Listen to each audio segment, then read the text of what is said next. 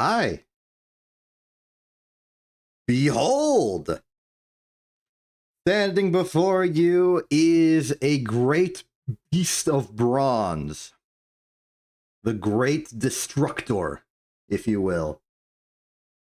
My glorious, beautiful super macerator of doom and destruction and all that good stuff. It's very nice. How's it going? I added a few little extra bits to the side so that I could actually fill the screen, and now I can't break them because I need to be using a wrench. Where's a wrench? There's a wrench. There we go.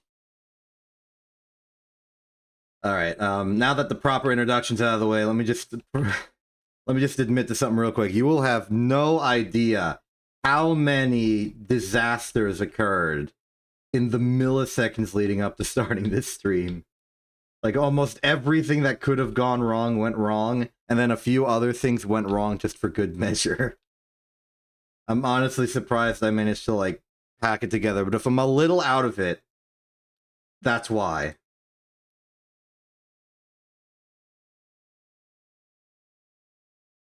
But it's fine, though. I'm still here. I'm still going. I'm still cooking like an entire stack of iron from crushed magnetite ore. 2 even. Okay, so the big improvement that we made last time is the creation of this lovely little thing. The steam grinder, also known by me as the super macerator.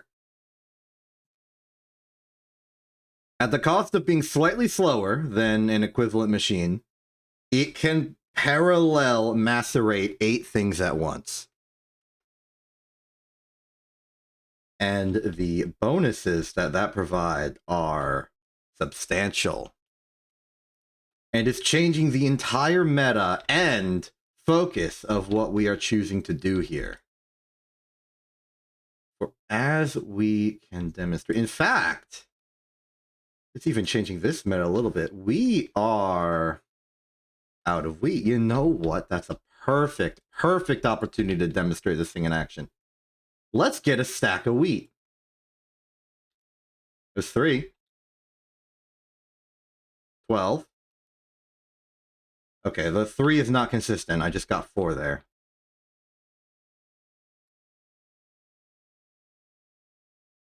Oop, my mistake. But observe.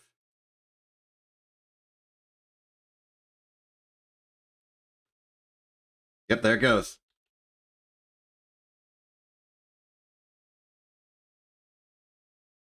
Now, in a mere, I'm going to say 5 minutes, all of that will be macerated in a time where it would have taken much longer. And with that, we will be able to make copious amounts of bread. But this also works for the ores. In fact, I would argue it works even better for the ores. Which leads us to the latest desire. I want more of those super machines. Their steam cost is low. Our steam production is high. Oh, our creosote's running low. We gotta top that off. There we are. And they can do more for us. Observe the mass processing quest line. There are 5 other machines we can be building out of this. But the one I want immediately is, I think this one. Yes. The Steam Separator. A steam age multi-block machine capable of doing centrifugal activities.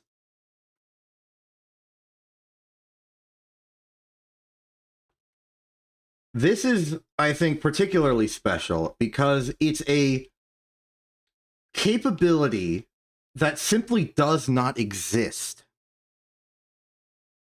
in Steam Age otherwise. There is no single block equivalent to a centrifuge at bronze age. I checked. There isn't one.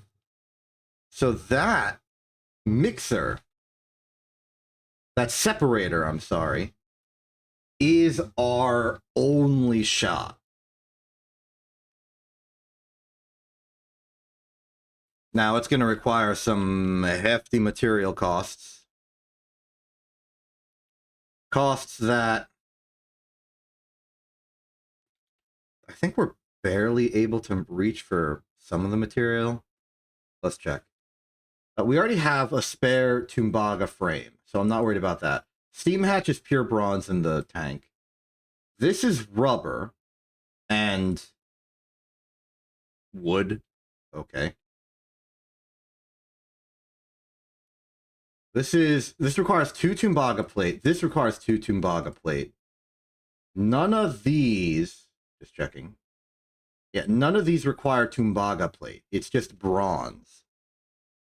Which suggests to me that the 6 Tumbaga bar ingot we have right now, converted to 4 Tumbaga plate, combined with the frame we already have, is already... Oh. This stopped. Why?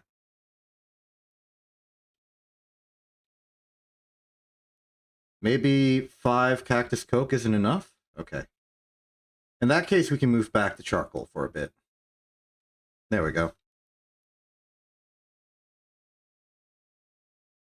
There's a smelter in my way.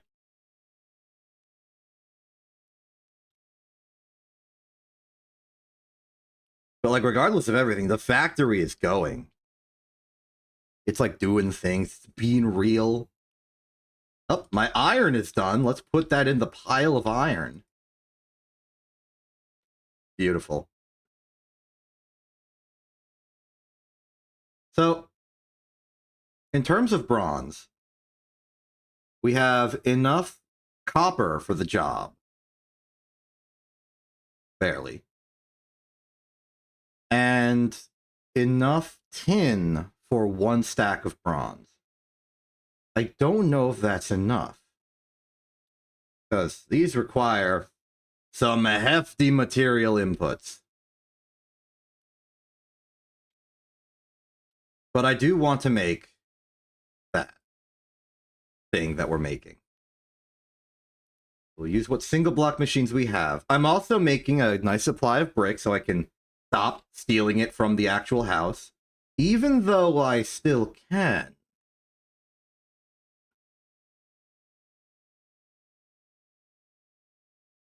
I need a total of 70. Of note, I've already built, I think, 7. Yes. So we only need 63 more. That would either be 1 stack of brick block that I just ransacked from my house, or it'd be 4 stacks of clay converted into brick. Ah, here's our green slime from the blocks. We can put those up there now. So once that's full, we're getting a lot of rubber. Hold on a second. I just remembered something. Resistors. I know we're not doing tier 1 stuff as a focus right now, but... Right. Using sticky resin for the resistors, I think, is a no-go, because our source is slime. Fortunately, we can use slime balls for that.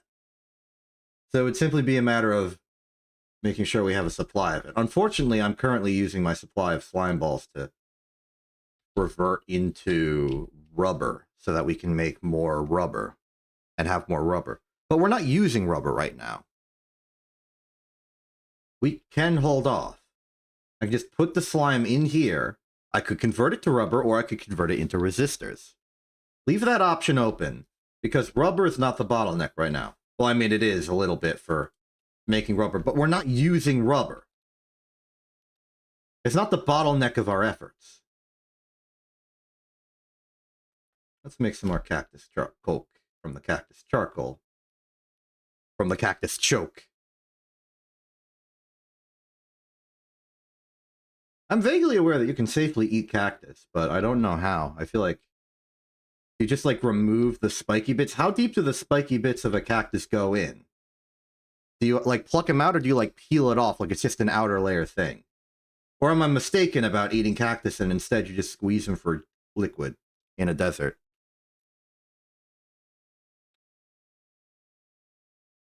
I don't really know.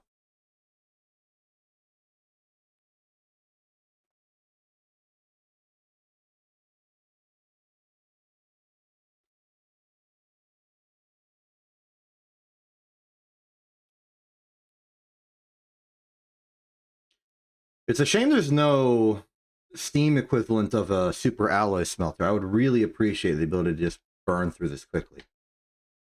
The alloy smelters sort of are bottleneck in the immediate moment.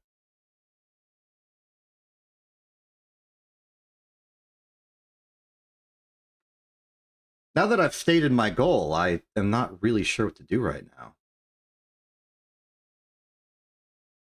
Sure, we got the Tumbaga, but nothing to do with it.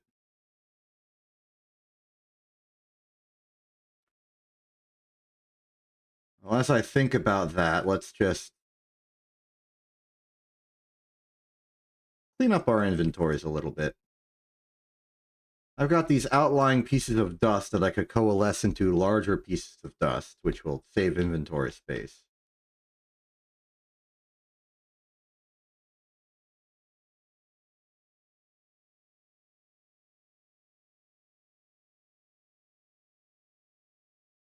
If I recall correctly, the dusts are also useful later. Wait, they might be useful soon. Wait, no, they might not be. It's either you centrifuge the dust into things or you electrolyze them into things. It might be electrolysis.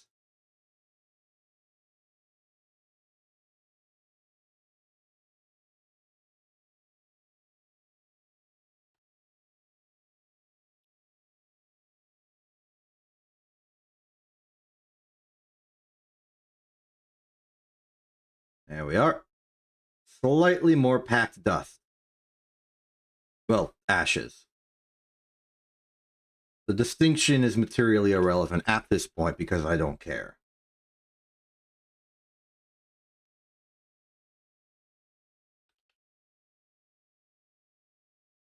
Seems like the macerator's been done for a while, and now we have an entire stack of flour, which we can now convert into an entire stack of dough by simply dunking it into the sink.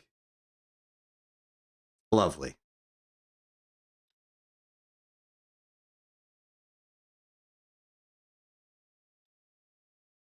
We could start preparing this for consumption. Take out some of the spare charcoal from here. How's this doing? Could use a little topping up. I also think it might be good if we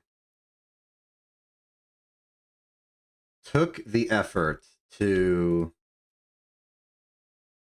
actually do some of the automation technology that we technically have now. Like our creosote machine is, well, I mean, it's working, but I have to keep topping it off like this. And we've done the math. We know that this is enough creosote to just keep the system going in perpetuity. It's just that these keep turning off.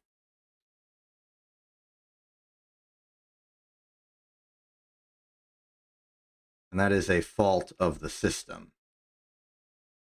The solution to that is to make pumps. And pumpo, pump, is simply not simple at all. Tin rotor, tin screw, some rubber rings, a tin cable, and a bronze fluid pipe. Hatcheted together with a screwdriver and a wrench. The electric motor is the fundamental unit of, like, material convenience. For logistics, I mean. And requires iron or steel rod. I'm going to be using iron for the material costs. 4 copper wire, 2 tin cable, and one of the iron rods to be magnetized. We don't have magnetization technology, but we can just sort of dump some redstone on it and magnetize an iron ingot.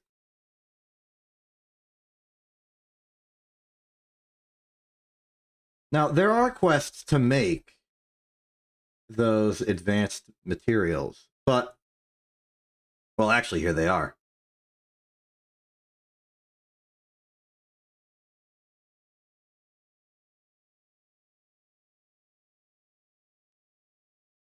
In truth, we are very close to the end of the cycle. We are so close to getting to tier 1. And there are a lot of things in tier 1 that we simply can't do in Steam Age. That polarized thing for polarizing magnets out of iron is definitely something we can't do. Hello, Capra. How you doing? Wow, that was fast. That was a quick one. In order to do that, we need to harness glass technology. Glass technology is glass tube, and glass tube is glass dust, and glass dust is the flint. The mixer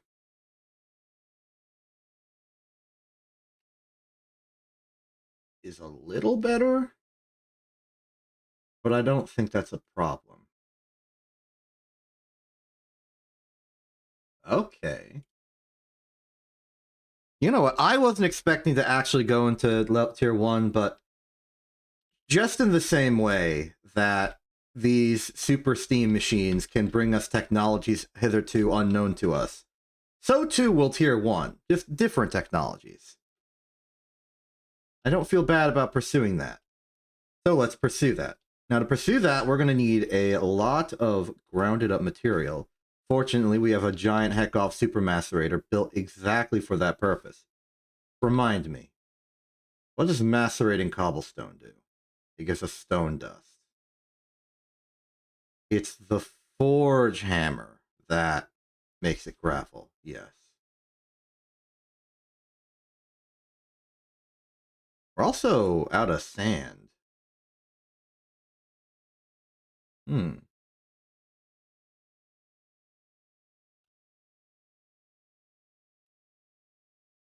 It's our bronze supply. Pitiful. Thanks in part to all of the shenanigans I've been pulling.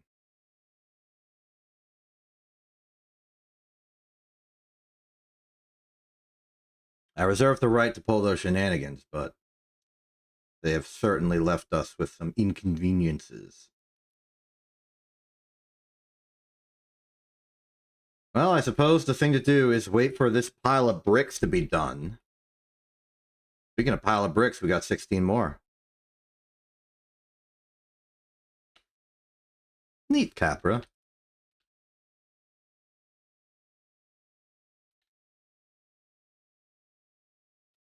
like the dough is complete. We have dough. We can make it into bread, but I don't think we need bread right now. Let's just put it in the fridge. The pantry.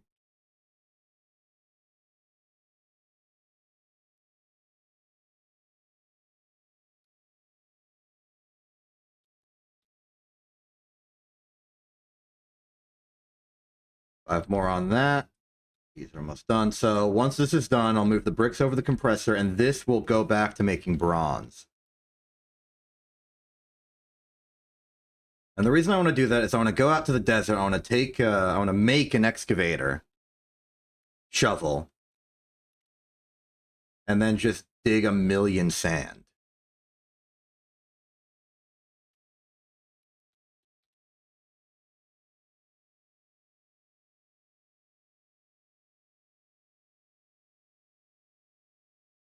Suppose I can move them over to start with. That's parallelization. Speaking of parallelization, how's my cactus doing? Looking good.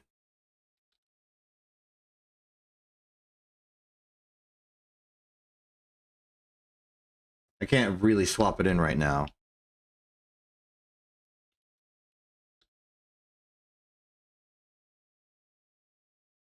It's in the middle of a craft. Let's see. What do we have?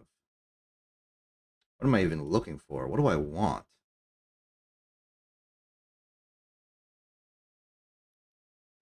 You know, raw lapis ore, I suspect we macerate to get 12 crushed lapis and 1 lazurite. crushed lapis becomes an impure pile of lapis dust, which I assume doesn't really turn into lapis lazuli all that well. No.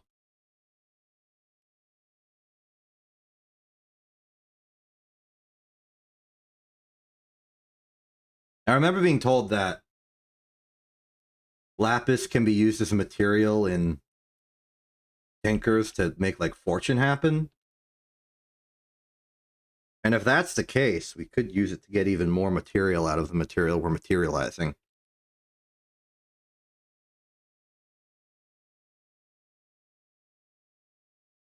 I think the alloy smelter's done. I don't hear the sound of boo anymore.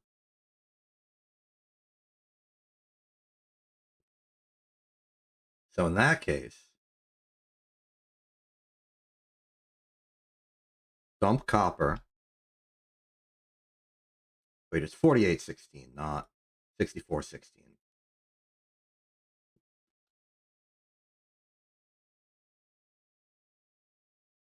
Get rid of that. Put that in. Put that in. We're making some alloy. Wait, what do you mean there's no Minecraft sound? I tested it before we started. You gotta be kidding. Okay. What? Don't tell me that just breaks. Thank you for telling me, though, Capra. Don't worry, you haven't missed anything. It's just been the sound of this repeatedly.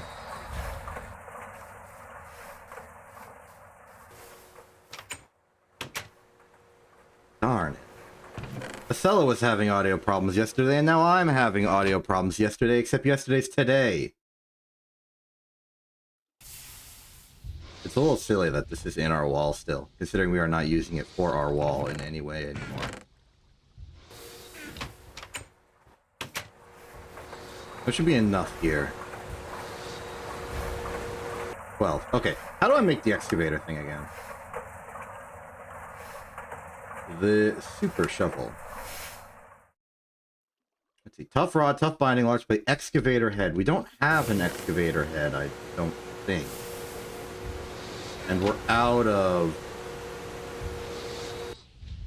alumite brass. So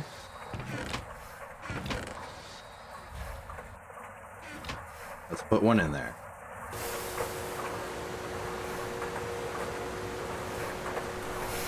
Anything else I want to put in there while I'm at it?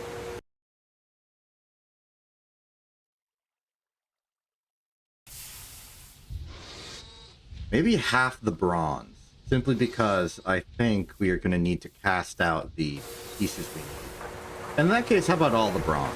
Just put it all there. Just use that lava.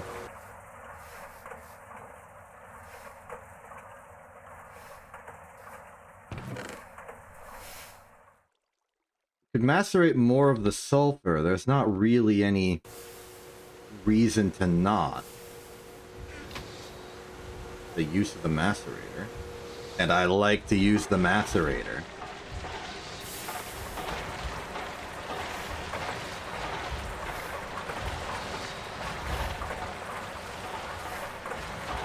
Bronze is going good there. Where's our aluminum and brass? There it is. Make a blank cast of that stuff. Wait! No. No, I have done this incorrectly. Put that back in there. I'm wasting lava like this. No, I need to make the... Because I'm making the cast, not the mold. I need to make out of some bootleg material like stone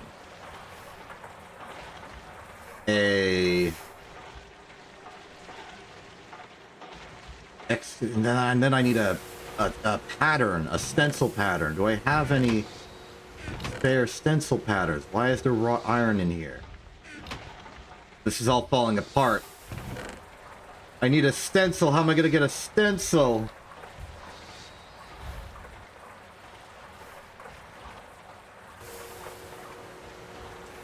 Okay.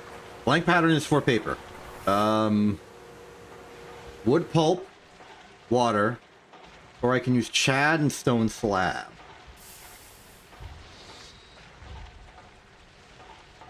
Are we sure I just don't have paper around to cheat with?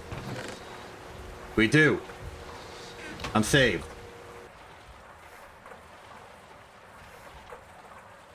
Okay. We need an excavator pattern. There we are. We go here.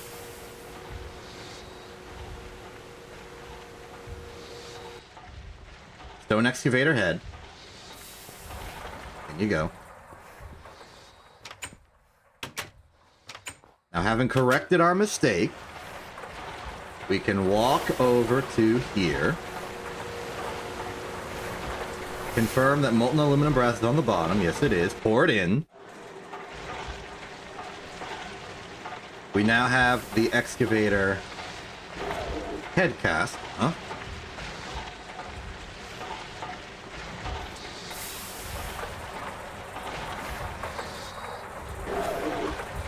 Uh-oh.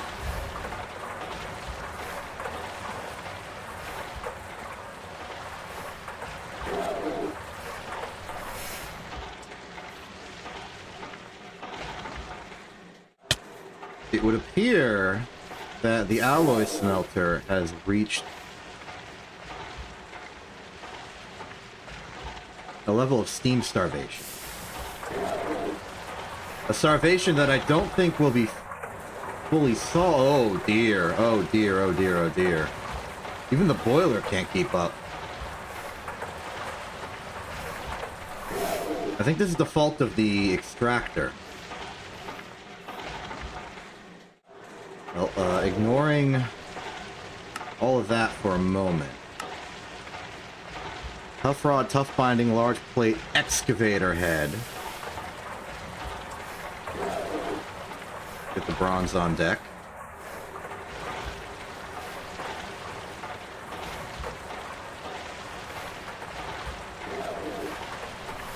Obsidian, copper, copper, obsidian. Bronze, bronze, obsidian, obsidian.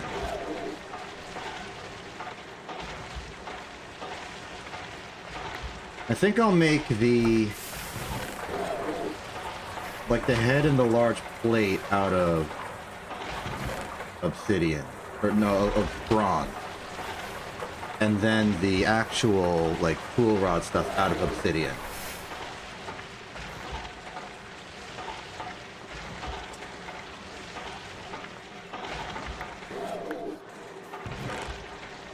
So this is what we need. The obsidian should be good enough for that. And we got plenty of obsidian now that we've unlocked the dolly tech. Okay, let's see if I... Tough binding. Tough rod. Material cost is 3. There we go. Material cost is 3. Good. Ignore the screeching of our demising parts. We want an excavator. Put that there, put that there, put that there, put this here. There we go.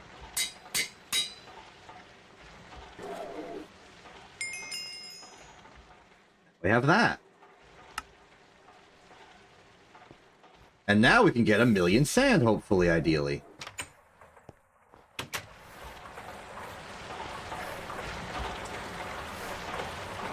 Good.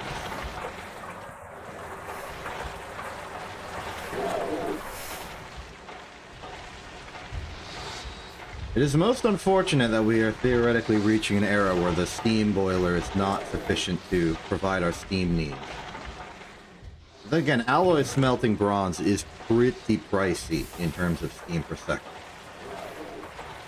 I don't think I can be blamed too hard for that. Let's dump some random materials back here, and we are on a quest for sand And a little bit of gravel.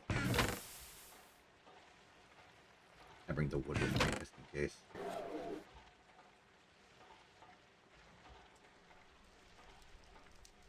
Don't really need the rest of this. Emerald steel. Good there. Guess the coke can go here. The obsidian, also a sort of non-standard material, can go there. Dump the bone. Place the plate. We got 5 wrought iron plate already. That's a good supply.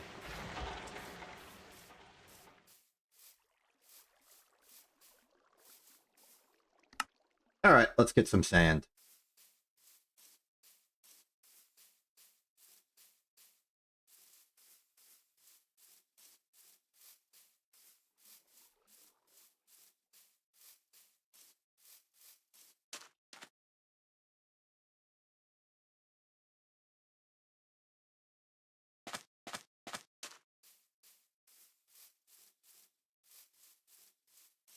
Sand is fortunately very easy to come by. Didn't bring the tool station. So I can't repair the excavator once it's done. Fortunately, it seems like it'll be pretty durable. Oh, this is so easy. This is so easy.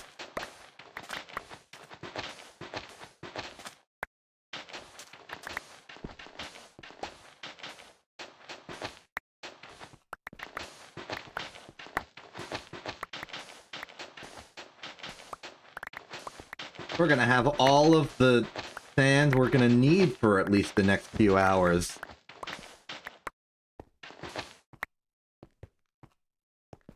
Fantastic. I'm not one to forget what other material I need. Where's some gravel? Granted, a forge hammer can make the gravel for us, but I don't want to rely on that. Because that takes time, and it takes steam. Fortunately, surface gravel is actually not very easy to come by. I've mostly extracted it all from the riverside for the earlier game stuff.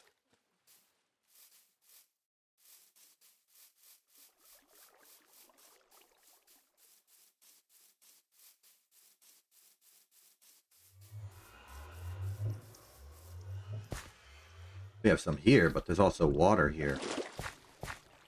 But then again, I was intending to dry out the river here to make more platforms for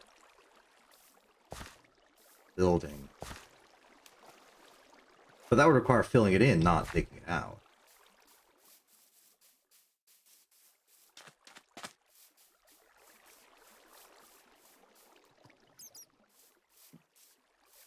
Maybe something further along.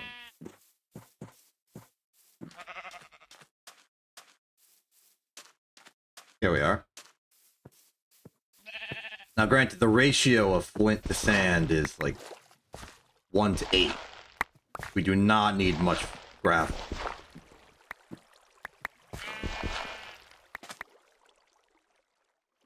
Like even this is probably ratioed.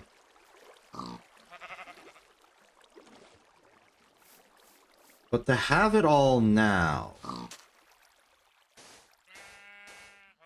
think would probably be a benefit. So I will dry out this river here.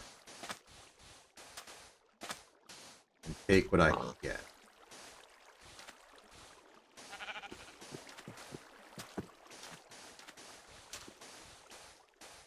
After all, if I put down sand, I can just dig it up again faster than I even put it down.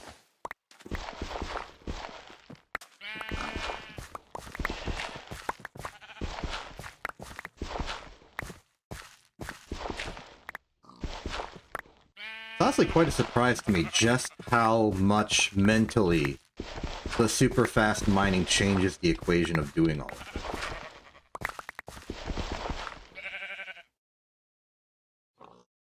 Because normally this would be like an entire expedition that requires like effort and focus and stuff. But instead, I'm just here. I stood here for a few seconds, clicked for a bit. The day hasn't even ended. It's not even noon. And we're good. This has also motivated me. If excavation like that is so simple, I may as well dry out the lake bed now. The riverbed, sorry.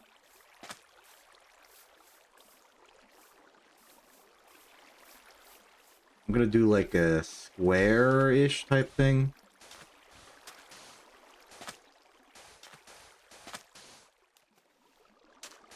Generally speaking, the edge of the source of water is the blocks on the edge of still water and flowing water.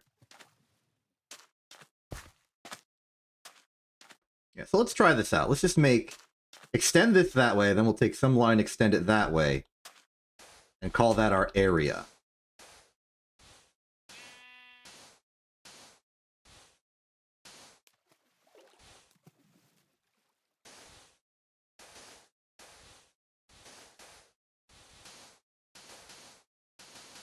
We could even go under the water. I could excavate this out and make it sort of like an interior space. That'd be super risky. If I accidentally break one of these water breaks, and the water breaks in, it will break everything I have.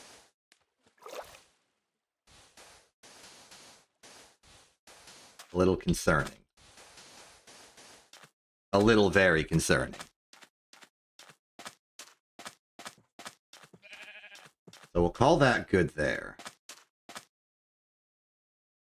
We'll call for a lunch break, which I suppose will be a... even the pie is getting commissioned. That's unfortunate.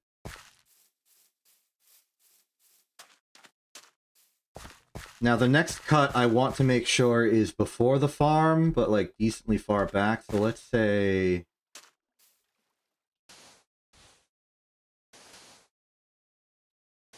I don't want to go through the effort of filling that part in right there right now, so we'll cut through here.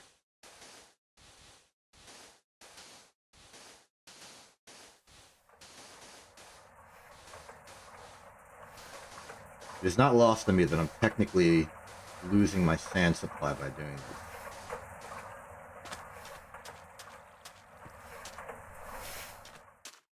But that's why I wanted to lower the elevation so I can pick the sand back up. Get shoveling.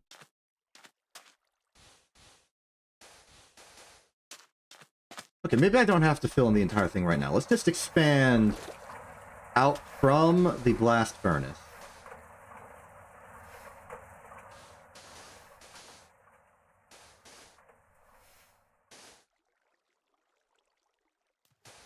Let's say hypothetically out to the edge of the cactus farm.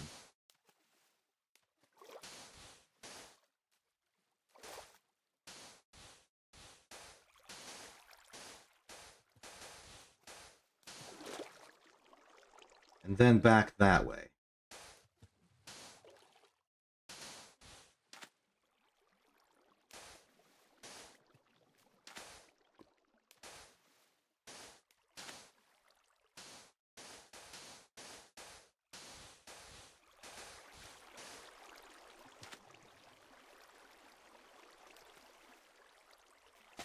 Here we are.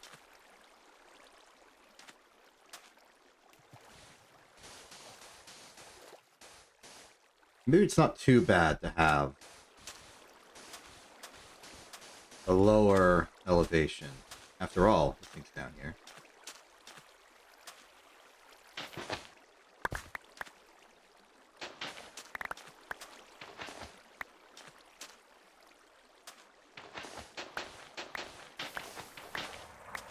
See, that's fine.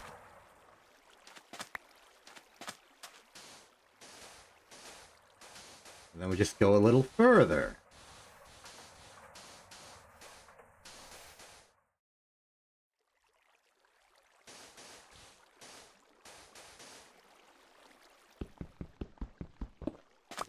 trophy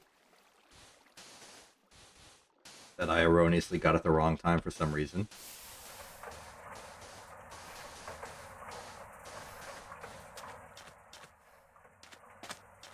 Now we can clear this part.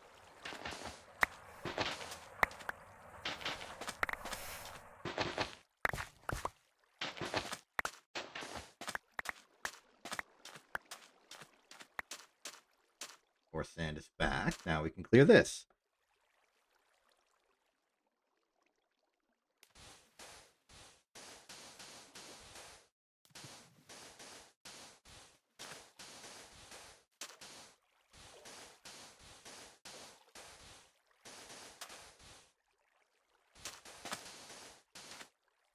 Maybe this can, like, feed into the general narrative of the ecological modification we're doing. I remember thinking that before when we were taking water out and this would become drier land.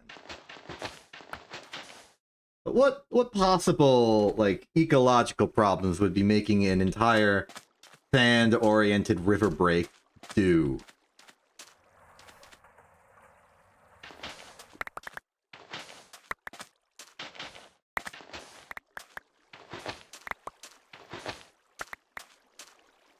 And more importantly, what can it do for us? Hey, Pianui! Hello, hi. I see you doing that.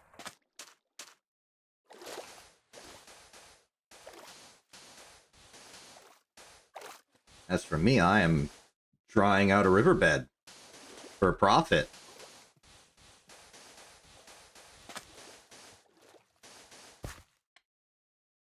Here we are. So we're going to clear out this particular strip of land.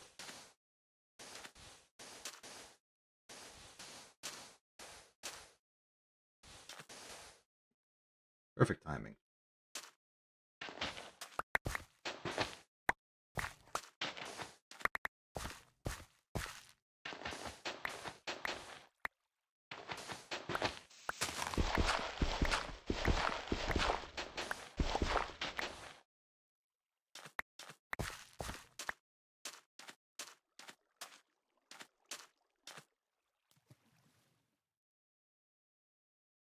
Perhaps this is sufficient.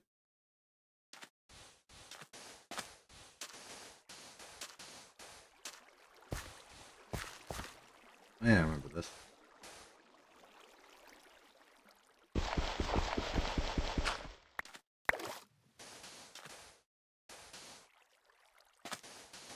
I think maybe we just take all of this, lower it down, start using dirt to fill in the ground instead of sand so I don't keep running out of it. After all, I have kind of gone a bit off of my original objective by doing this. The plan was we would go out, get some sand, use it to make glass. And yet here I am, using that sand instead to fill in the universe. Not so much a landfill as it is a sand fill. And I, for one, have gotten my fill of it. You can stop. Let's do some lumberly action. Good.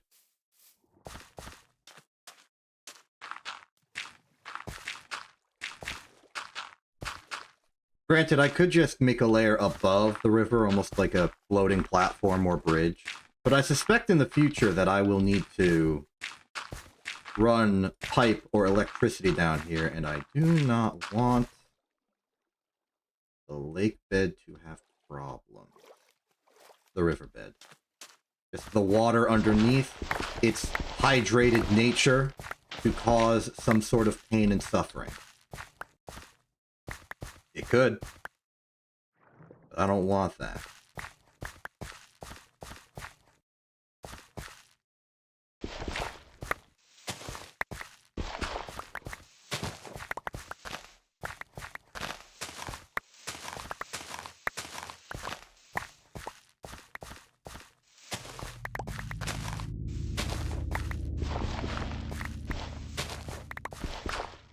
Wasn't expecting the onset of excavator technology to be used not for resource collection, but for mass terraforming.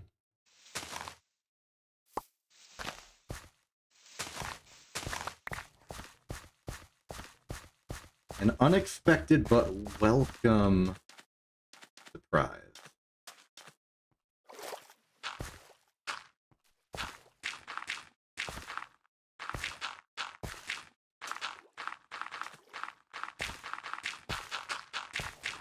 I suppose that's redundant, calling it an unexpected surprise.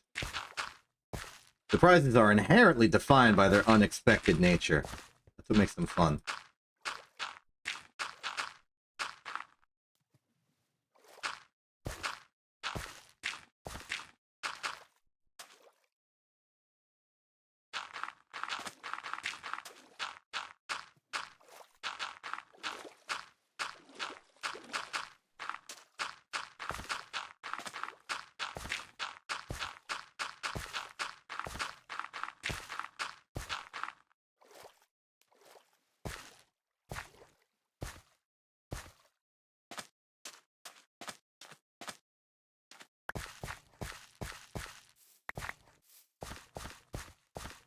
Well, I don't have enough material to fill in the world, but now that most of it's one layer deep, I can go back to using sand, I suppose.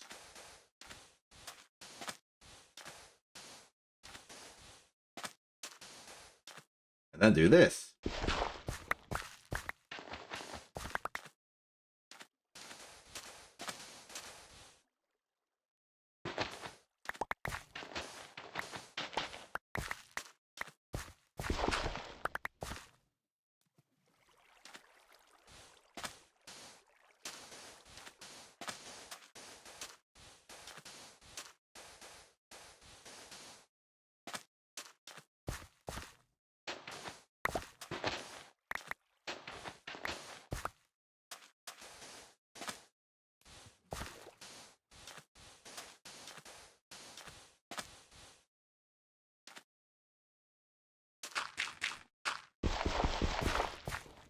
As well, use everything.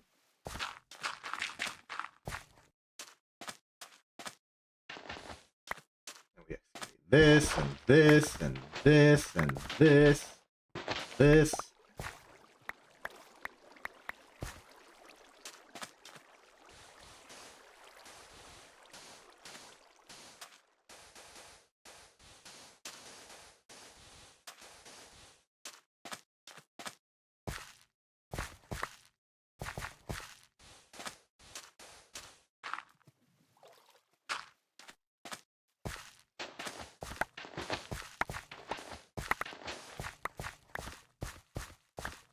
This is the tricky part, because this actually does have to go deeper.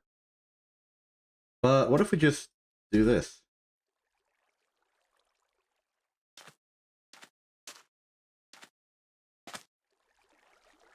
By doing this, I believe I should be lowering the water level of the entire thing, because I'm picking up from the nearest water source and then placing it on the dirt below.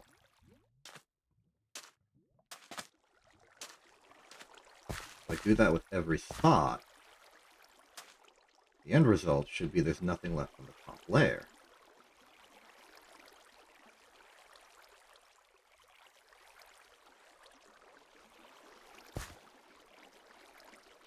Which appears to be true. Then I can get rid of the border scaffolding. Use that to fill in the ground here.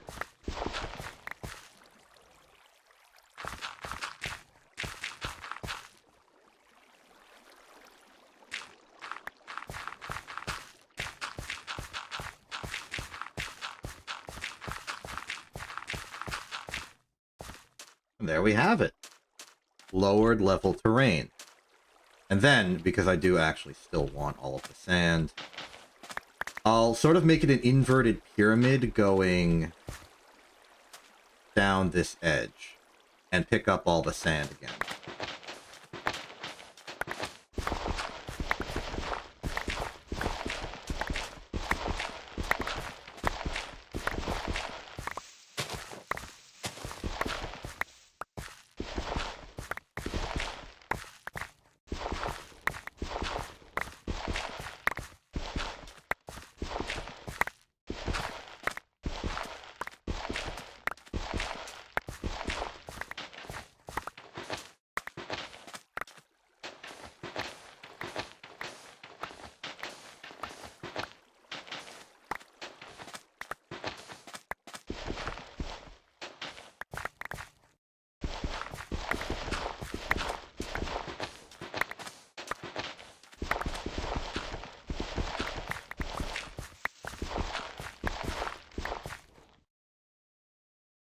on inventory. Let's clean that out a little bit. Remove the saplings, remove the flowers. It looks like we are also hungry, so let's eat a veggie sandwich. Large veggie sandwich also available. Like large veggie sandwich is actually preferred right now. Good. Another one just to be safe. There we are. Gives me plenty of inventory space to pick up the scattered remnants of all of this. We shall take the sand in particular and macerate it into a lot of quartz dust. And then use that quartz dust for the betterment of society.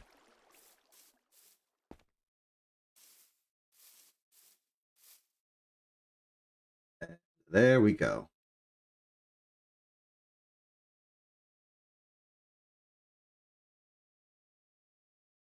Ah, of course, gotta clear out the inventory already. And that gives us a whole lot of crushed sulfur to do with what we want later.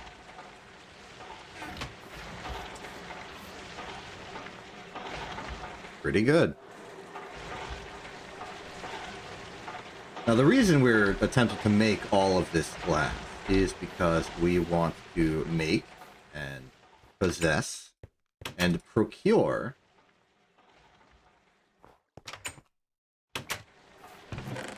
some vacuum tubes. These vacuum tubes are instrumental in creating our first little computer components. And those computer components are the foundation for Tier 1 technology. It is through them that we can make all of the cool stuff. I did not think this through. Right, I need to involve more of the stuff. It also sounds like the alloy smelter has finished being starved of resources. That's good. I'm happy with that. I'm relieved.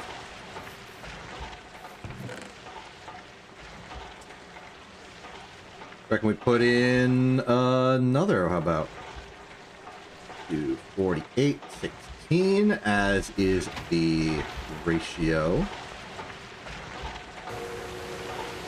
I say this now that the... What?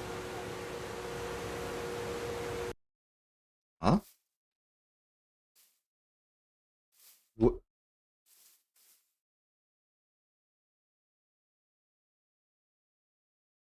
Power loss?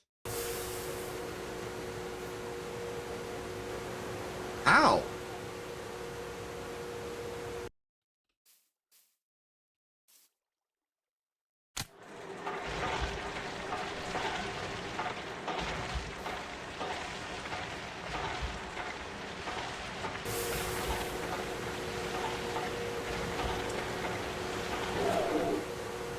What's going on?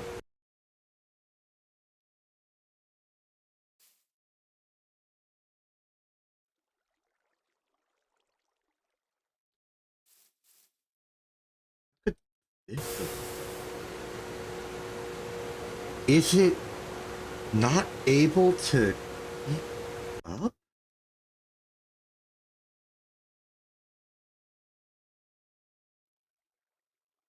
This steam hatch can hold 64,000 liters of steam.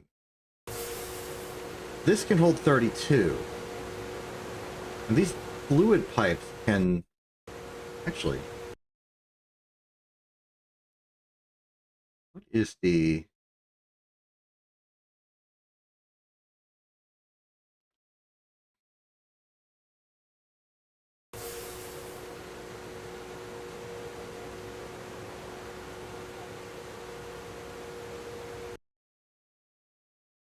We're using standard fluid pipe. Fluid capacity is 400 liters per second. But this recipe was using 800.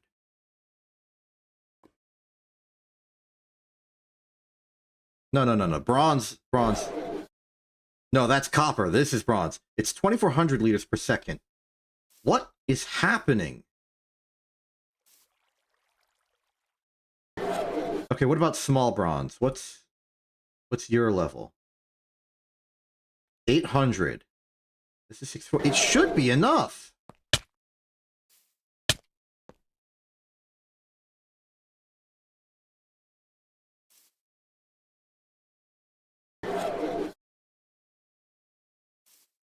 I don't understand. I mean, I clearly understand that steam is not being produced at the rate I want it to, but is it a matter of transportation?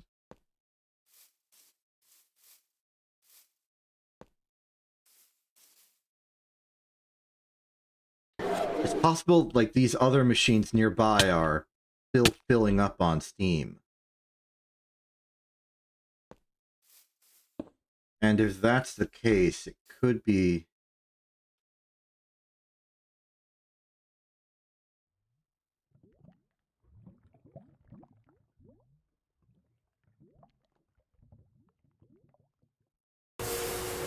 It went through there. It had enough.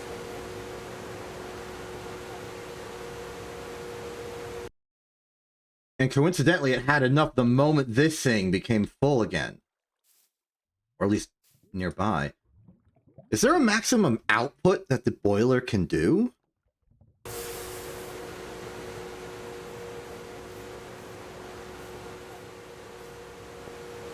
This is troublesome.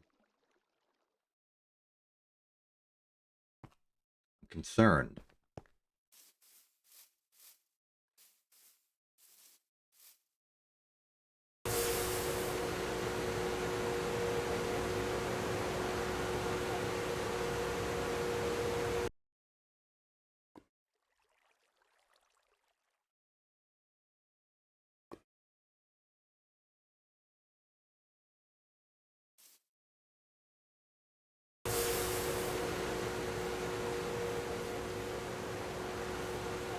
But okay, moving on from that for a second. Try that.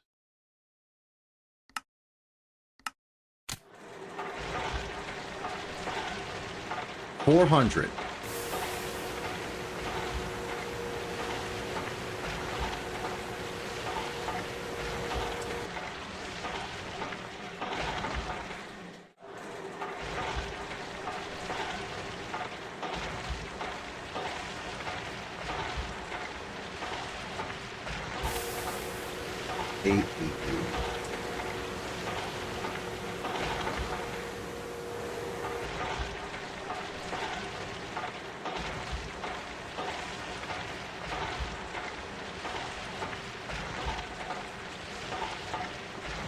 Where's regular flint? Oh, there it is.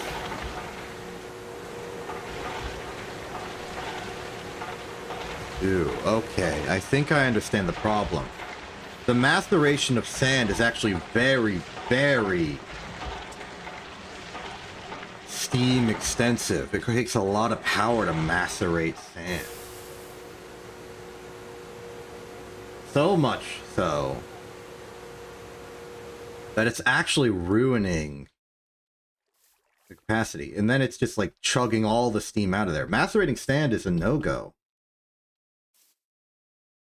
Macerating flint dust, however, is fine. In that case, we should macerate sand by hand. More important, we are at the making glass dust step of the process, which is 8-to-1 ratio to make 8, which I suppose is good enough. Let's do that. And 6 flint. Oops. It shift clicked through every single recipe we possibly could have made out of that. Oops. The boilers have enough.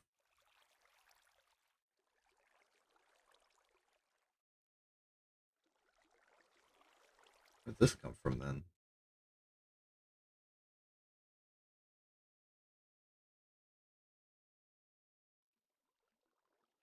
Confused.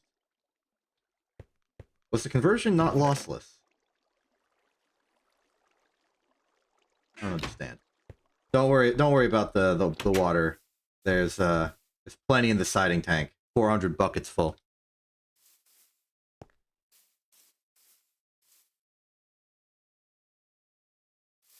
Okay, so sand scary. Scary sand. Spooky sand. Spook. But we have that now. What's the... We have the glass dust. How do we make the next step of the process? I believe it is... The glass tube is glass dust mold ball in an alloy smelter for 6 seconds. That's easy. And I don't have another use for the glass right now, so let's just do all of that. 640 liters per second should be fine so long as no other machine is running, which they're not.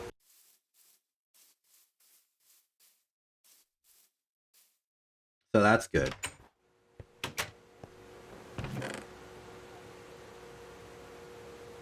I got an obnoxious amount of dirt now, as expected. What can I do with the dirt? Are there processes that the dirt can perform at our current level? I can turn it into topiary grass. I can make a rod of the lands. I don't know if that does. I don't know if I have the materials.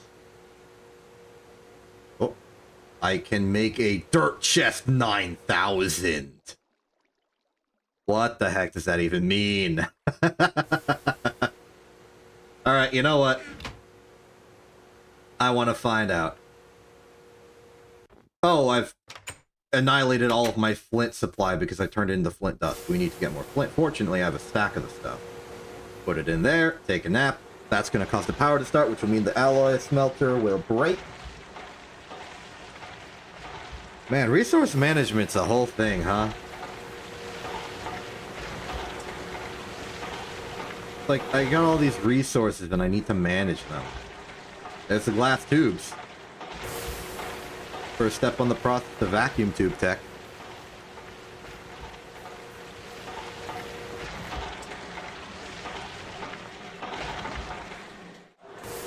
Don't need much... Huh? What? Oh! Macerating gravel gives stone dust, not flint. You use a sifter. Wow. Okay. I've accidentally invented stone dust erroneously. I guess that means that the way to get flint for now is still the ever so classic make mortars. Fortunately, mortars are not very expensive. We have copious amounts of iron, copious amounts of stone, copious amounts of patience.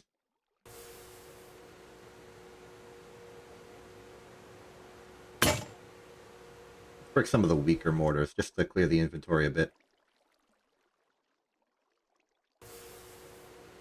There we are.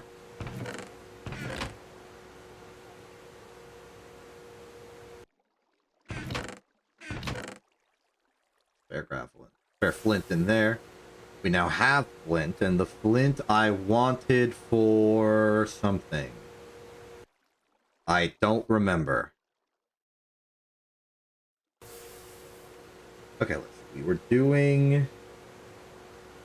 Right, I wanted to make a chest.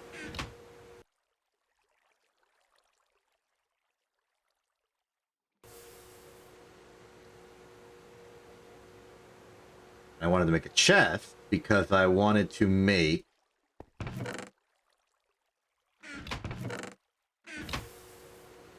What the?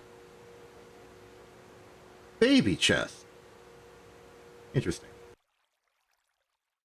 wanted to make the Dirt Chest 9000. Alright, what's your deal? In the case that this is some sort of weird joke and it'll just explode in my face, I'm gonna place it over here.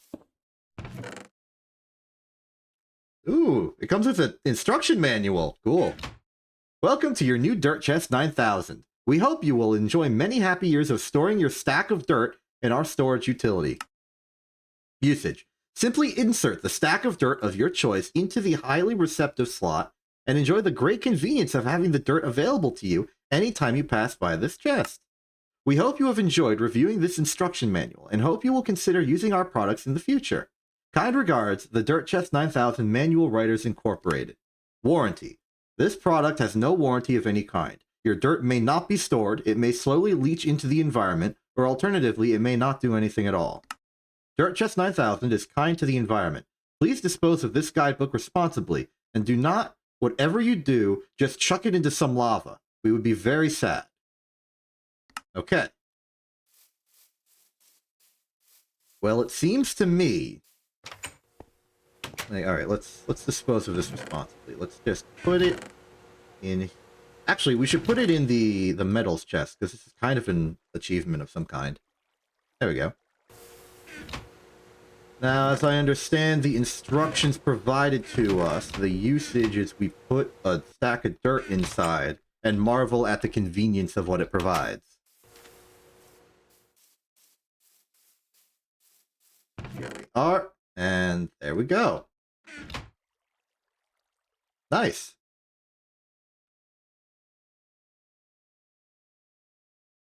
Interesting to me about the Dirt Chest 9000 is that the effective tool appears to be a pickaxe instead of what I would expect of either a normal axe because it's a chest or a shovel because it's dirt.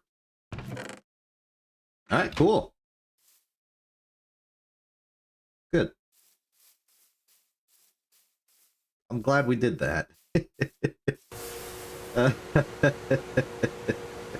Anyway. We got some 16 stone dust that I accidentally made. It's not what I intended to make, but I made it.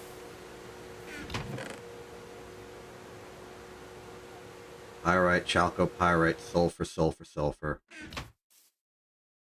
We got things and stuff in things. Looks like the glass tubes are still being made. That's fine.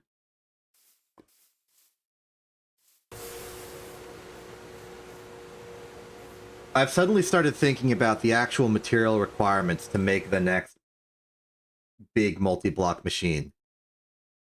Just for the bronze-cased brick alone requires 6 bronze plate per, which requires 9 bronze per. And since we need a stack of that, that means we're going to need 9 stacks of bronze. We do not currently have the bronze for that. I mean, strictly speaking, maybe we almost do. I have 2 stacks currently, so let's say 7 more. Every 3 stacks of copper is 4 stacks of bronze, so... yeah, we don't have enough. We need more copper, we need more tin. Our material demands have increased exponentially.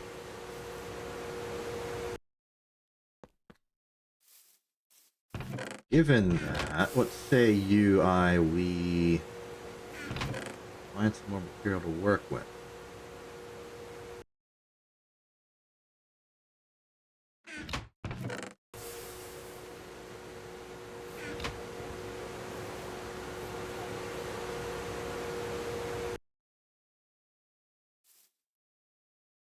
In terms of progress per unit action, it might indeed be the case that the best thing we can do is go to tech level 1. Where's the other 16 brick? There's the other 16 brick. Let's put it in here because we know what we're going to do with it. This is half of our requirement. Look at the bronze 6. Okay. Because every 3 bronze ingots is 2 bronze plate. And we need a stack of this craft.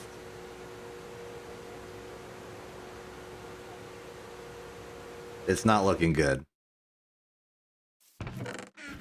I mean, the solution is to go out and mine stuff.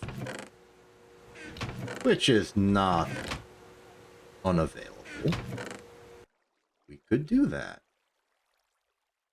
We could do a lot of that.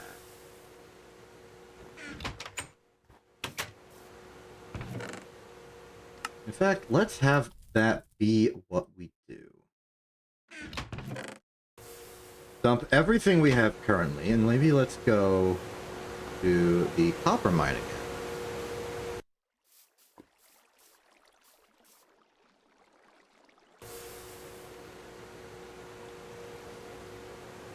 Get a dump some cactus in there. You got cactus charcoal. How are you holding up? You are out of iron! Almost.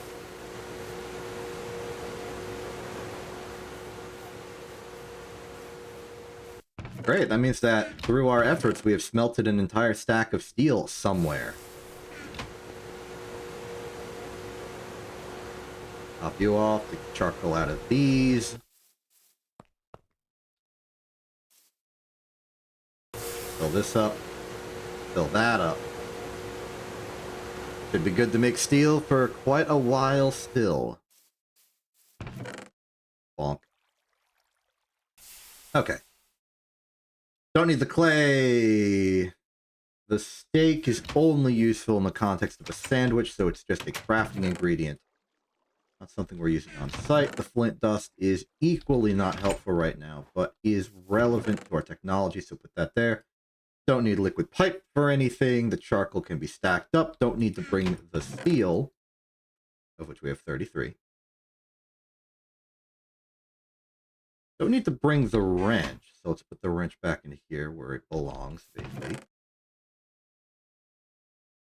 Mortar is also unnecessary. Put that here. Sword, bed, excavator, lunch.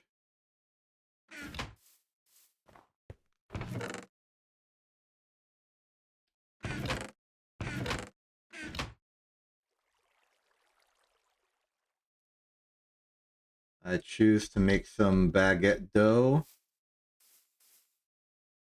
Put it in here to cook. Put some torch in there to cook. We need the tool station, tool forge. Tool forge get.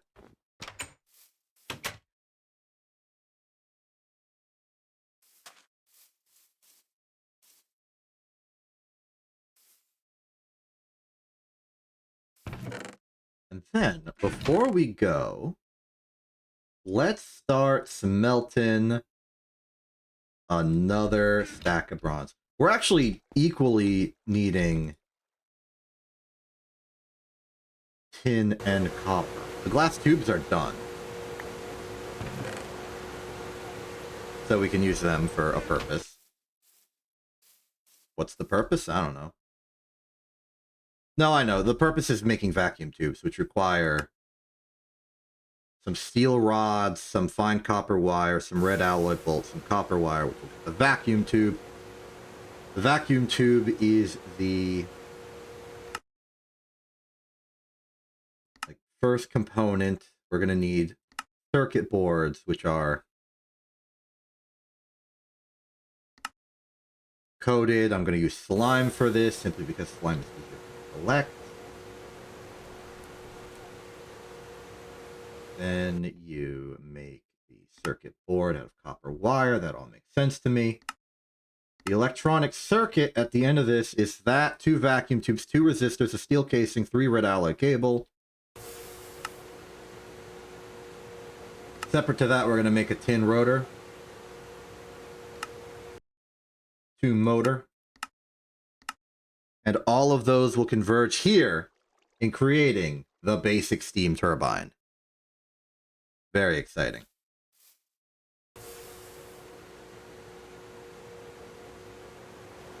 So, where's my obsidian? There's my obsidian. So, off we go.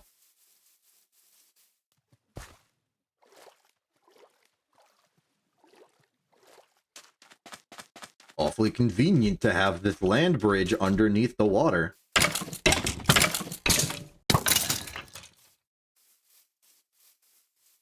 Now let's activate our ores.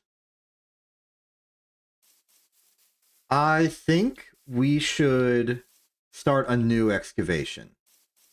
The old site is practically depleted. So I'd rather we just go on to the next one.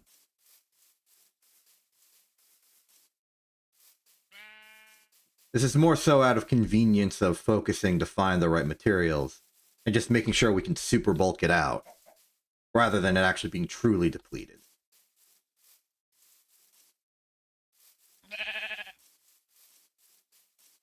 Oh yeah, I forgot. There's like a big heck off meteor over there.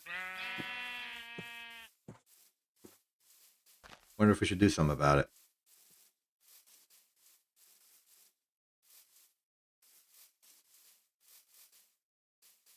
Okay, so does this place have the potential to be our glorious Site 2? Here's the ore chunk. I am aware of the meteor in vague terms. I did find one in the previous season. And I'm pretty sure I used it to... I'm pretty sure there's like a chest in the middle of it. The importance of which I'm not fully certain. I never got to the point where I could do what the meteor allows me to do.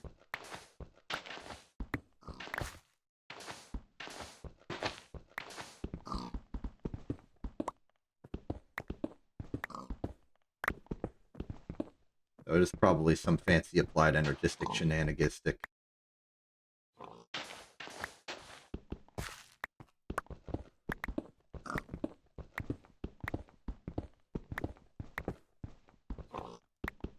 Alright, we got a ways to do. Oh, never mind, we're here. Wow, that was fast. Alright, here we go. Get out the obsidian hammer and start breaking stuff. I guess this one's pretty close to the surface, huh? I'll mark this with cobblestone right there.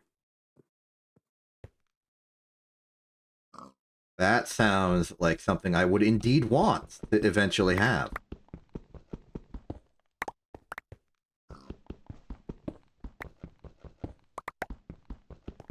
But first, I want copper. And I want tin. Tin's gonna be kind of a thing, huh?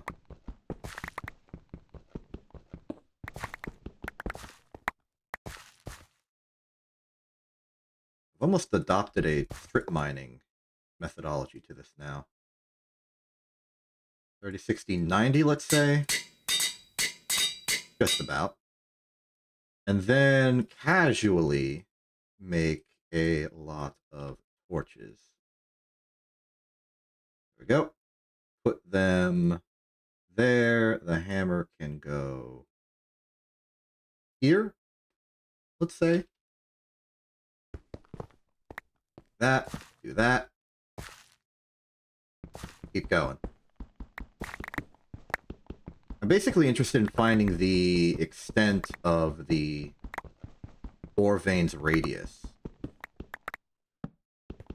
Because I've already exited the chunk this is supposed to be in.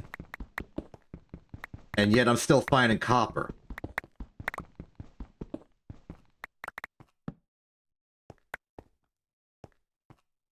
Quite a lot, actually.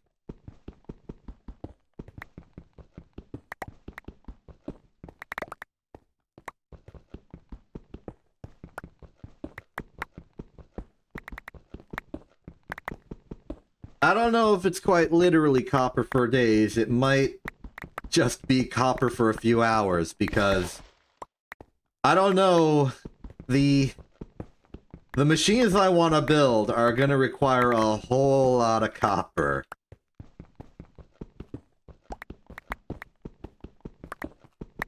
By my estimate, we're going to need about 9 stacks of this stuff.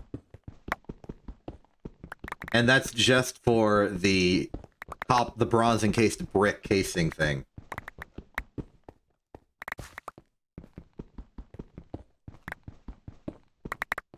Well, okay, that's not true. It's 9 stacks of bronze. Copper isn't necessarily bronze 1-to-1. It's 3 copper to 4 bronze. So in truth, it's about 6 and some stacks of copper that we need.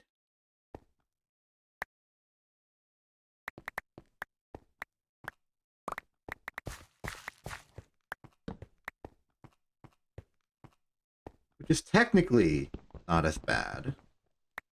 In fact, looking at what we have right now, this is about 2.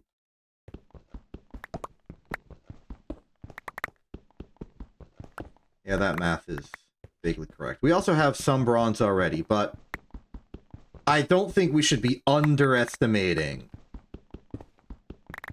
what we need.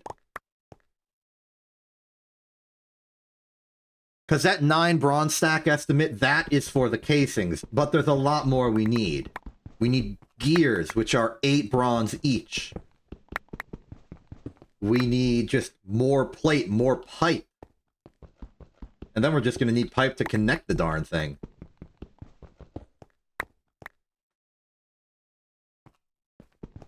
We got our work cut out for us.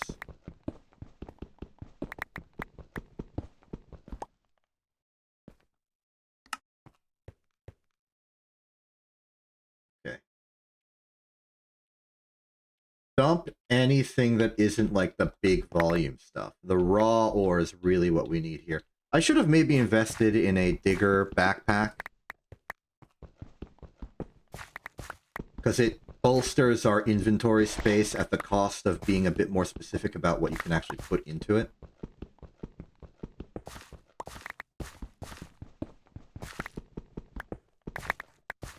I think this alone is fine, though. Let's see. 3 stacks. 3.5 or so.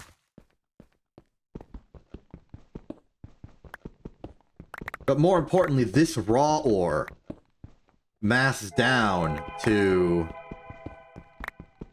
twice that in copper.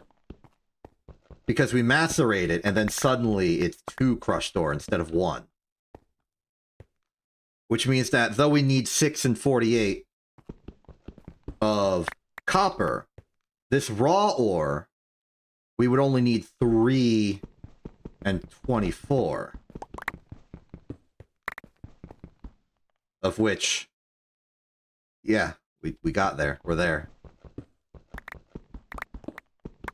But that is purely... Rock Hive. But that is purely for the copper. That is not the only thing we need. We also need tin.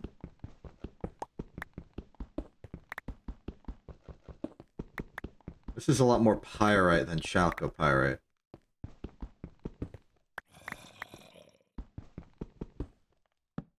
Zombob confirmed real. Big Zombob.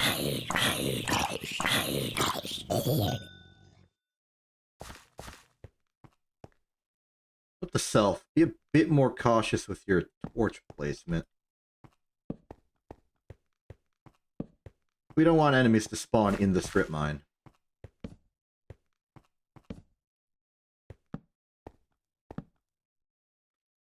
Thank goodness I learned about F7.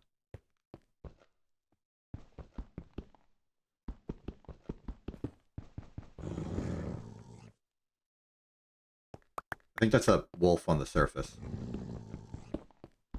I got afraid it was somehow a bloodhound from the nether, but they don't spawn in the overworld. Like, at all.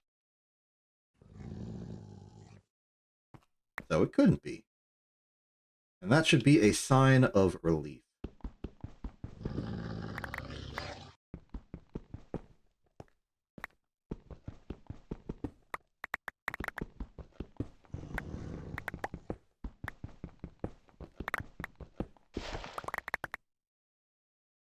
Okay. Once I hit a proper entire 4 stacks of Chalco, I think I will declare myself good. Because 8 stacks of copper. Good to go. Then we'll dump all of this off back at base. And then collect the tin.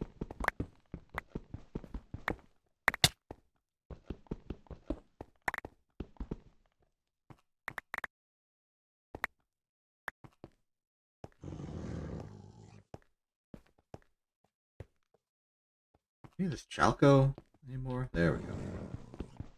I guess Chalco is more of a wall thing now.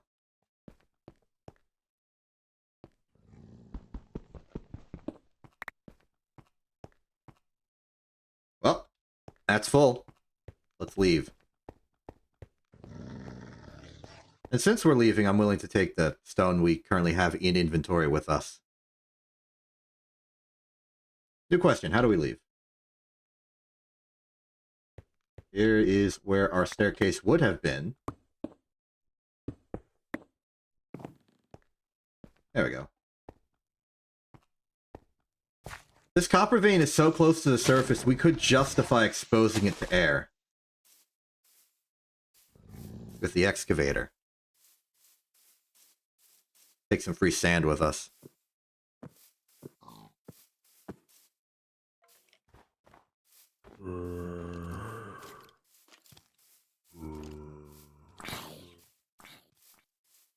Rude dudes over there.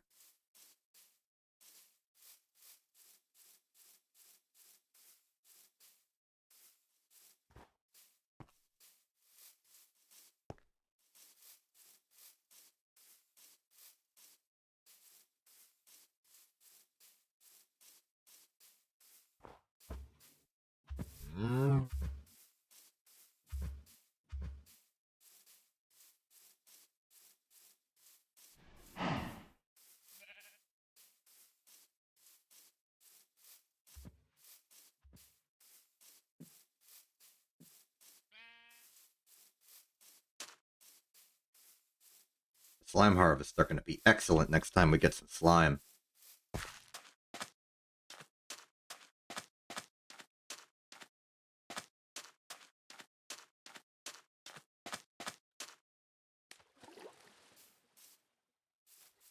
Alright, we're back. Let's just start burning through that. Meanwhile, the more incidental materials can go into wherever they fit. That stone in there.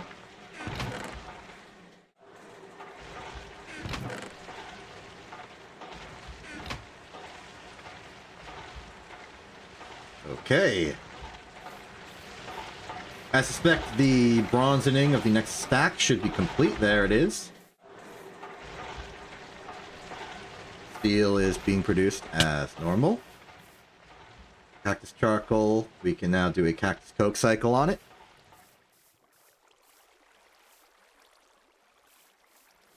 Everything's going pretty well.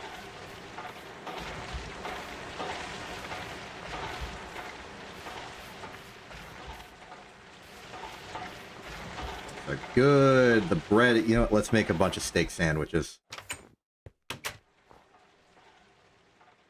We got that meat for. Boom.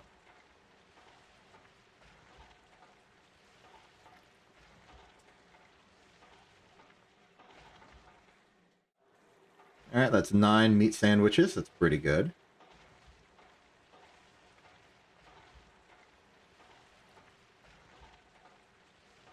Bunch of veggie sandwiches. That gets us 5 bread in reserve.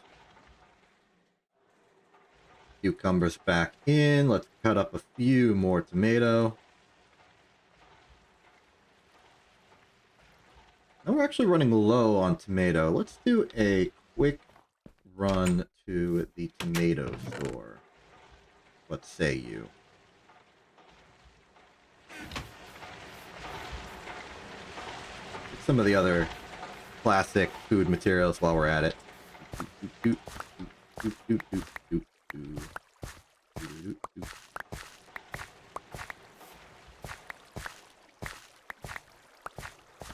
There we are.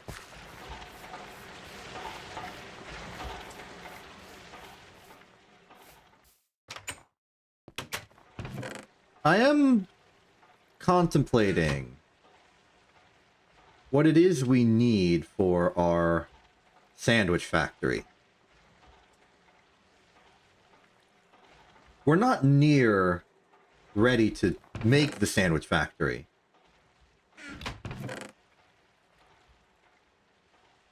We have the materials to make sandwiches, but not the materials to make a factory for them.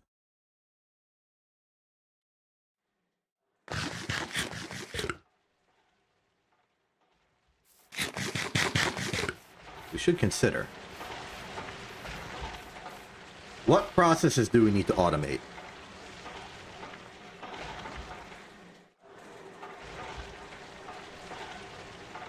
Well, first and most important, we need to automate the extraction of the crops from their location here.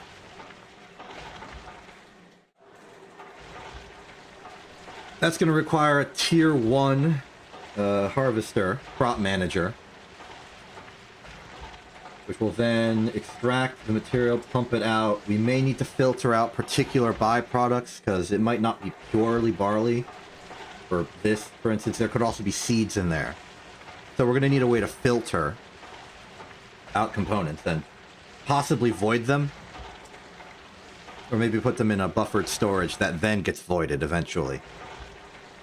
Meanwhile,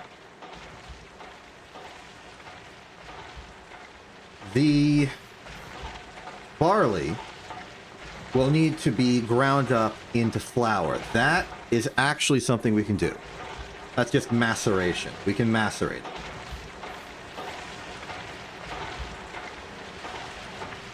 Sorry, I'm just satisfied with this. We macerate it. It becomes flour.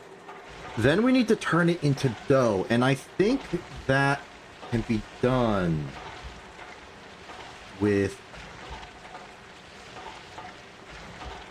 Okay. So it can be done with...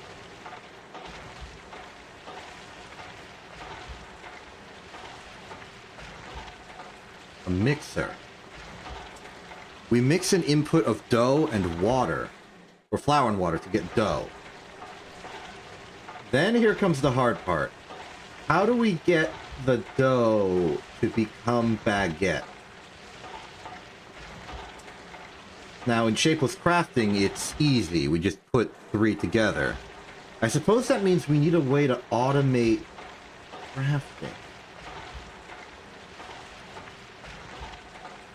An auto workbench, perhaps. Is there a quest for this? The auto workbench is a simple automated crafting system. You place ghost items on the grid to create the recipe, and place components in the inventory. They will slowly be converted into the crafted item. While not fast, we can only do 1 recipe each. It does support automation. Only items acceptable to the recipe are allowed in the inventory. It does not use power.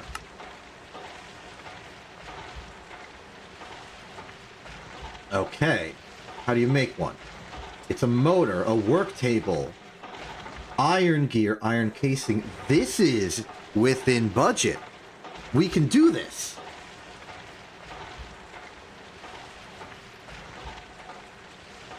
Okay, alright. Interesting.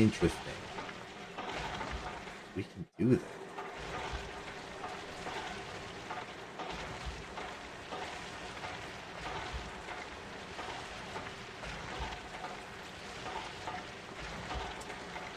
So then, what goes with it? Okay, we get the dough, it becomes baguette. Then we cook it in just maybe like a steam furnace, just something simple, I don't know. Then we need to use a slicer with a slicer blade. Oh no, stainless steel? There might be enough. There might be, because this is a one-time craft. That's a non-consumable. And that's silver.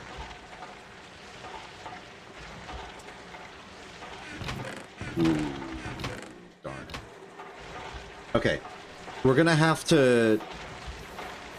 I think in, like, the chests of the weird Stonehenge things, we can find stainless steel, so that's not impossible. So we slice it. And then... Oh, no. We're gonna need more slicers, because we're gonna need to slice these as well.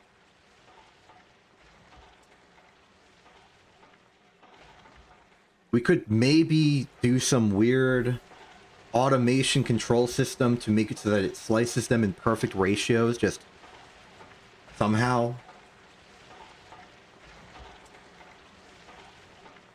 But, like, the obvious optimal, like, just simple system is just have multiple slicers for each of them.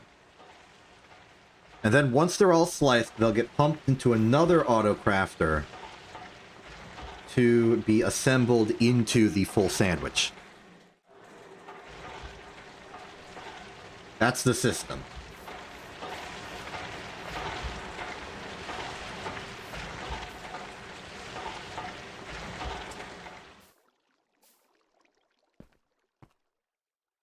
Okay, let's fill that up. Get more charcoal out of here.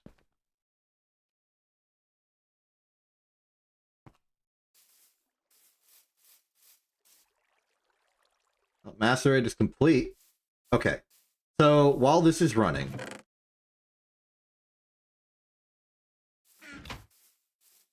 we run those two in there. We sleep.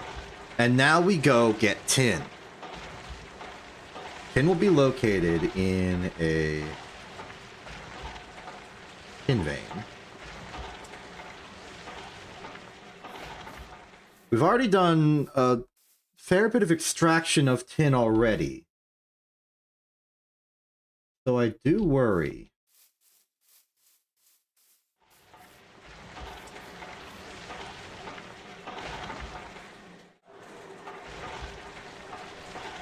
About us just simply not having enough there anymore.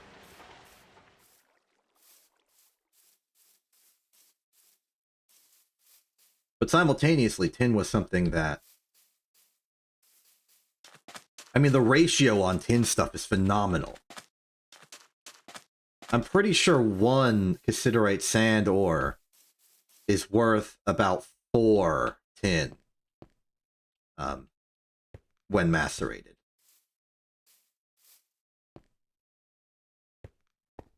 And it seems like I haven't actually done much here. Right, I think it was because of fear of the locals. In that case, let's get excavating. Oh no, maybe I extracted the ore specifically, but I didn't have the excavator at the time. So we're going to be getting a lot of the wrong ore. Asbestos, diatom. At the very least, we will be able to seek out the... Oh, hold. I got you. You're gone. Fancy hat. Okay, yeah, this place needs to be safetied a little bit. The fact that the ore vein is in a cave is actually bad for us, or at least me, and the way I like to go about things. Sheesh. Can you... Thank you.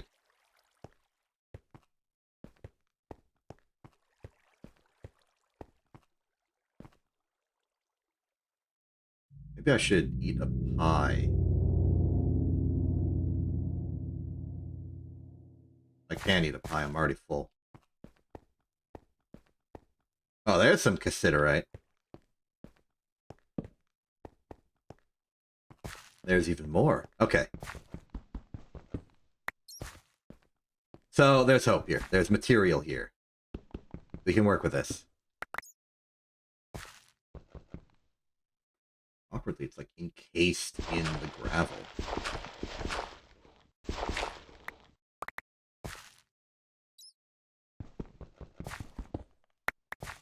Equally inconvenient. I don't have any use for any of the other ores here, I don't think. Asbestos? Magnesium, silica. Well, once I make the separator, I'll be able to extract the more fundamental resources out of everything. So any inconvenience now is transient, in a sense. The ores are not useless. They're just unusable now. But that will change. You need to remember that, accept that, and look forward to the day that it's useful. And I remember when that thing used to tell me the server backup time in milliseconds. I mean, it was always like a 3-digit number of milliseconds. Now it's a 4-digit number of milliseconds and just getting larger.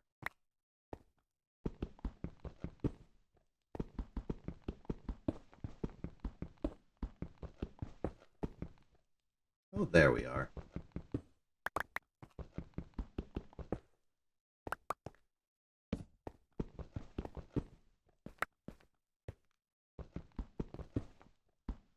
Ooh. Here's some good cassiterite.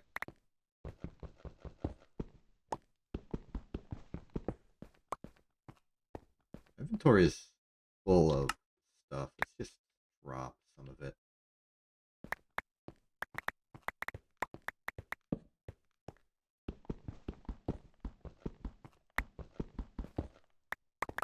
Get the tin. Ooh. Okay, this is a relief. I was worried there would be very little tin here left, but this is actually quite a good supply. This will almost certainly be enough for our purposes. Actually, I can run the math on that. Raw cassiterite, you macerate it and get 4. Good. And so, do the math here. If we got 1 stack, that's 4 stack of tin. 4 stack of tin can fuel... Oh, goodness me. 8 stacks of bronze.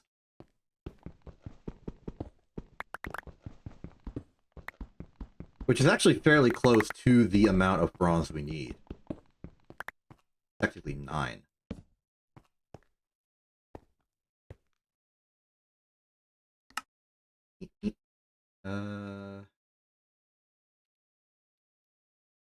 Drop the diatoms. More cassiterite. Make sure we can go beyond a stack and then keep digging. Oh! Hammer broke. Let's see, 26. 52. 77. That's going to be good enough. We need to get more lava. We're going to have to make sure we don't break the hammer again so that we can use it to get the obsidian. Fortunately, my obsidian acquisition system, OAS, is very good at its job.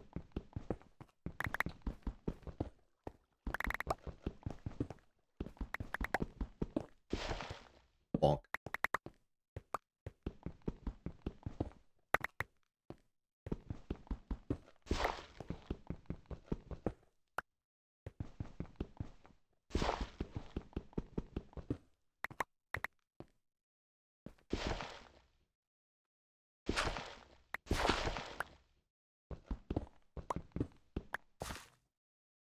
Still more.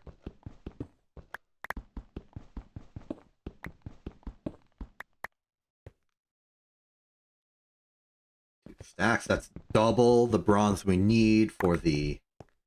at least one part of this that I'm rationalizing as our budget. Ho ho ho ho! Oh. Oops.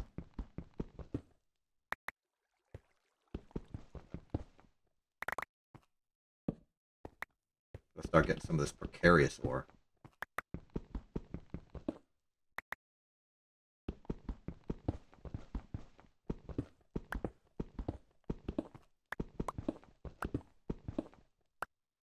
Forgot what I used garnet sand for.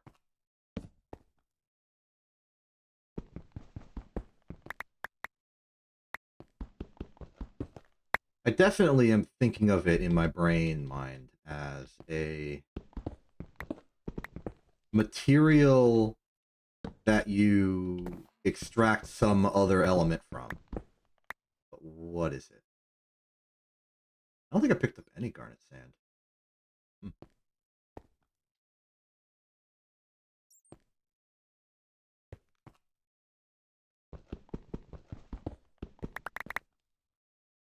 Let's figure it out while we're here. Why don't we? Sand. There we go. Oh, that's a lot of stuff. Garnet sow? No, garnet sand. We can extract red garnets, garnet sand. I assume centrifuges out to red garnet dust and yellow garnet dust. This is starting to seem familiar and important. High rope, almond dye, spessantine, and electrolyzer. We're still not there yet. Aluminum. Garnet sand is a source of aluminum.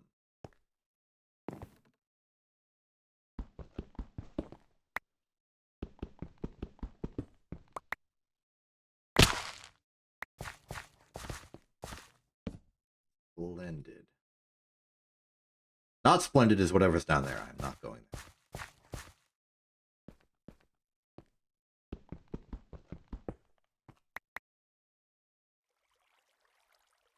I gotta power my way up there.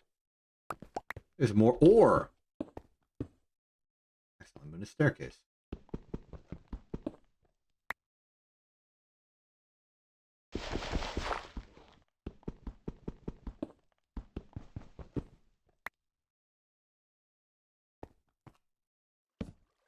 This vein isn't strictly empty, but it is nearly empty of tin. At least from what I can find anymore.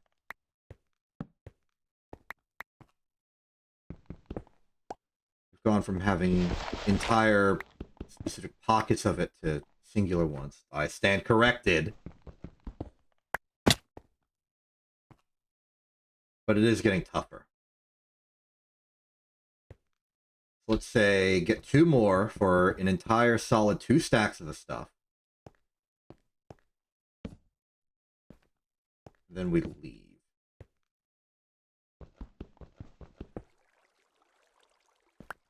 We leave.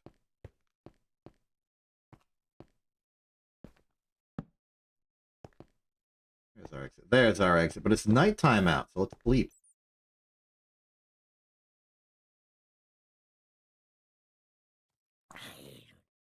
This will be enough tin. It just will be. At least for the multi-block. And then the rest of it will be used probably for cabling. Get out of here, buddy.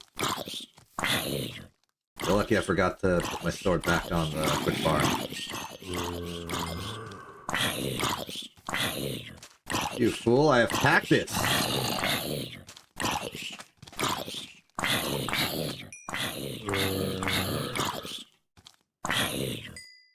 A lot of giant zombies out today. Wait.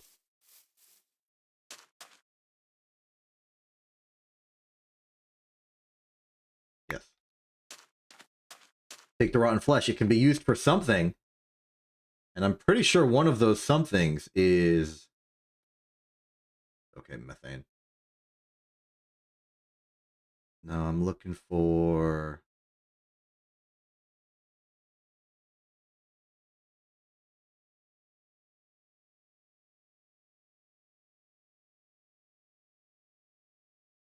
Well, I can turn it into jerky. I was hoping there would be some process through which I could turn it into minced meat for the pie.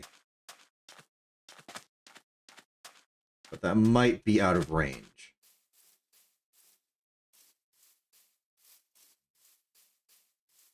I could always experiment. Just throw one in the macerator, see what happens.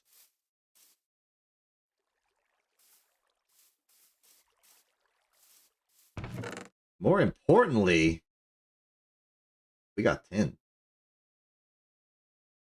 We got a lot of tin. Let's extract the completed chalcopyrite here. Put in exactly one... Do not macerate my sandwich. That one will make 4, as per the way that math works.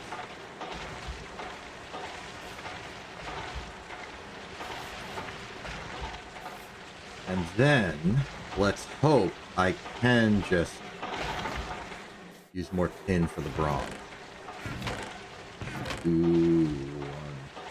This is our last bit of tin that has not already been processed.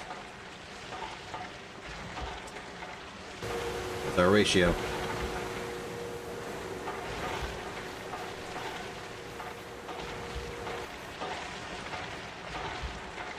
Again, this is the only machine running.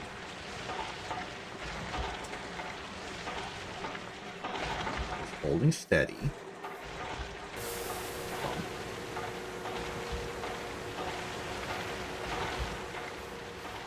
Put some of the bulk blocks out of the way. I always got to remind myself to do some inventory management at all.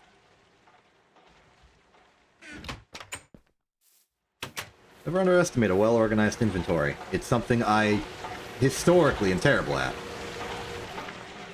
Yes. Yeah.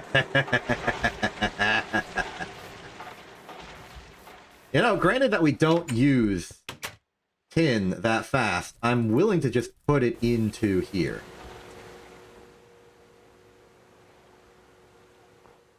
Let it smelt at the slower, regular furnace pace. Then again, separate to that, it is our bottleneck. Really, I should just get more nether furnaces. Nether furnaces was nether brick was nether brick, nether brick was nether rack. Nether brick. It's netherrack dust, or I'm extracting it out of nether brick from the fortress. Netherrack dust is a simple matter of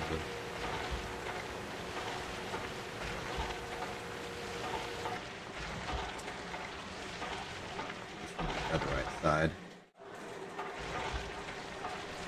Netherrack. Just regular. Yeah, macerate it, you get a netherrack dust. You alloy that into brick. You put them together. Some flint, you get another furnace. Because 6 equates to 1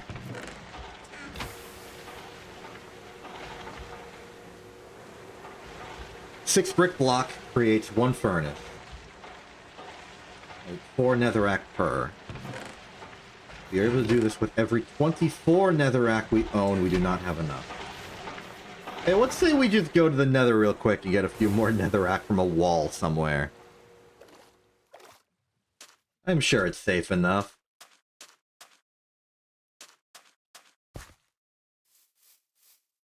Gotta be, yeah?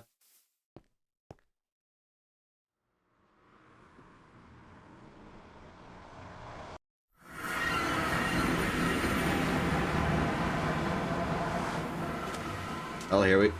Nope, not what I intended to do.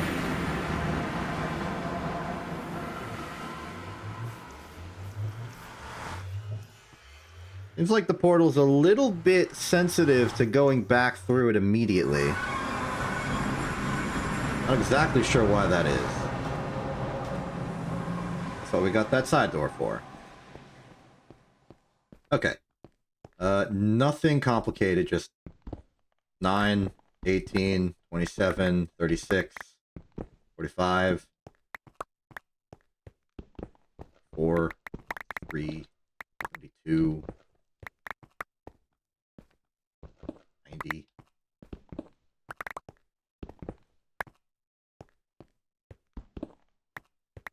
No longer proper multiple of 9. That's okay.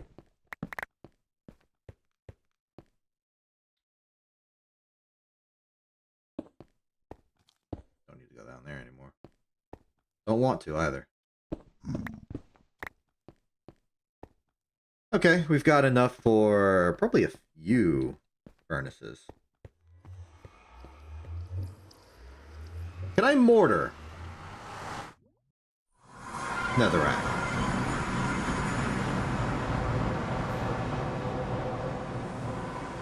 Be very convenient if I could. No, we can just turn it into cobblestone by some... Well, maybe it is shaped. Maybe it is shaped. It's not shaped. Oh well. We can macerate the stuff. Our macerator's fast.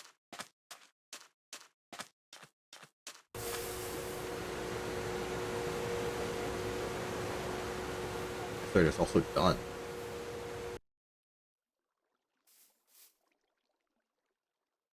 Cool. In that case, macerate all that, please. I put it in the output. Bonk.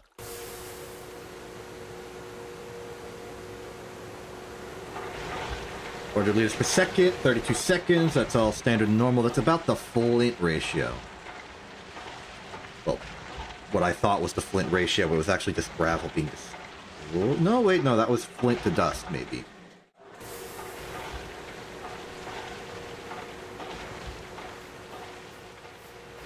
Copper's cooking good. Alloy smelter is making alloy.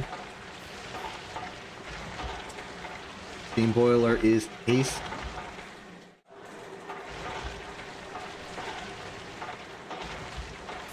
Heaping paste, I should say. Another stack of bronze for the bronze collection.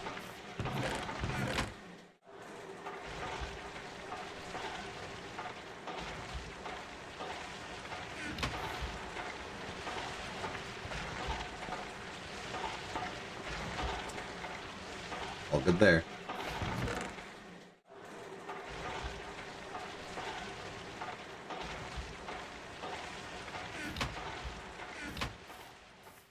We could make some more.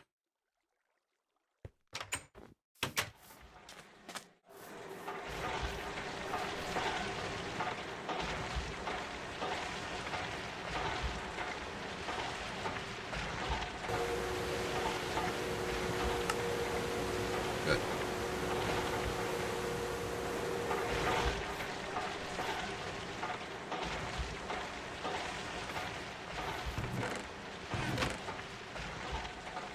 Plenty of copper.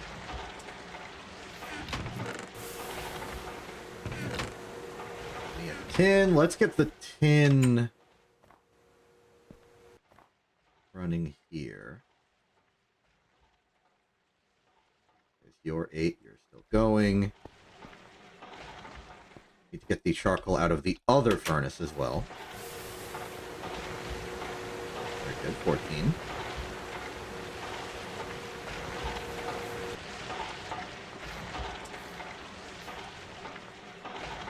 Factory's going strong.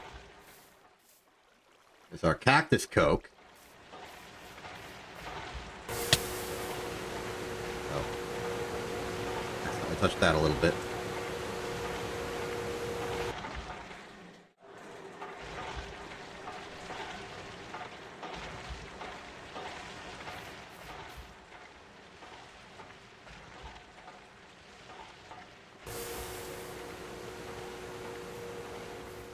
Nice.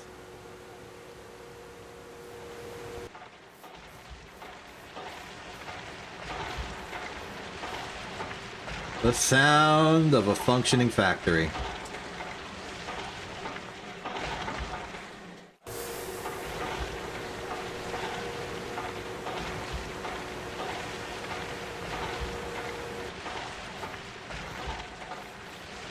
Oh, wait. This next step of the process is we need to clean this.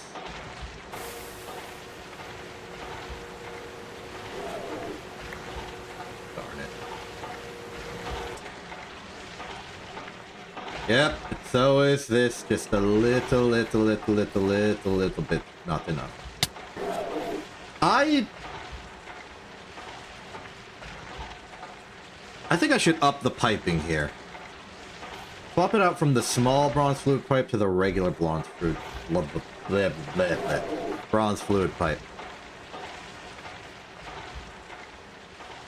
Yeah, I will do that. I choose to do that. Because this is not running out because there's not enough steam. It's running out because the steam can't get to there.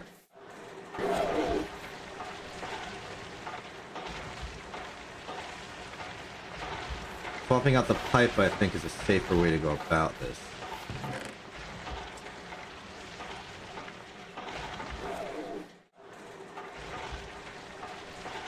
We're 6, 8, 12.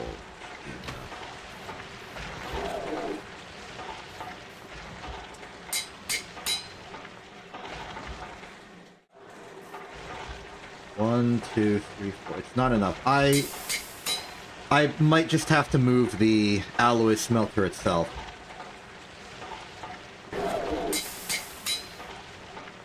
If that's the case and I lose 4 bronze, that's fine.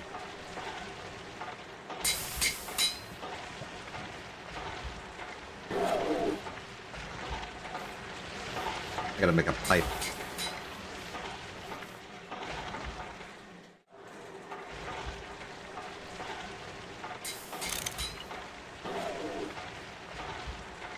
There we go.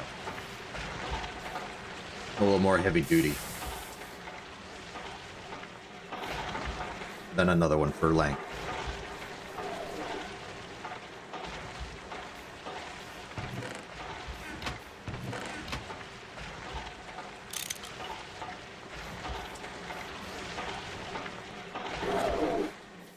I need the wrench as well if I'm going to these old pipes.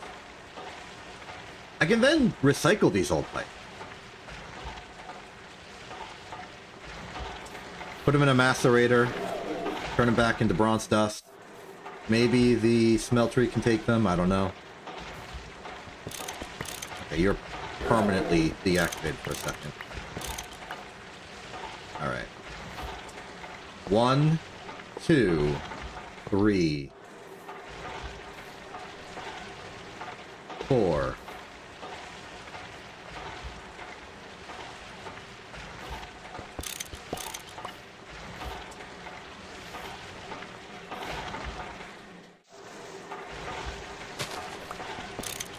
All the old piping's been eliminated. What can we do with it? Smelting can convert it back into 1 ingot.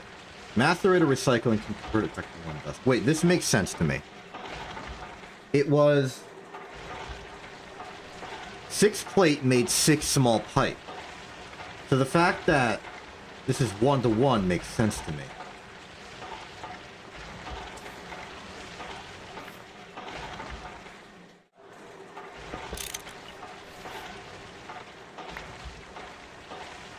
The solution here is to move this here. Connected.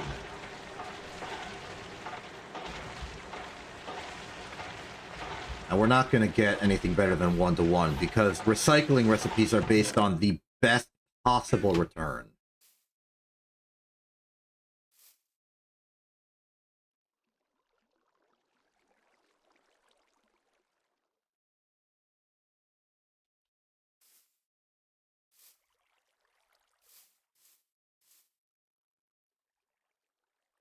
We'll just macerate, recycle it. Yep, simple 6-second process.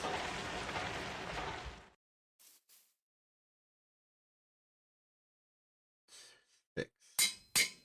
That'll be enough to make 2 more fluid pipe, which will be enough to bridge this gap. Will be good enough for now.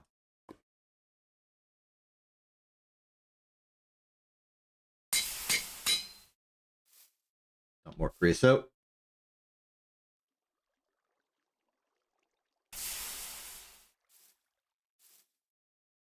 Eat this pie.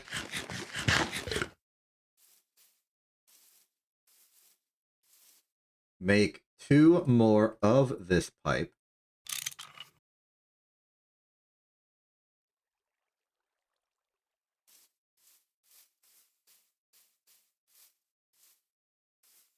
Put it here. Wrench it in.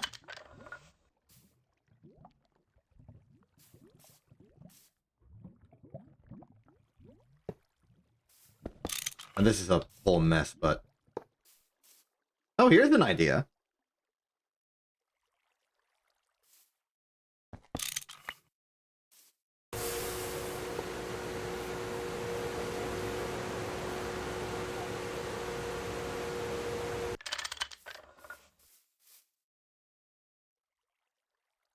If they're all facing towards this ventilation spot, they can all vent into it. Now, I can only do it with the two. The third one's over there, and if I move it here, this doesn't get access. Still, though, I think this is an improvement. At the very least, that can start going again. I'm also going to shift right-click on this so that it knows it's a one-way path. Same for that, though I don't think it really cares all that much. There's our recycled bronze dust. Now with that, I suspect that we have the leeway to just sort of go wild with the machines again. Because hopefully with those thicker pipes, the bottleneck will return to being just the steam generation itself. But I don't think we're doing anything particularly taxing for that. Right, the furnaces. Yeah, so let's say 16 there. Find 6 more bronze somewhere around these parts. Take another stack of bronze.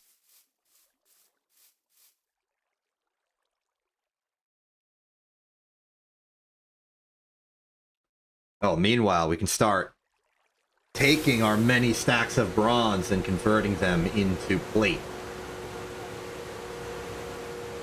Crushed chalcopyrite. Well, we have a backlog of copper now, so let's just do this here then.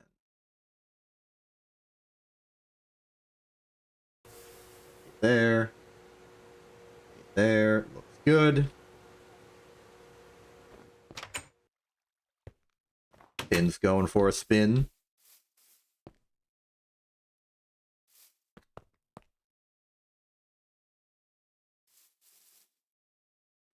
I don't know exactly what quantity of bronze I'm waiting for to start this. I should just start it.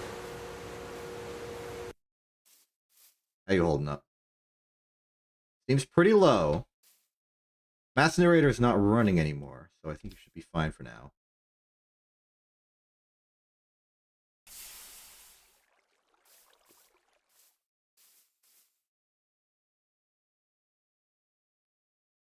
Suppose I'm waiting for a multiple of 3.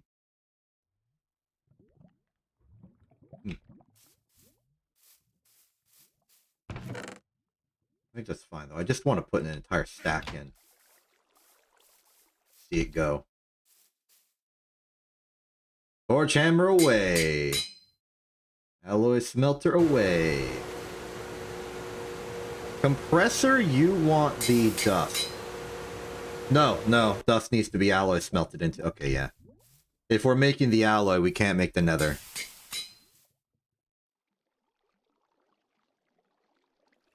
That said, I'm pretty sure there is a nether fortress within viewing distance.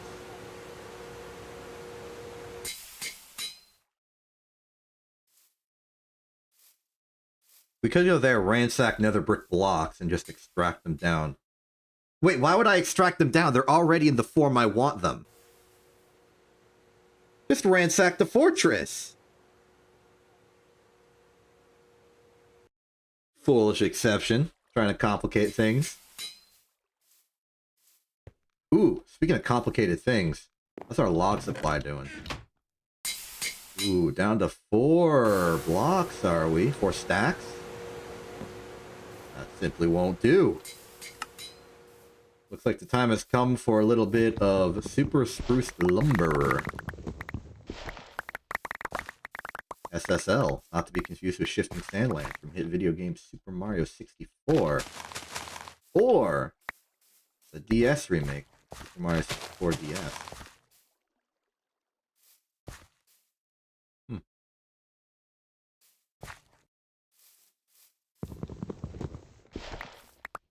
Doo-doo-doo.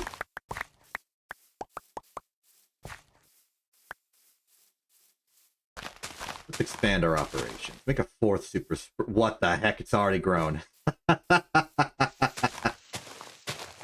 Out of here. Oh, and it even destroyed the cactus.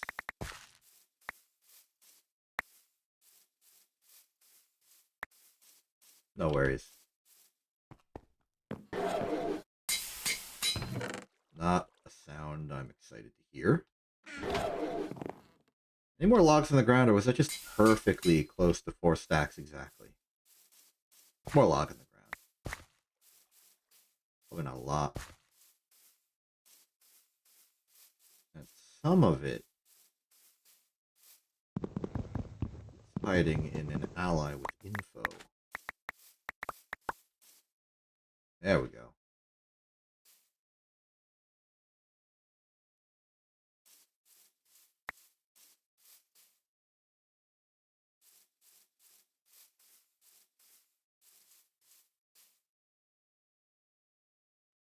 I believe in my factory's ability to not, like, infinitely stall out, because some of the recipes I'm doing are short.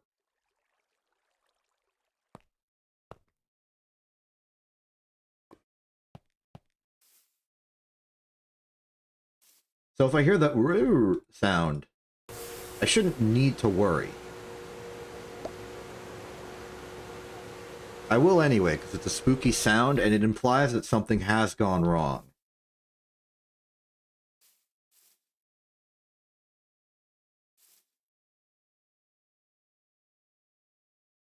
$42 more plate.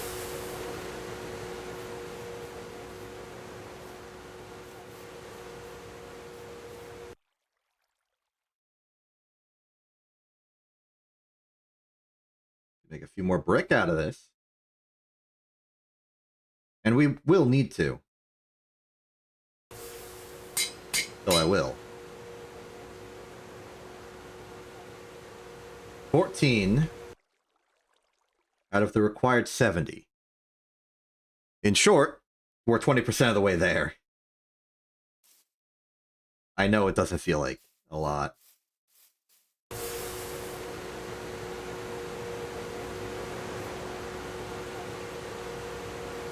But everywhere else, the factory is moving along. The pieces are being pieced together.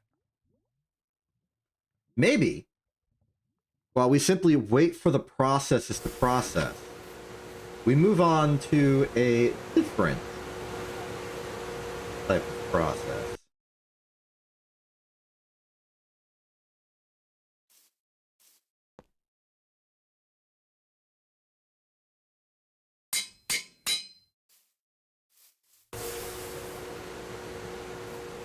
After all, with what meager resources we have already, we should be able to move along. Let's make the vacuum tubes first.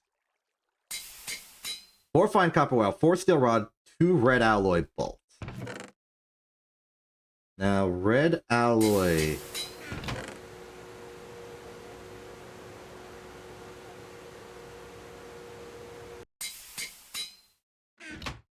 Remembering my training.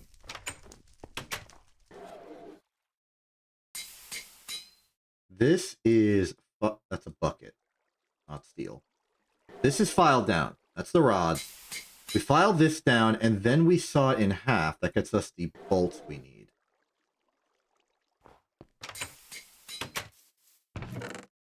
It looks like the forge... or it sounds like the forge hammer and the alloy smelter are fighting for steam. Which is unfortunate.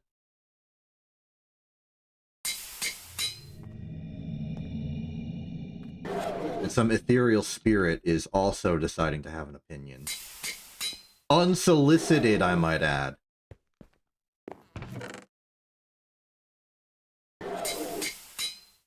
I'll join the second factory to ask. Meanwhile, the fine copper wire, of which we have several, is right here. 6 copper wire as well. Which we have 24. So this will be plenty.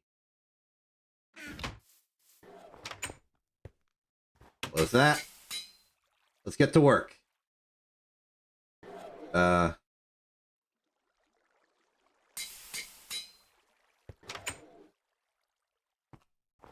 yet. We need the vacuum boils. Where did I put the vacuum boils? There's the vacuum boils. You know what? Let's use the work table. Wait. A vacuum work table might not be enough. Let's just go here. Ignore the...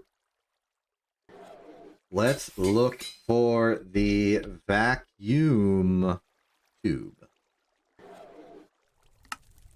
There it is. Copper wire on the top. Fine copper wire on the sides. Glass tubes in the middle. Red alloy bolt in the center. Steel rods on the left and right. What do you think the logical, like, rendition of this is? I feel like the steel rods are going to be, like, the input voltages. And then the red alloy bolt might be the, like... If you're imagining a light bulb, the sort of... I forgot what it's called when it's a light bulb. The...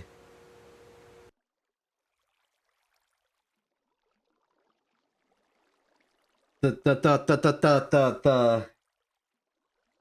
think it starts with an F.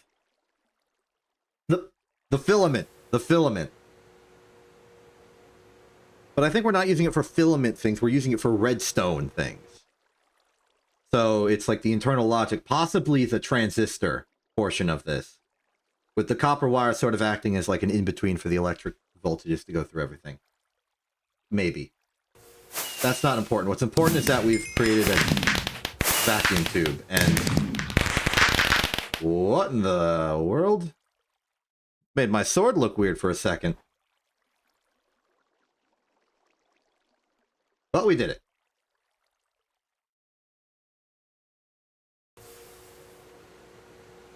Very simple circuit. Fantastic.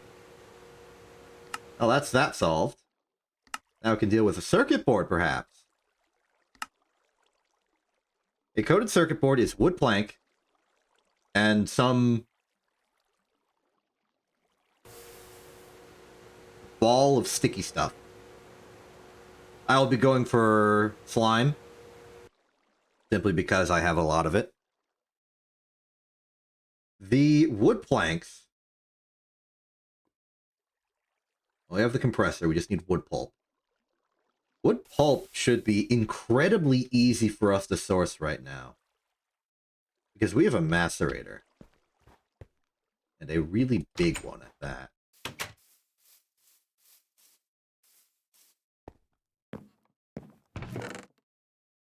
Let's say we take a log of this. And a gaggle of that. It goes through. How many comes out? I don't exactly remember. I think it might be a multiple of 6, I think. Possibly a bit excessive, I would say.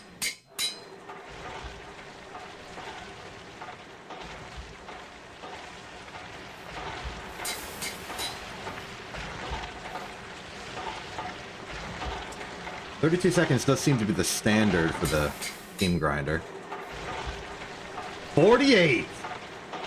Oh, I have, we've underestimated the beast.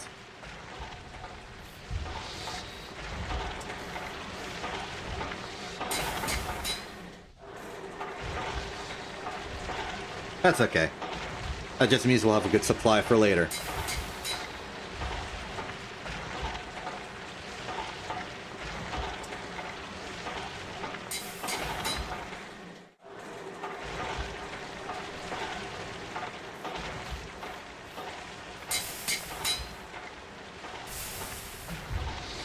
We're in a backlog in this case. In this rate. At this rate. Of this rate. Language.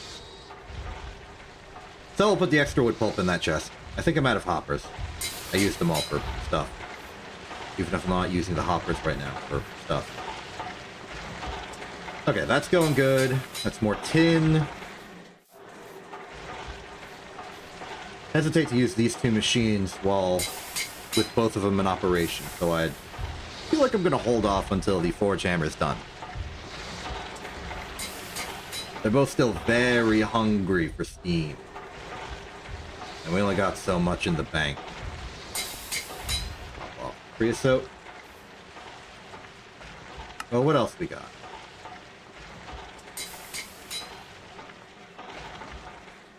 We've got the resistors. Coal powder, coal dust, coal dust. We can substitute charcoal dust. I think I would like to do that. We have a lot of charcoal capability. And once again, we can substitute in slime balls for this. So, get this. 4 copper wire, 4 fine wire, 4 slime ball,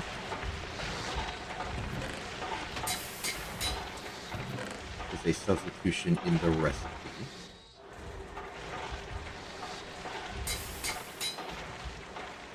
Then charcoal dust. I will simply mortar it. I will simply mortar it. Oh. Un-oh. Oh. Alright, so we are going with, I believe, this variation. Okay, copper wire fine on the top. Copper wire regular on the bottom.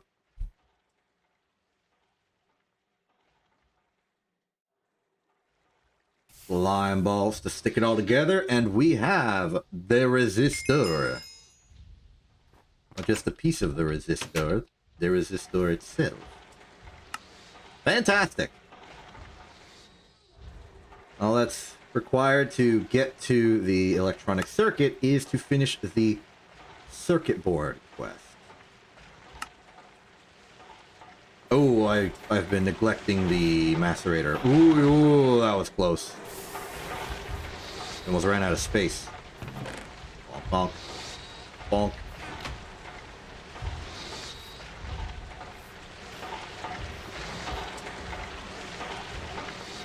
You might want to set up a place for wood pulp stuff.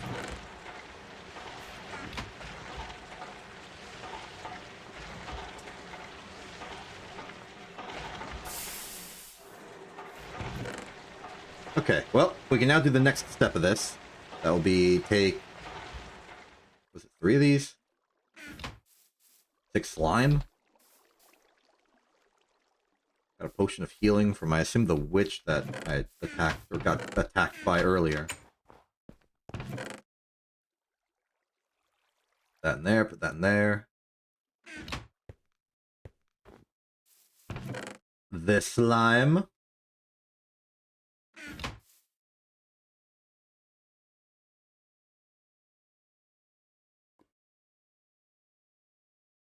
The U. Ooh, that makes 3 coated. We're gonna have a supply for later, it seems. Meanwhile, we want 8. U. Incorrect.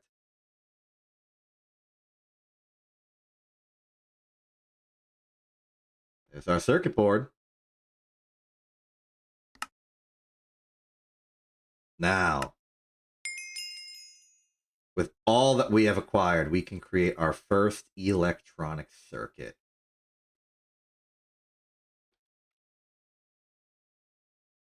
Eventually.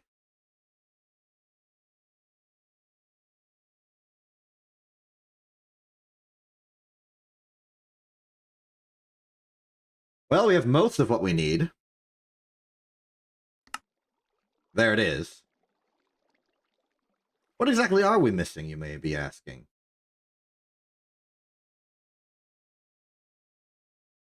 One steel casing, 3 red alloy cable. Red alloy cable is something we've already made, though. we go. But the steel casing, we have a steel plate. A steel plate is made by, well, a cutting machine could make two.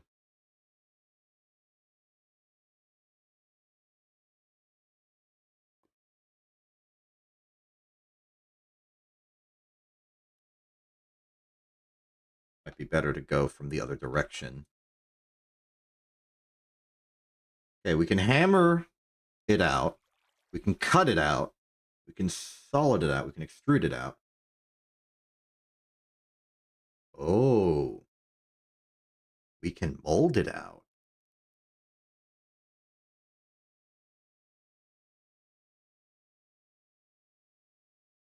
I didn't realize we could mold it out.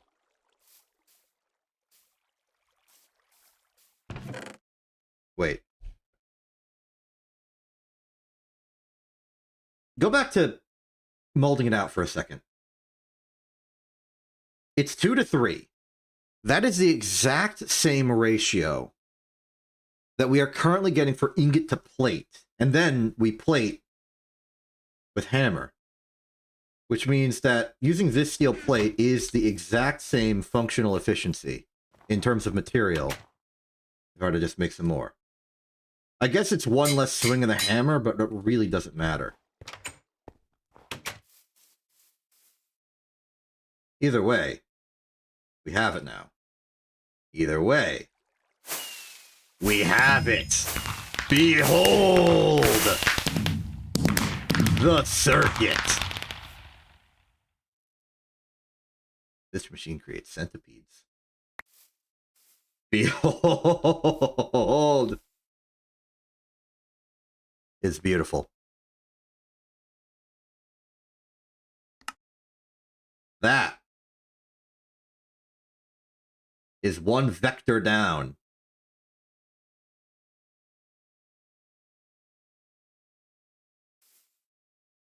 Put that in there for safekeeping.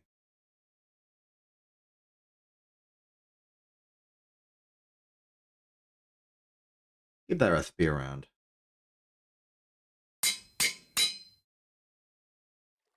Our wrench broke.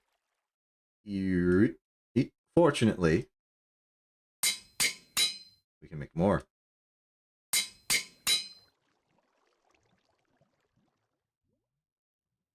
Alright, we're at 21 bronze-plated brick. Not bad. We're not done.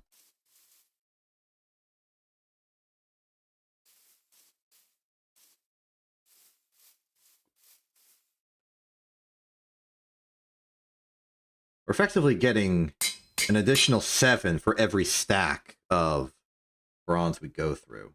Well, yeah. That is the correct math. Let's make another stack of bronze then. And then just keep going. And while that just keeps going,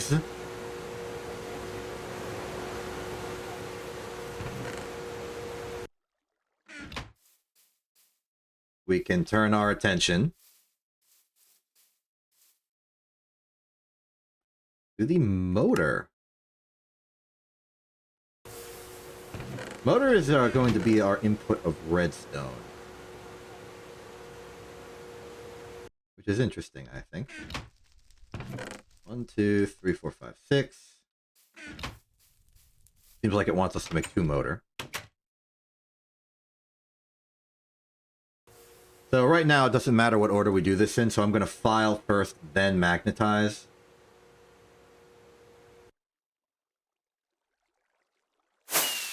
Hey, I don't know why that's such a big deal, but thank you for rewarding me on it. Okay, so to make the 2 motors we need, we are going to need 4 tin, 8 copper wire. Do we have that?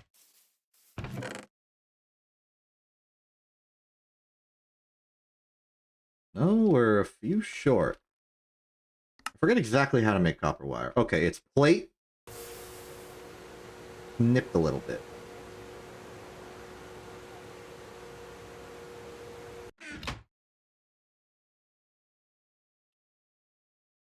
I don't have copper plate, do I?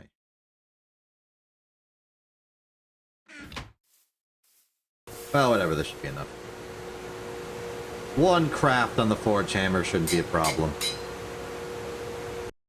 Our steam will equalize.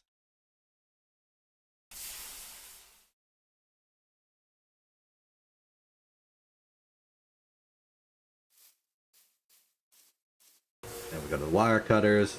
For that, though, let's eat a sandwich.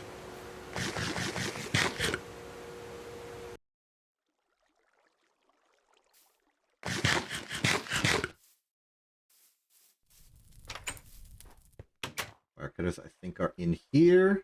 Yes, they are.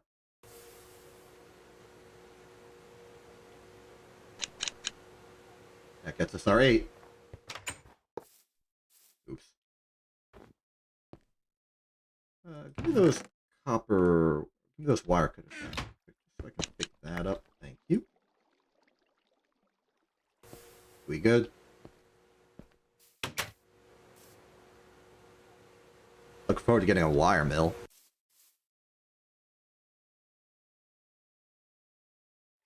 Yes. Combine, yes. Okay. Motor.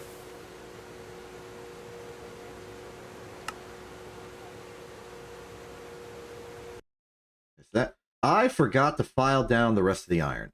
Oops. We're gonna need those in stick form, thank you.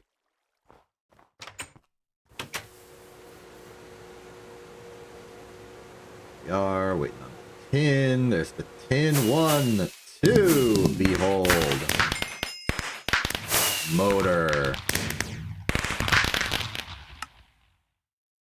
Now, there's this rotor tech we need.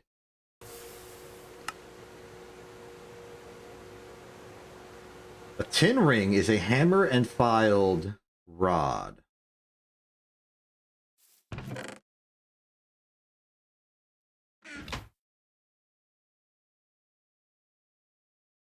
Keep that one around too. Hammer, filed. Oh, no, my mistake. Hold on. We have to file it first.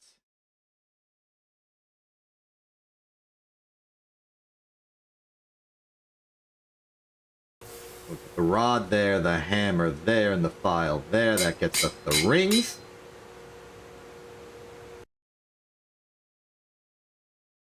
And then the rotor itself is...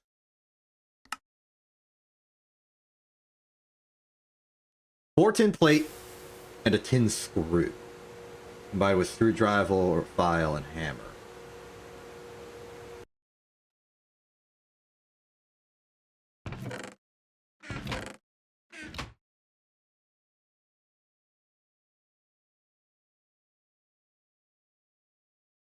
Wants us to make 2 of them, so let's get 8 plate. Apologies, alloy smelter, but I'm activating the forge hammer for a bit. Hope you don't mind. Meanwhile, 2 screws. Screw is not complicated. I have the recipe memorized for this level. File. Saw. File. There's our screws. Bring the screwdriver with me. I don't think that's outside. There we are.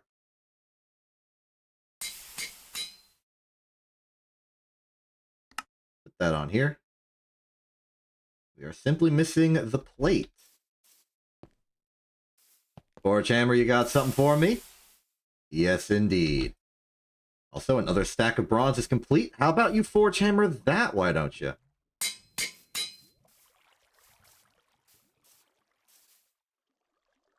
Everything's coming together. 1.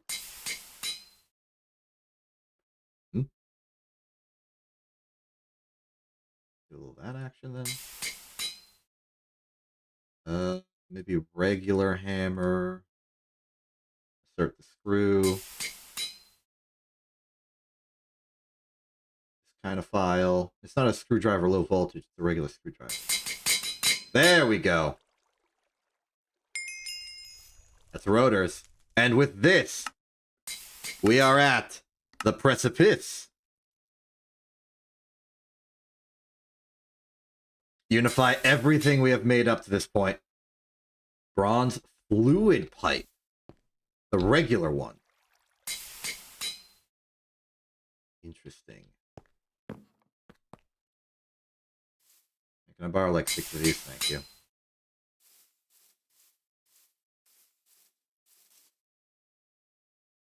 Give me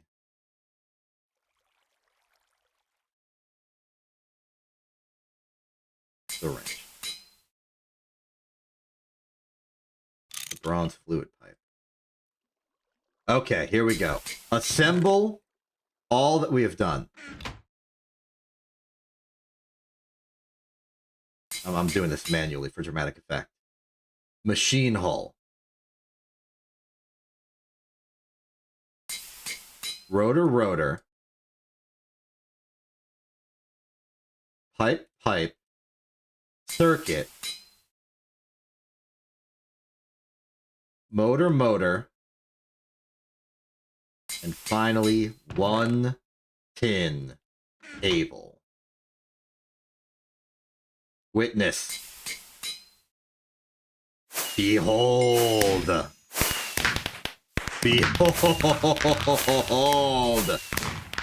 On this day we are turbined. Witness. With this device, we can convert steam into electricity.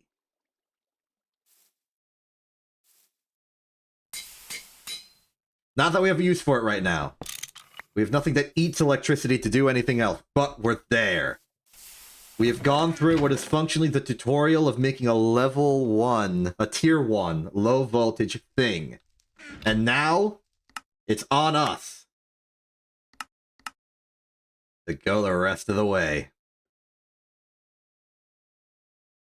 This is power. This is strength. This is ability. Nice. So,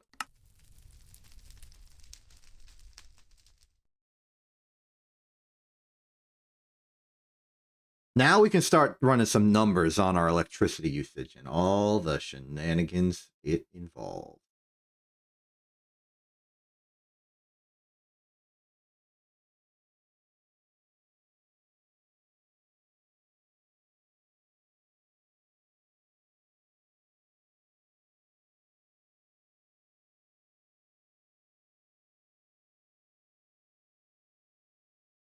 Ah. Okay, so Steam has an innate 50% efficiency of the raw, like steam to power conversion. But the basic steam turbine is 85% efficient. That's interesting.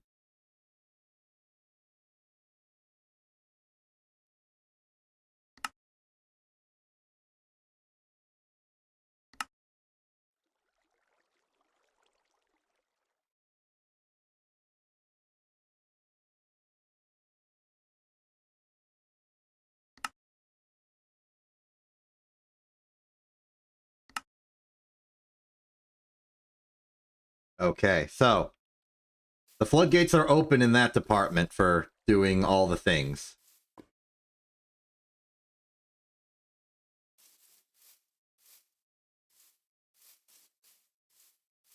And I think, you know, making the low voltage machine stuff is going to be what we do in between waiting for all of the darn rest of what we're doing to fully run through.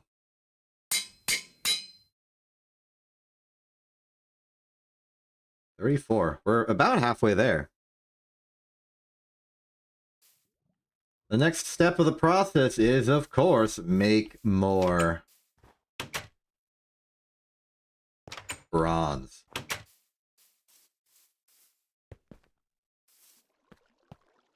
Back into the alloy smelter it goes.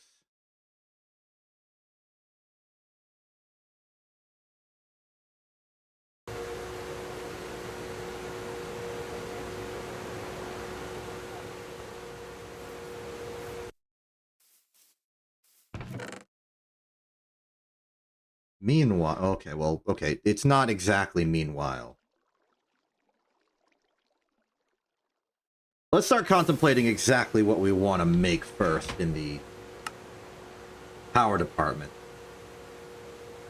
I agree with the quest text entity in that our priorities should be things that help save our resources. Because low voltage is not necessarily going to be faster than steam, but it will be more efficient.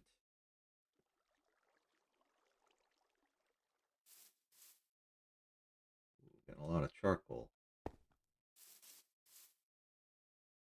We're going to be needing to do a lot of the low voltage processes going forward.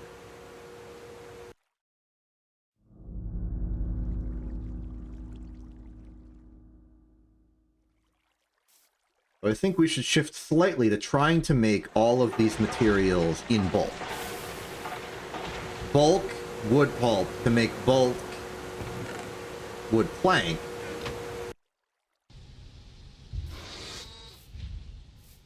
Bulk slime to make bulk coated circuits. Bulk copper wire.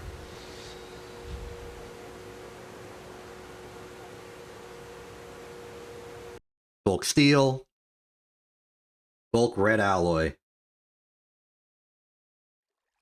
It all like blends together.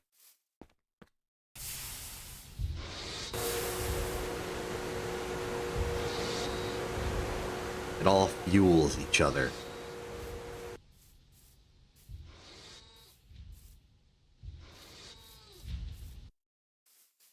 Is there a plate cast I can do?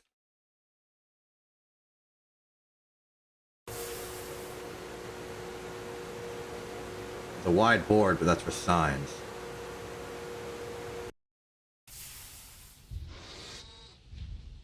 Nope, I think we're just about done there. Argument could be made for making the alloy smelter.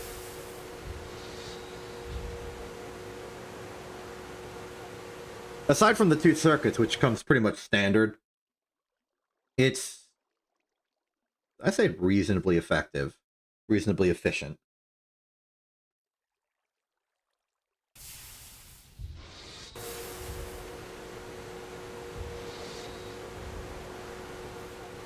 Might be a good solution to our bottlenecked alloy smelter.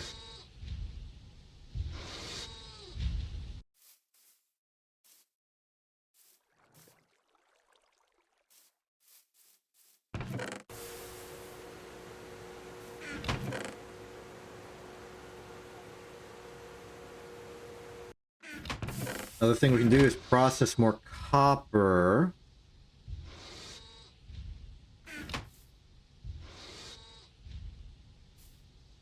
Right here.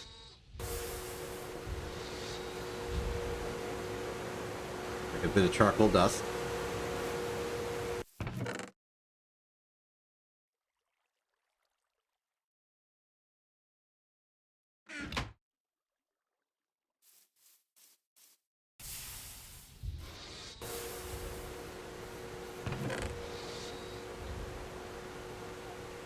I would like to build more work tables, but we're kind of limited on book, of all things.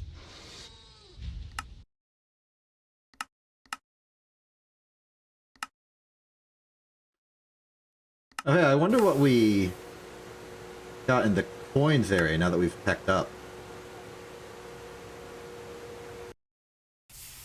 Right, I remember doing this a lot. Just like turning in the coins from the quest to buy cables because I didn't want to go through the process of making them again.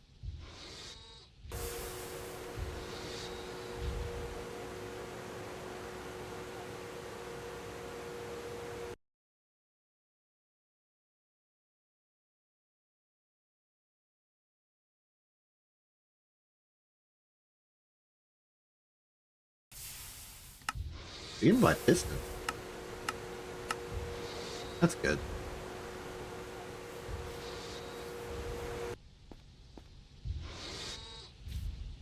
Oh, looks like the next batch of bronze is about to be done.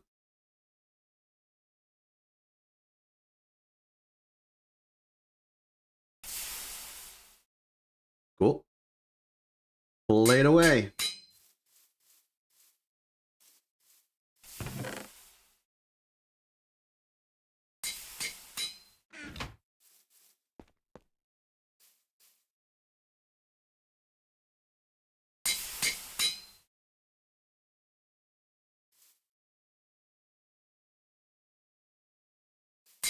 Steel's going well.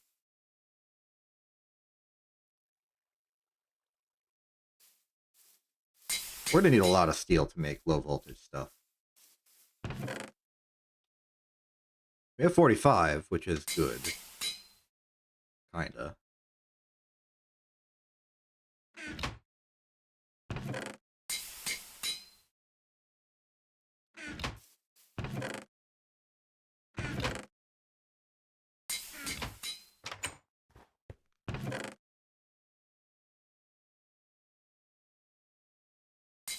Ultimately, we're going to have to be focused and dedicated to the missions ahead.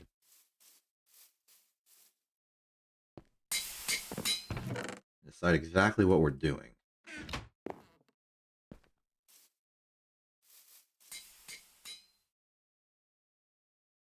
Proud of that.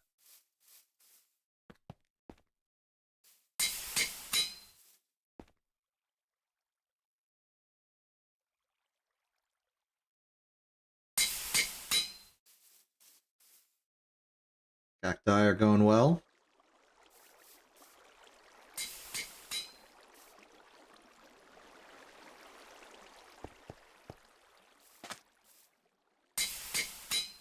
Let's chop some slime. Just restock a bit. After all, mass slime is important for those resistors and circuit boards.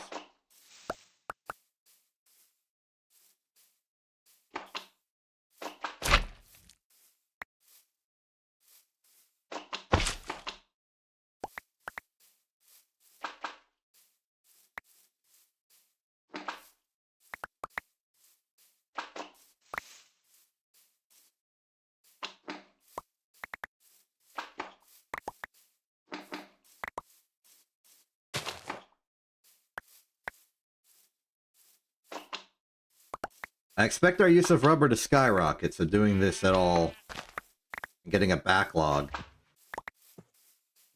pretty good for us. I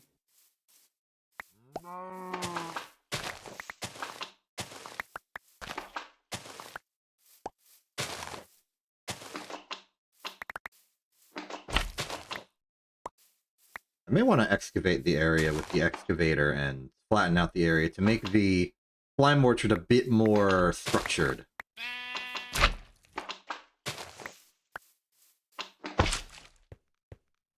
forgot how many trees I planted.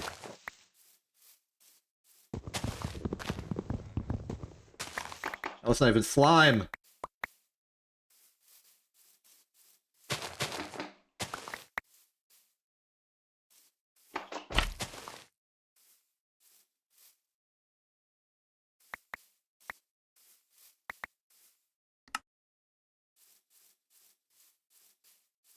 Got to make sure we're vigilant around the area, make sure we are picking up the drops, particularly the blue slime, and new saplings are important. So that we can repeat the cycle.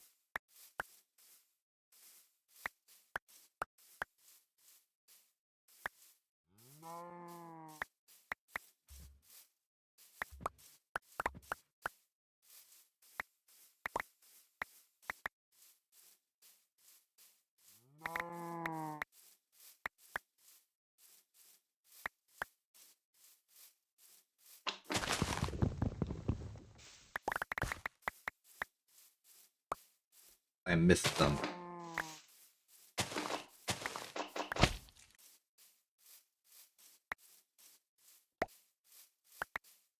They're just everywhere.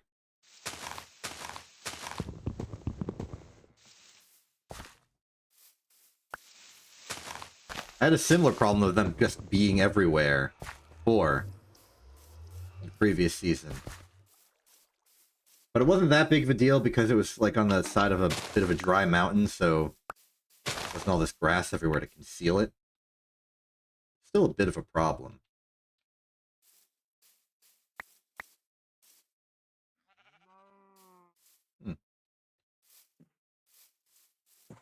The dirt. That can't be one of my dirt. Otherwise, it wouldn't have grass on it.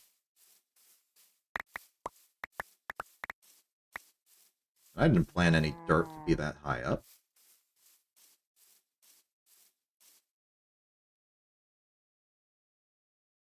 Let's excavate a little bit. You know. I'm going to use this as my target altitude. Just flatten out the land. Dig out sideways like this. Make a sort of strip of slime. We can then also possibly invent a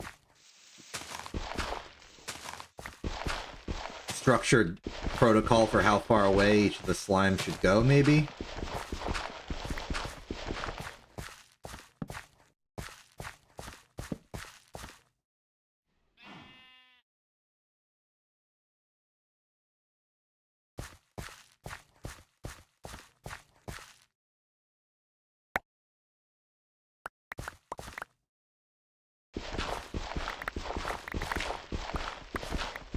There it was. I was expecting to come out on the other side at some point.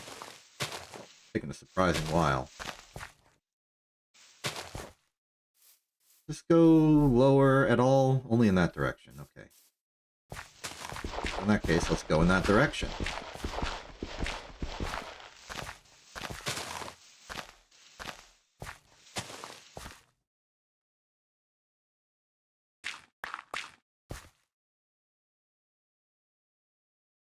What else don't we need? I'd like to keep the dirt for some reason.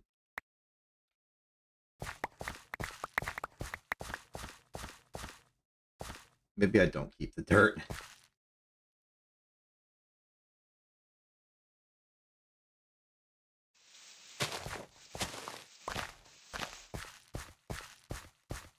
Okay. Then how far out sideways? We can go quite a bit far sideways. Maybe let's dump the dirt and then come back.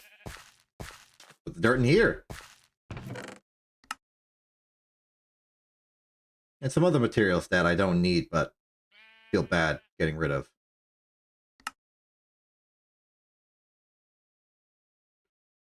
Of course, we don't need the congealed slime for this. We'll just haul it over when we're done here.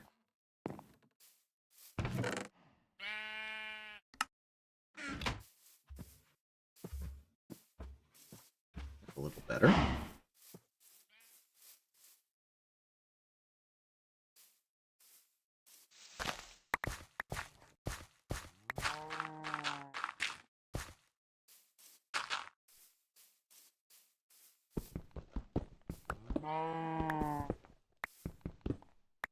Yeah, let's say this square.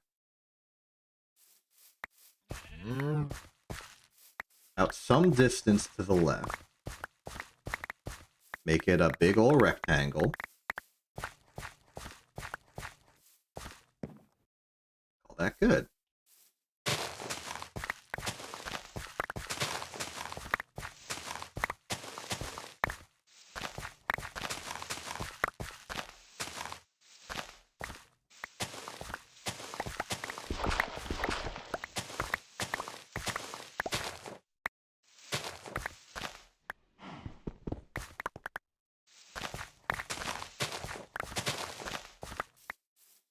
Excellent. That's a good range.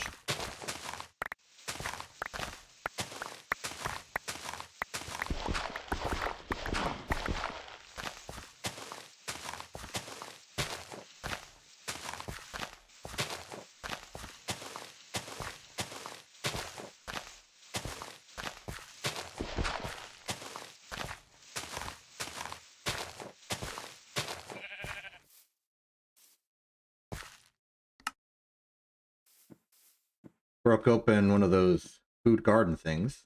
Let's eat the peanut. The pine saplings. What else? What else? Cobblestone can get thrown. Picked up the sugar again. We don't need the sugar. We can just get sugar from the sugar store. All else seems good. Proceed.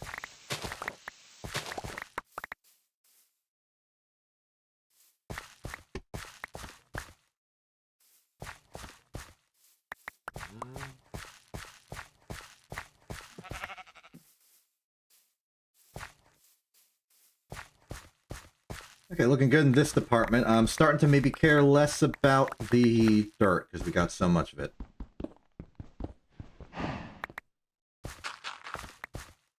Let's just go for area. Let's clear at least this.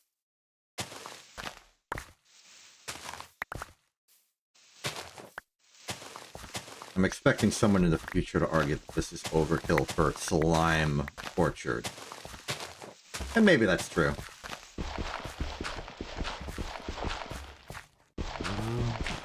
I'm still doing it.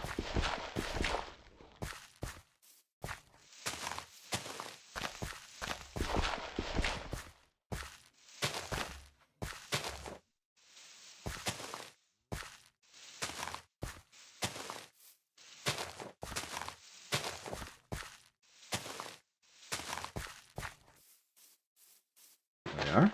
Fill in some of the parts that do not have dirt below with dirt so that we can grow the slime trees. Clear out some of this grass on the fringes.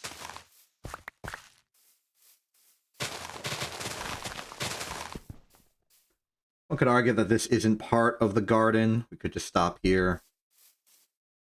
But I'd like it to be a square. Rectangular, at least.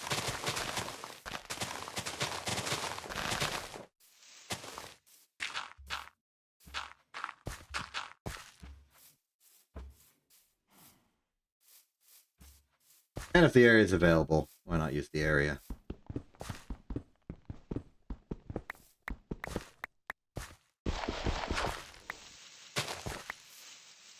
Here's our new center.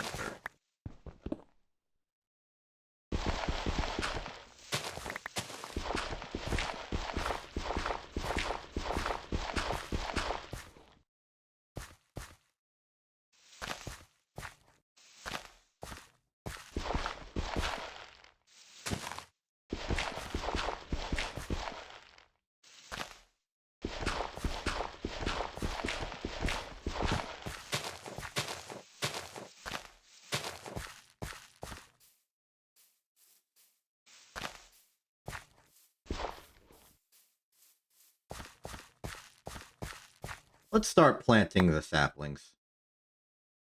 Just a few. Just whatever can fit. I'm going to go with a 3 distance system. 1, 2, 3. This might cause them to overlap, but I think that's fine.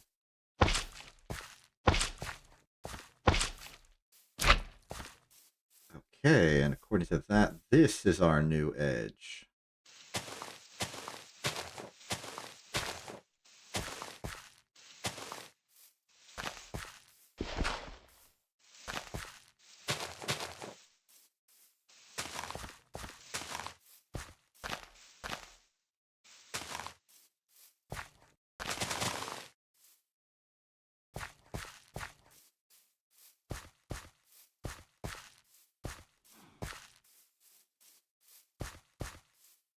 Doot.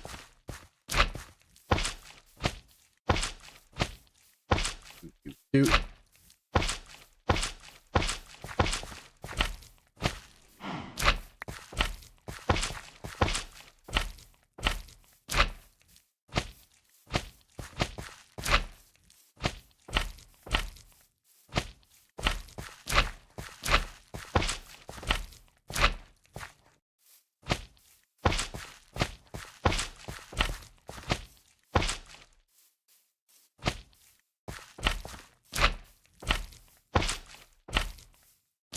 Perfect. I excavated almost the exact amount of space for the amount of saplings I had.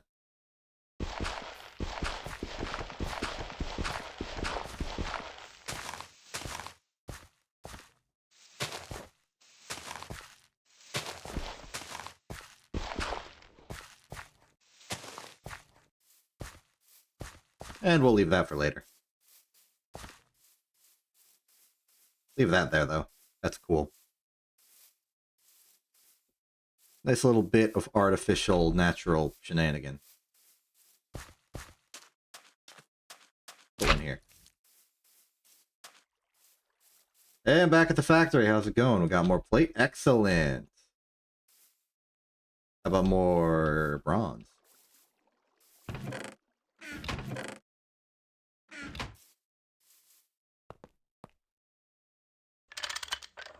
Oh. Oops. Wait, is that a prob? No. And it's annoying, but it's not going to harm the safe operation of the machine.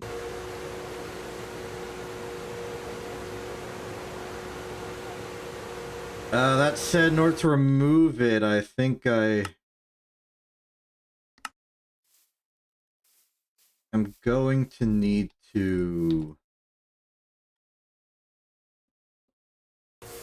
make a crowbar.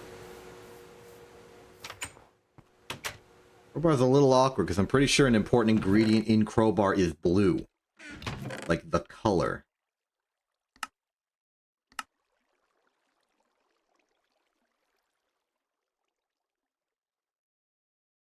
I don't think I got a supply of blue.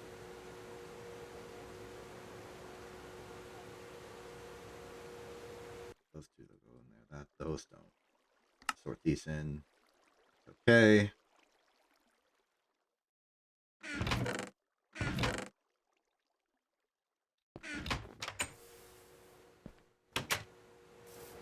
Stuff's getting complicated.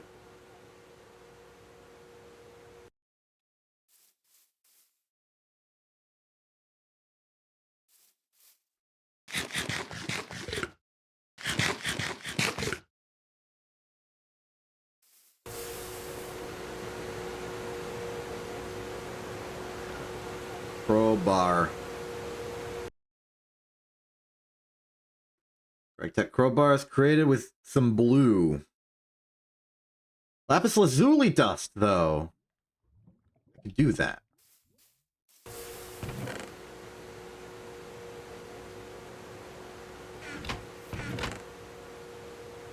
Actually, I think I just have the lapis required innately. Great, let's make it out of iron. To confirm, hammer file needs some rods. I assume iron rods would work just fine. Filema.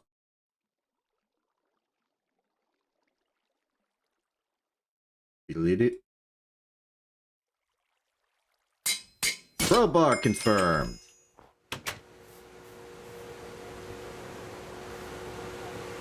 Give me that.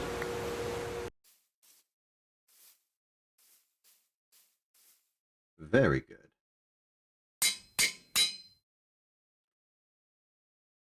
$39 now. And the problem has shifted to being we're out of brick.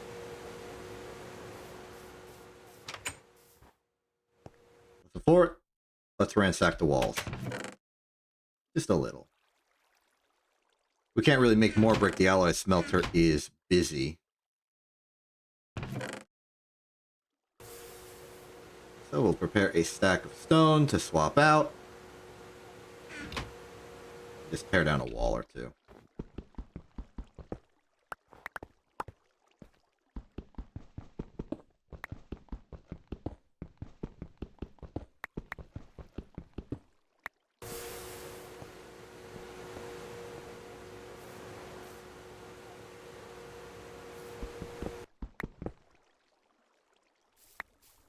Oh, we could go to the basement.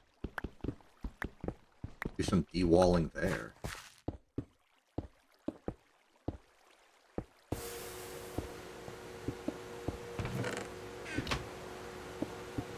Pantry. You know, I like that idea. Let's take out some of the wall of the basement.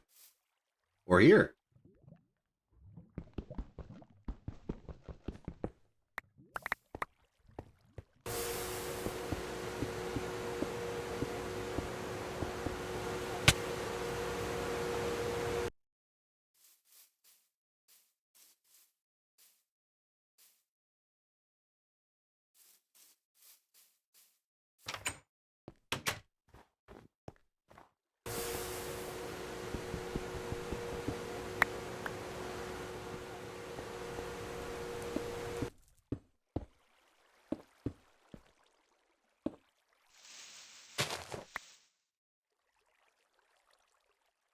Should make this an official exit to the house. Do I have a door? Just spare door to use? Oh. Yes. Actually.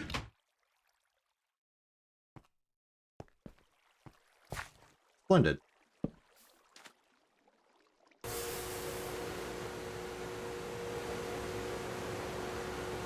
Alright, this 36 should be enough.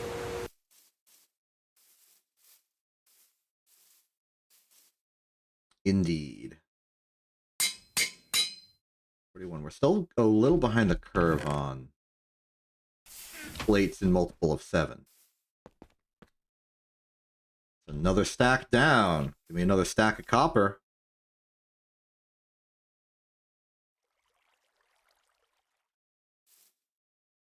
Already have the tin. Bronze it. Excellent. Okay. Now, well, whatever we do in low voltage, it's going to start with 2 circuits.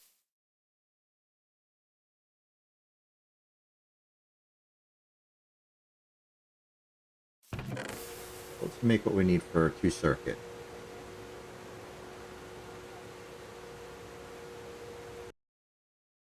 It's going to be 8 stick steel rod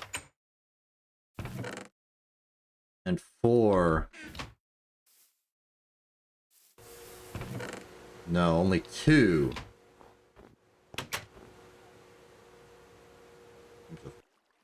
Bolts. This will make 4 for the 4. I'll make the 8 rods we need. Vacuum tube. Well, the glass tubes are ready already.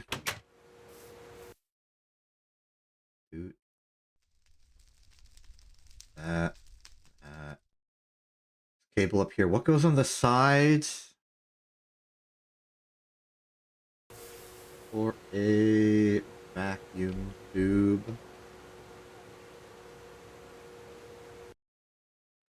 Ah, okay. Fine copper wire, of course.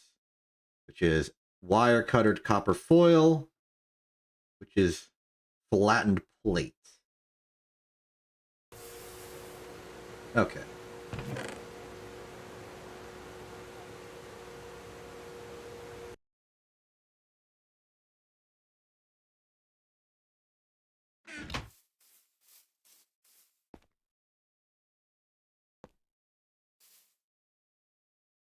Curious enough. Okay.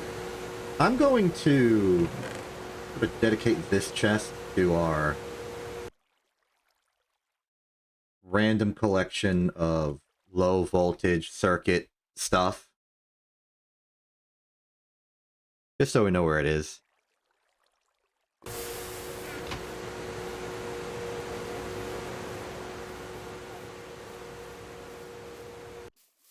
It is interesting, though. While the Steam stuff I'm doing right now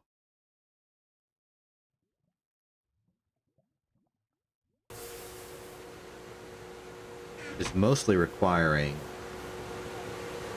bronze. The future of my operations relies on its predecessor, copper.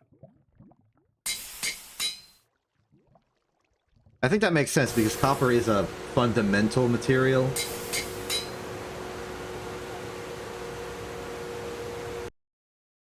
And the bronze line, going to bronze, like, makes it complicated in one way, but going to circuits makes it complicated in a different way. They're not really, like, building off of each other as they are diverging into different paths, different journeys, different grand march to whatever they're doing.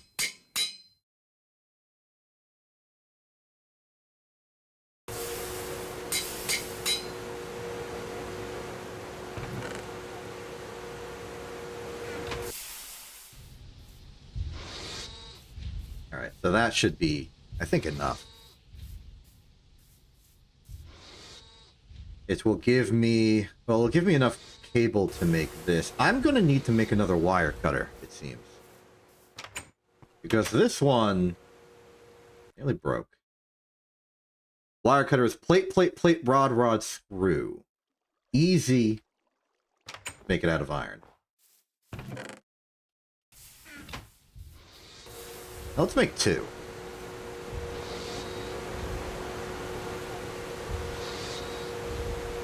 Plate, plate, plate.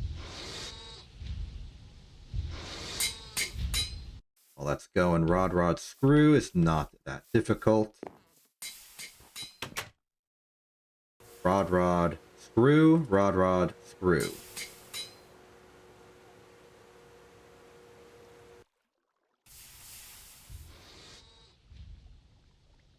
Screw, get the plate.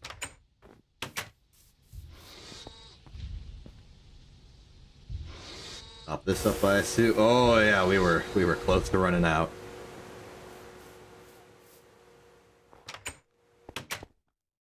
Okay. I don't exactly remember which materials we need for this, but it's plate, plate, plate. Rod, rod, screw. I assume screwdriver's one of them. File, maybe, hammer, and screwdriver. There's screwdriver. Blind guess. Wow. I'm impressed that I got it in one.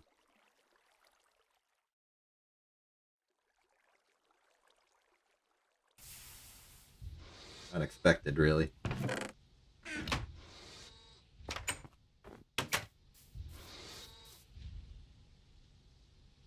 This goes to show I got that Greg Tech instinct. That subtle clues remembered in my mind. What was I doing? Ah, yes. Give it a little bit of the slicing.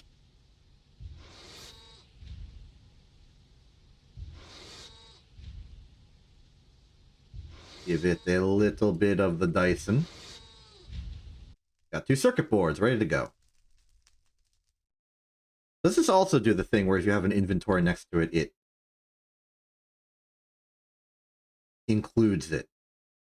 Or are we simply stuck with this?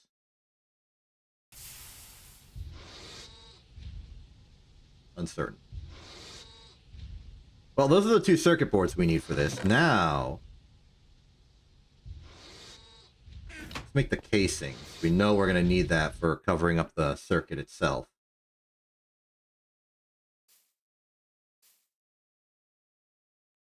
Casings are... Well, one way to do it is by mold casing alloy smelter. Directly.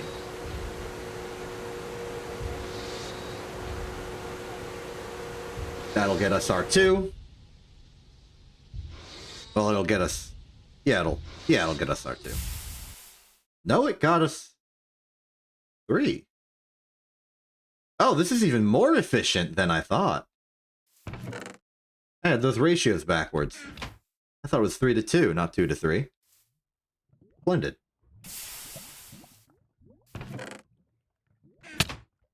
Okay, just start plating out that.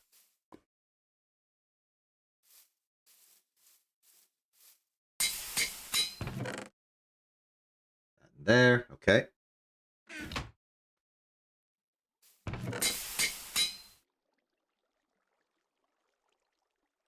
If we're making 4 vacuum tubes, that will be...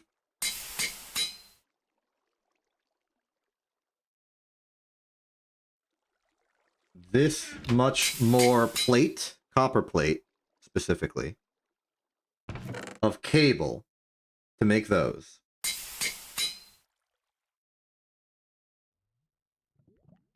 Then that'll be the vacuum tubes done. Oh wait, we need the foil as well. Let's just dedicate all this copper to making the foils and cable and stuff.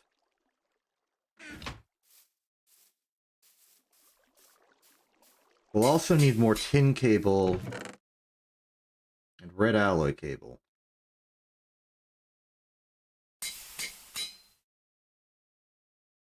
I remember there being a recipe involving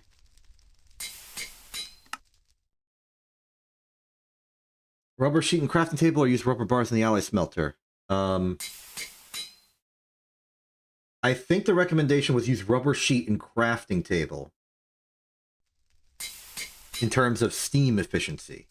Material efficiency is identical.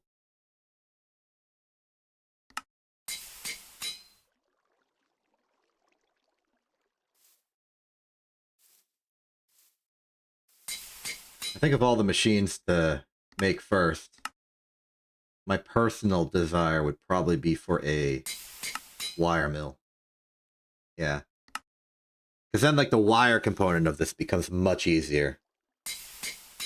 Need 4 motors for that. Alternatively, we can save redstone with the polarizer.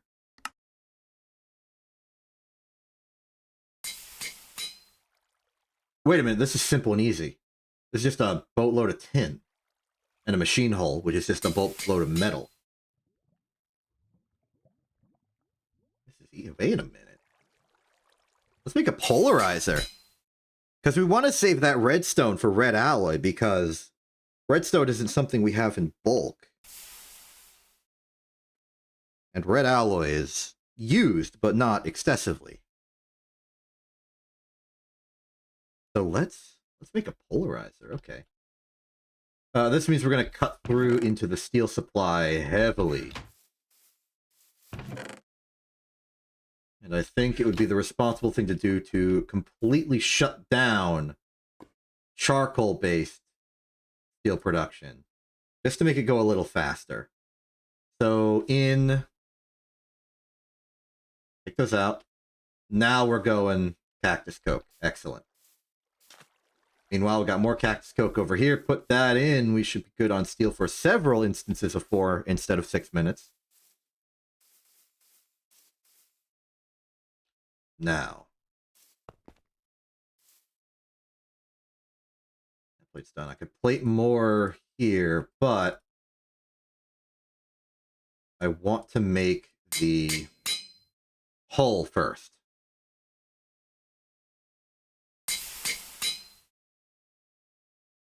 Then another 3 for the true hull.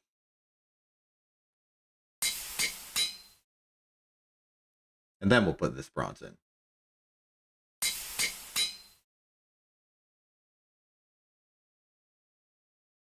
Canvas clear, go.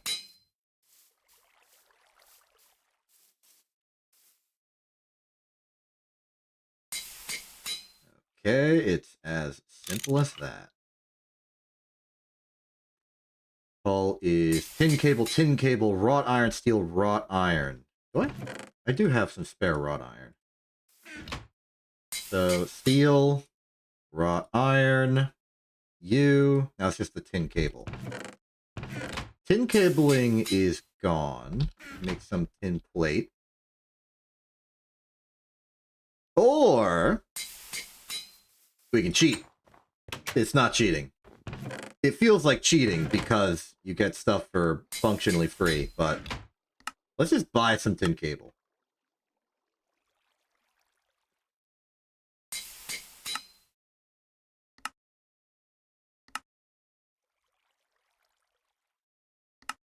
Done.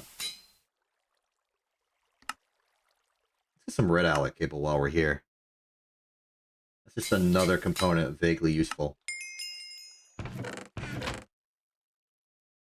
Nice. There we go. Doot, doot, doot, doot. That's our LV machine hull. Now, what's it gonna take for a polarizer? It is 2 more tin cable. Some double strength tin cable. Just to say 2, so 2, 4, 6, 8 iron rods. Easy. Easy, easy, easy. It's just a matter of manipulating the Forge Hammer Q. So to put in some tin.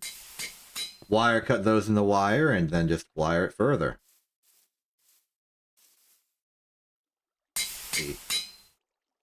2, 4, 6, 8. Went a little too far. Let's start using some of this iron bronze plate just to clear the inventory. Put that in there. Put the plated brick there. We are at 48. Very exciting.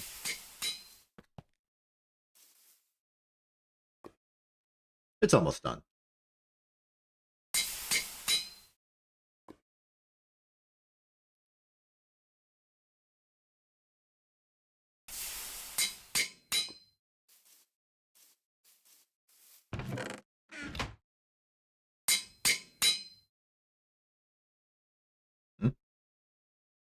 Oh, the wrench broke again.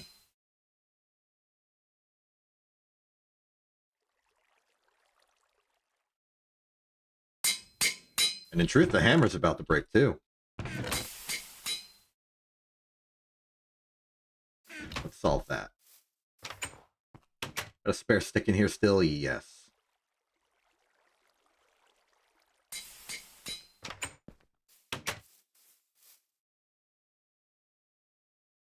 That ought to sort us. It did. 55 out of 70.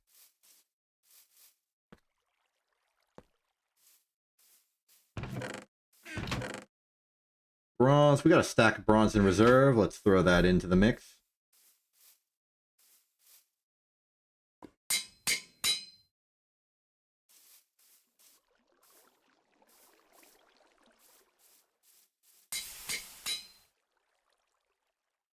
Okay, we got the tin. Now we wire cutter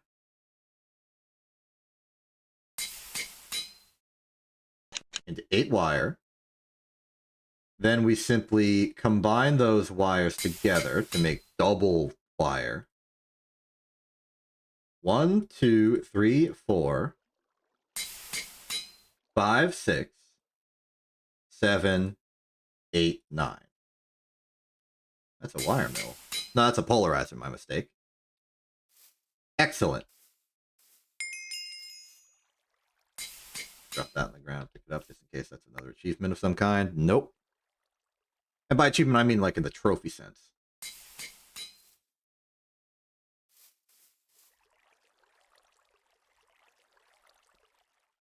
So, where do you think we should start, like, having electricity happen?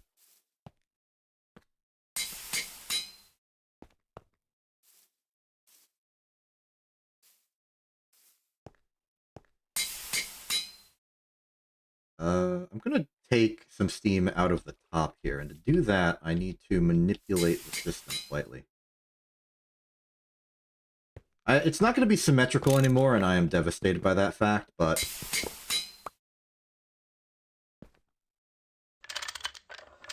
I think it's just easier if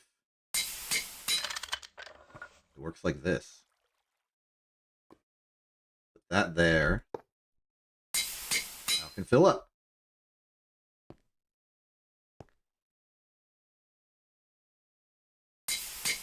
And that gives me room to extract steam vertically out of this.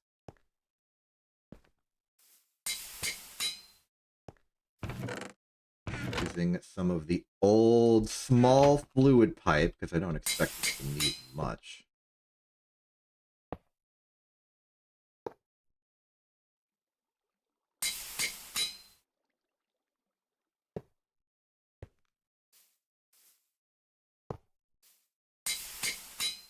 Let's say that's good. Get the... Where did I put the... There did I put the... just to confirm, basic steam turbine input is on the indeterminate side. I reckon you can just put it in and it'll... Yep, steam's going in.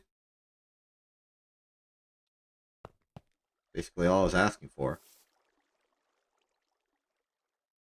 Okay. Max voltage 8. Max amperage 1. Loss per meter per ampere is none. 32. This is for ultra low voltage. Unfortunately, we can't be using that. So it's tin cable for us.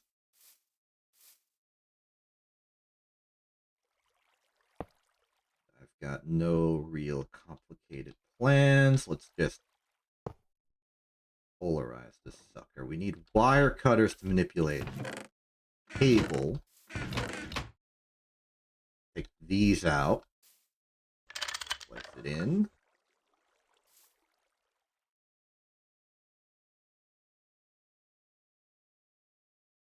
Steam's full.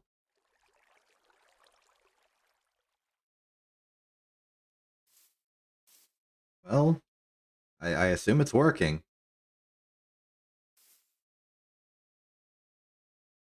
Hard to tell. Let's start working on the wire mill then. Should be another 12 here. Here's our next batch of bronze for this. Stole the wrench. 63, 7 more. One more stack, and that material requirement is done for. That said, we are going to need to alloy that together.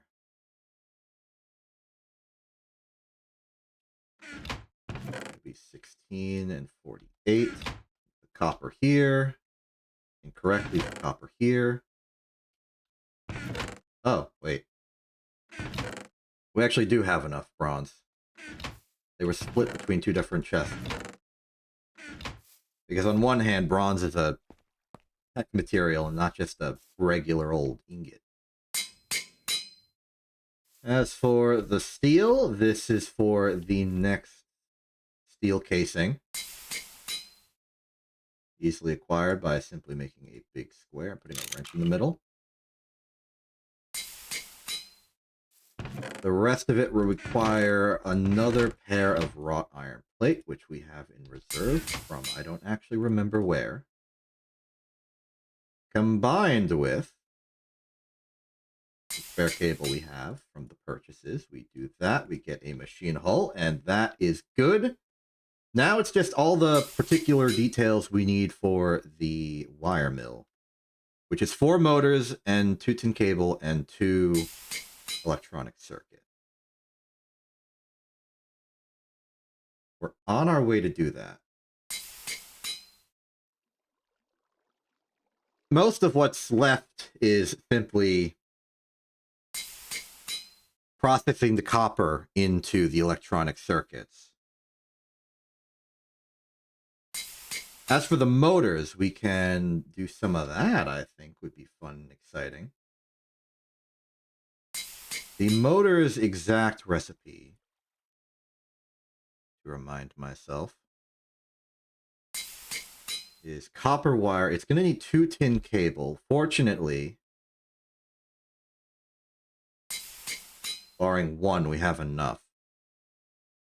But that other one is supposed to be used for the thing. We are 1 tin cable short for the full assembly. And we need to wait another 10 minutes before this resets. In that case, it might be more responsible to simply make some more tin cable the old-fashioned way. Possibly with this tin wire. And some rubber sheet put into the alloy smelter with the plate mold. Create a rubber sheet. As I understand, is more fuel efficient than blending it onto the wire directly. Great. Now we have enough tin. So, the iron. The big fancy part of this, the brand new. Let's use the polarizer. For this, we're going to need 2, 4, 6, 8 unpolarized and 4 polarized. For the sake of simplicity and because it doesn't matter, I'm simply going to do that all at once. Note to self, get a new file. Let's polarize.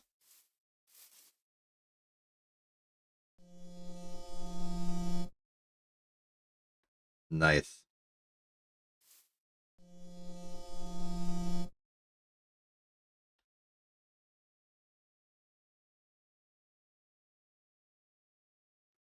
That is our polarized iron rod.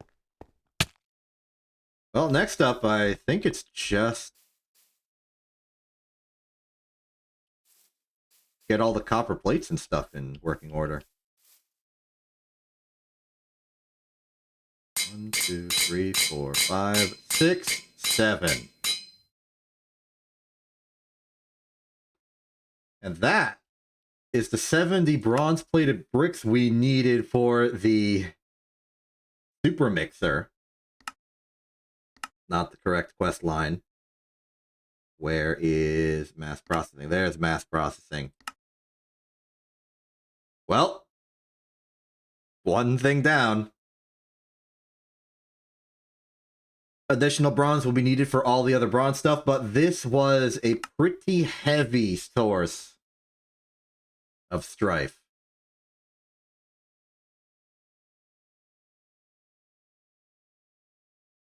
In theory, we could even start constructing the base of the machine itself. Let's see, just to confirm, let's go to layer 1. Yep, it's all bronze-plated brick. Welcome back, Capra.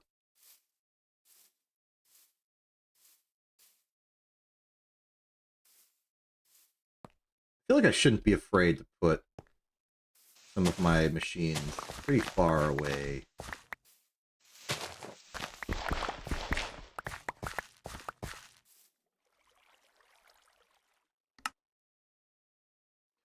One, 2, 3, 4, 5, 15, 21.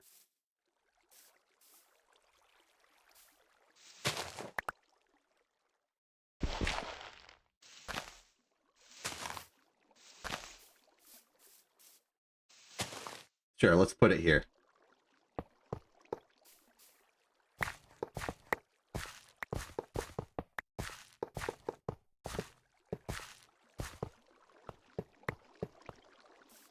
Oh, I just realized we are dealing with an electronic device now. We need to make sure this is safely shielded from precipitation. Now, this particular biome claims to not have precipitation, but it's kind of inconsistent. We're kind of on the edge of two biomes, so some might not. I'm just going to play it safe and put a lovely little dirt roof here. Just seems like the responsible thing to do.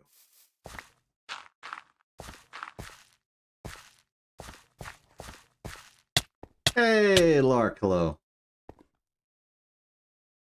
Good to seeing you here in the middle of a Greg Tech stream.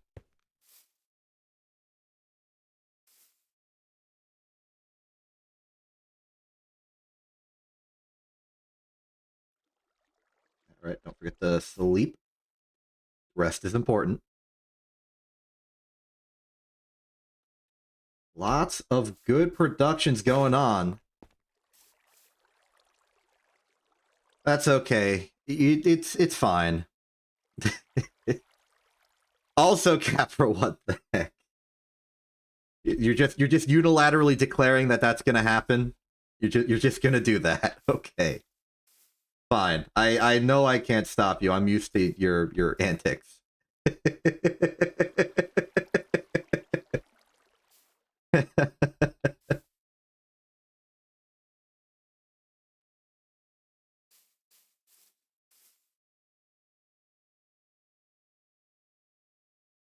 Okay. Back to focus. Make an arbitrarily large amount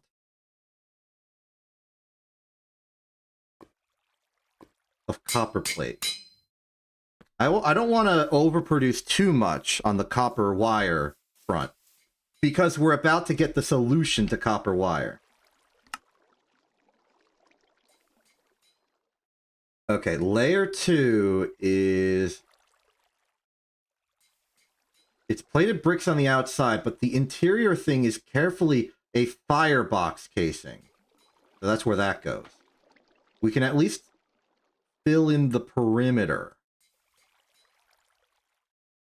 So we'll fill in the perimeter. Welcome back, Kit. Suddenly, everything's popular.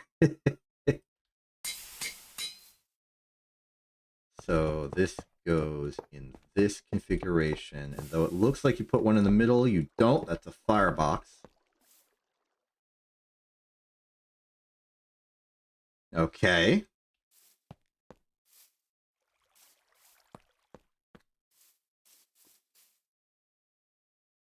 Already halfway through our plated brick supply, just making that foundation. Interesting stuff. So we'll take the supply of plates, use the wire cutter on them, which I do indeed have in my inventory still. Make those copper wires. Now we need 4, 1, 2, 3, 4, which means this is actually nowhere near enough copper wire to finish the device. But this is enough to finish the vacuum tube, provided I had the components there, which I've already forgotten what they are again. Fine copper wire, which is double hammered plate. Well, no, it's wire cut foil instead of wire cut plate, but plate is double flattened ingot. So forge hammer, you can't really forge hammer it twice, but like flatten it, then wire cut it, gets 1.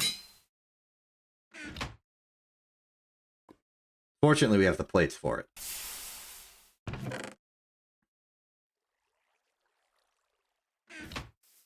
Things are a little bit of a mess right now, but it's all because we're doing the fancy crafts to make the fancy laughs. Okay, so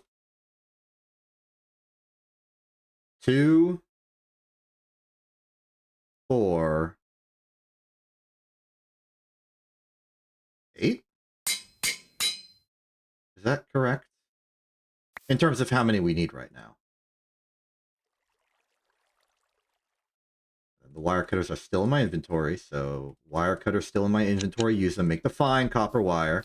We have the fine copper wire. Go over here. That is what we need. Now we just gotta put them in a crafting table.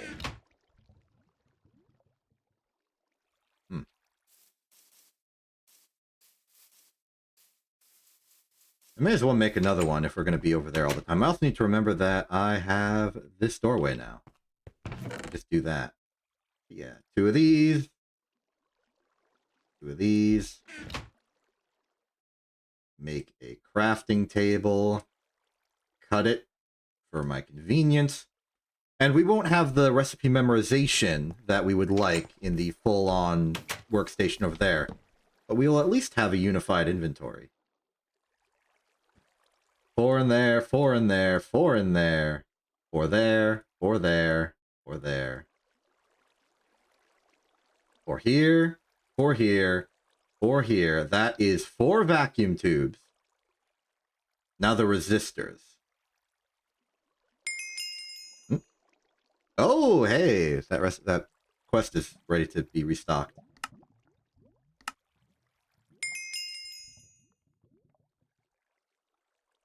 Resistors. Resistors is the slime. Okay. We're going to need 4. So another 8 fine copper, another 8 regular, another 8 of this, and then 4 here.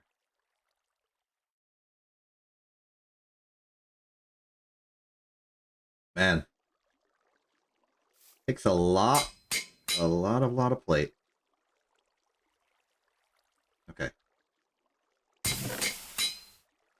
the very least, we can do some of this immediately. 5, 6, 7, 8.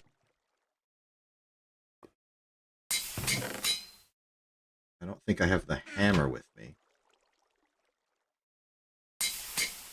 I don't.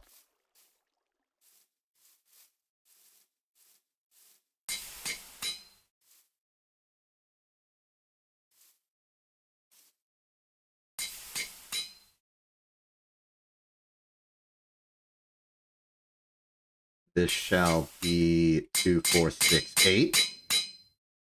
The hammer may be returned now. We go back.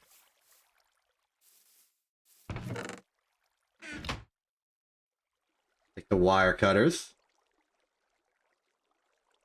Other side. Find copper wire complete. It's a good thing I made multiple wire cutters when I had the chance. I'm going through them fast. Now we need an adhesive surface to combine.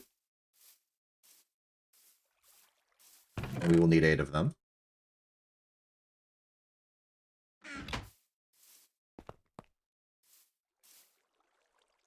For there. For there.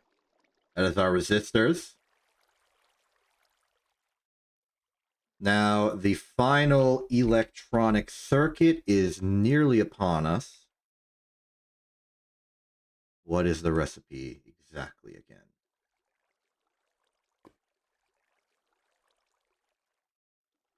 I was not paying attention. Resistors, vacuum tube, casing board, red alloy.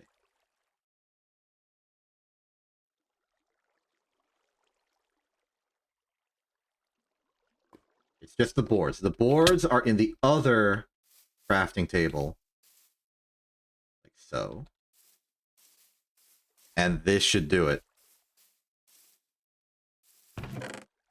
This is another step of the process complete. 2 electronic circuits. Fantastic. Next. We want to take these back to the other crafting table. The one that has our hull and all components.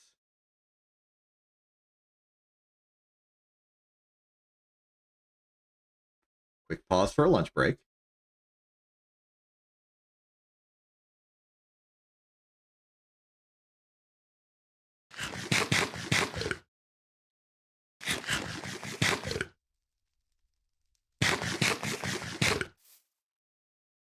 Good enough for me, I'd say. We now need, for the wire mill, check, check, check, check, the motors. 1, 2, 3, 4, 5, 6, 7, 8, 9, 10. We need 16 more cable. Here's our source of 16 more cable. Where's the second set of wire cutters? Don't tell me I already used them. Maybe they're in here? Yes. Well, first off, let's exhaust this one. There we go. That's our 16 cable.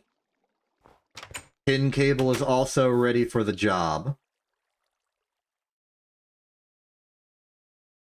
Get the iron rods. Get the magnetic iron rods. 1, 2. Oh, 2, 3, 4.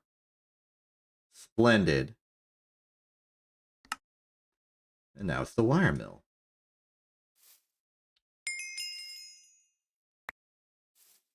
And this will make all of our wire operations much cheaper. Or we can simply put the copper in here, the tin, the what have you, and make them to wires directly. At a rate of like 2 wire from 1 ingot, which is a lot better than right now, because it used to be 1 wire per plate, and 1 plate is 1.5 ingots. So we went from 1.5 to 1, all the way up to 1 to 2. Which is good.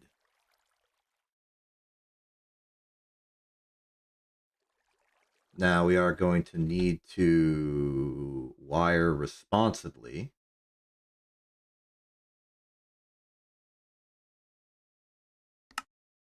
Let's see what we can do. Basically anything. So the number, for the most part, represents the width, like the thickness of the cable that you want, or the wire. If you set it to 3, though, you will get fine wire out of it.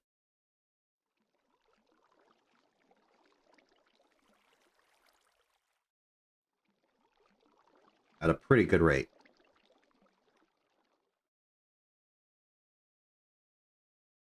So for the most part, we can just dump a whole lot of copper in here and have as much copper wire and copper fine wire as we need for the immediate future. It's pretty good. The efficiency of this is phenomenal.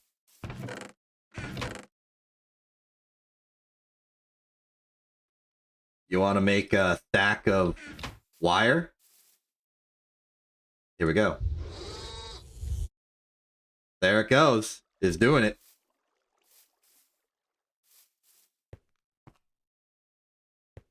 Top off creosote. It's that easy. It's just that easy.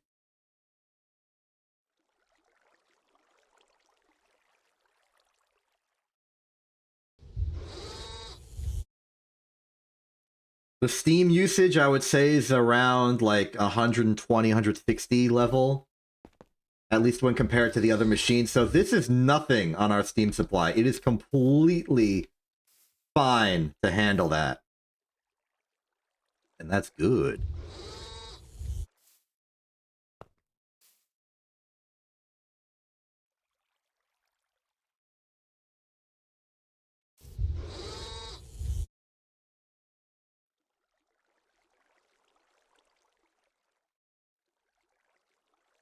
And then let's make a stack of fine wire. So one of these will make 8, so just 8. And that's a stack of fine wire. We are suddenly rich of wire now.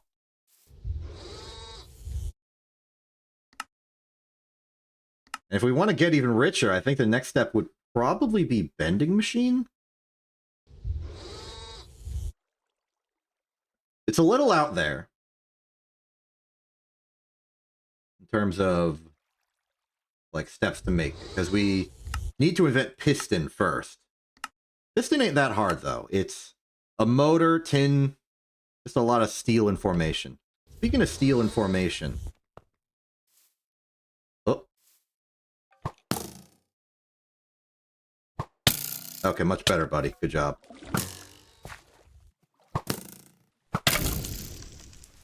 Oh. I have an idea. That'll solve the infernal guy.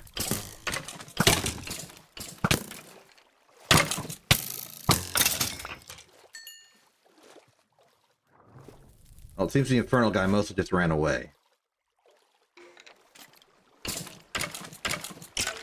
Oh, they're still burning.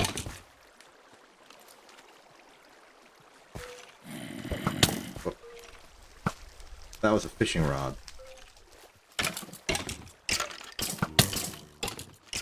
Little bit of combat. Let's go for it.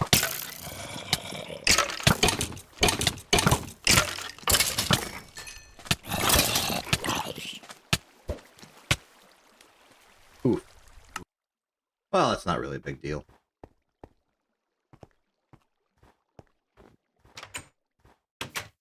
We're fine.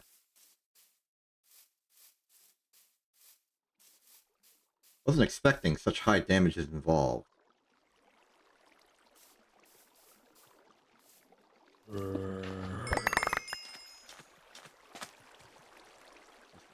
There's my sword.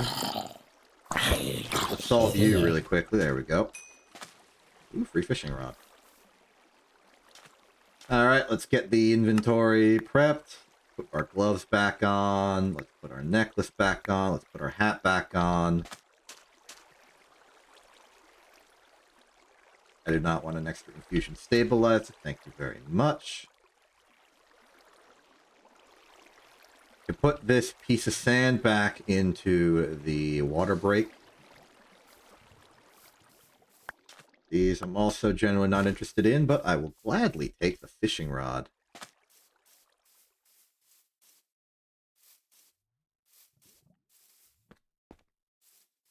Free fishing rod. Can't be complaining about a free fishing rod. It's free. It has a lack of cost. Looks like my excavator is a little worse for wear in a weird way where it still has some durability left, but doesn't seem like it. Maybe it always looked like that. I just wasn't paying attention.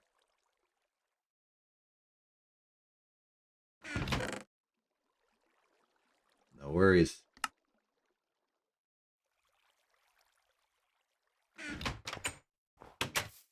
Well, with some of the machines not running right now, this might be a good time to boost up our nether supplies. Oh, my sword in there again. Let's cast some netherrack ingots into... I took the cast, not the mold.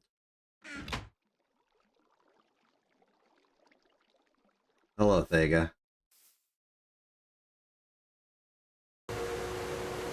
Look, the thing to understand about Capra is you can't really control Capra. Capra just does Capra stuff at all times. I've come to accept it.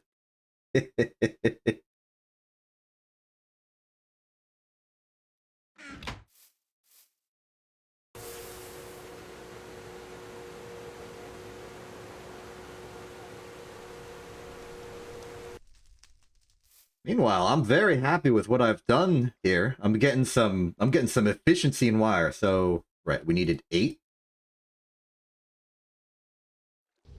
Set to 3.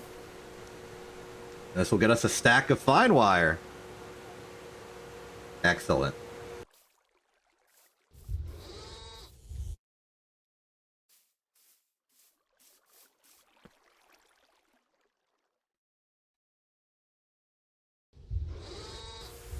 Yeah, I would have preferred to have finished making the mixer. Maybe I can still work towards that a little bit. It's almost ready. Mass processing. Now, these only mark as complete because we made them for a different machine. And it doesn't know that.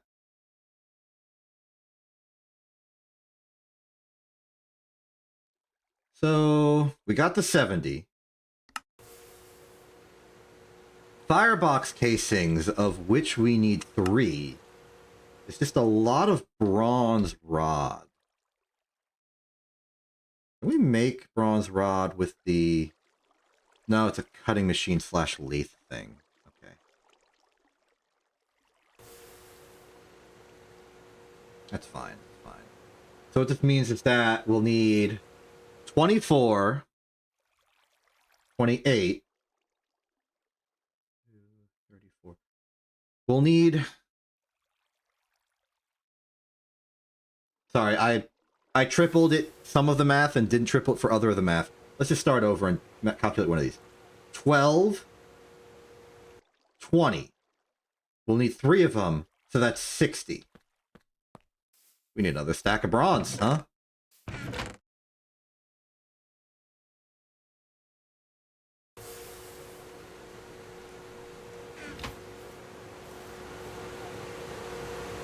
Well, I hate to interrupt your work there, netherite, not netherite, netherrack compressor machine, but I'm gonna need you to make another stack of bronze for me, please.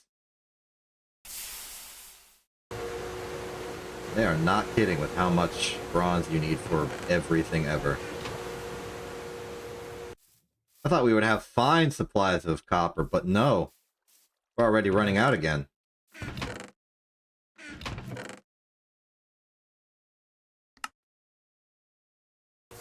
Yeah, we're out. You are correct, Vega. I am going to end the stream soon. I can at least make another stack with this.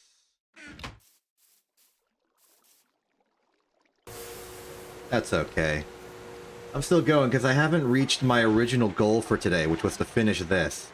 But also, given how much bronze I need and how much copper I don't have, I don't think I'm going to reach it. Which is fine. I accomplished a different goal anyway.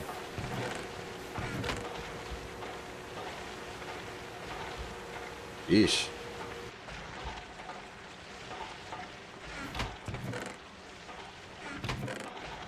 Any, like, spare copper ore, chalcopyrite? No, this is all pyrite.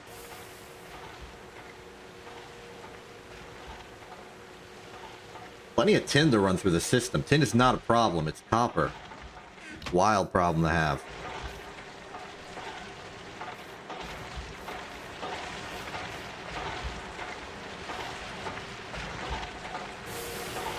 Just don't get another stackish from that.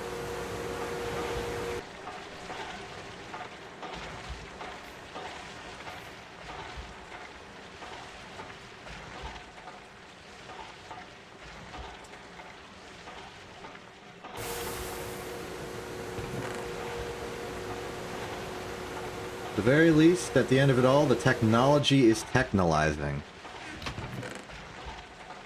We have wire tech now. We have polarized iron now.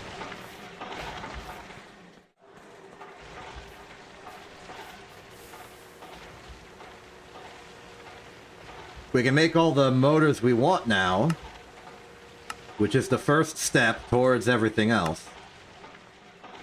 Oh hey, we could recycle some of our rewards to take back some of the materials needed. Like, for example, we could take 16 bronze for free out of this and just use that. Alternatively, how much is it going to cost to make a lathe? Electric furnace, mica, or... Here's the lathe. I doubt it's a piston tech, it might be.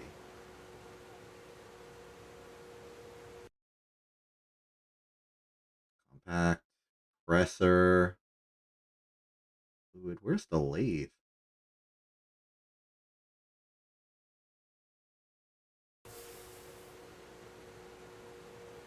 Pump? Let's just look up the lathe quest. No more filing is what we want. I have to turn on see all quests, though.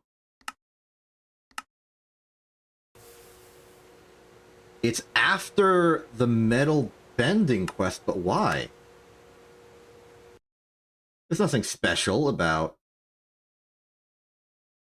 this device that needs to be made after this one.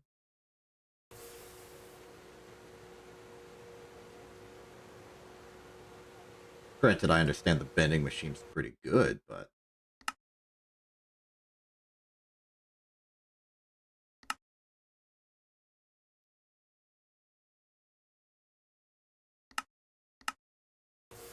Well, as normal, it's going to require 2 electronic circuits, pin cables, a motor, a piston, and a diamond.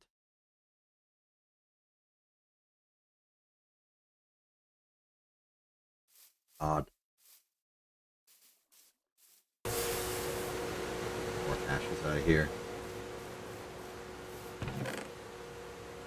Even though that's the only thing making ashes right now, I should probably put it closer to the... Oh, I should make a storage chest near the dang blast furnace. I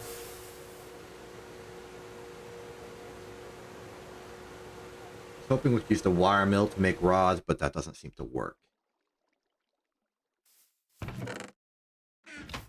Means we will be needing the full bronze stack of 60, exactly 60, to make this.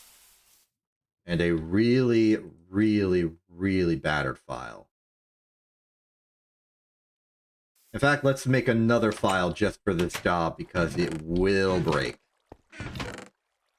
It very much will break.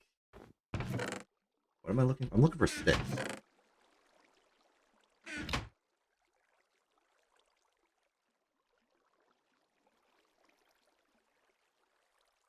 Okay, let's file.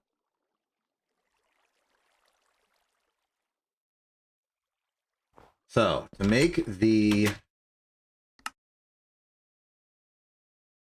bronze firebox casing, which is the next step, we are going to need 12 plate.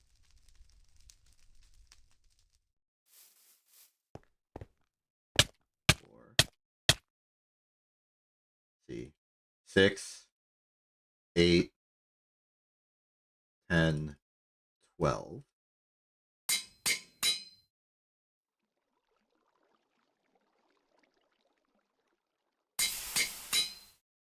Wait, what am I doing?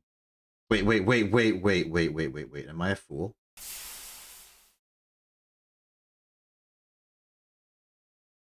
I am a fool.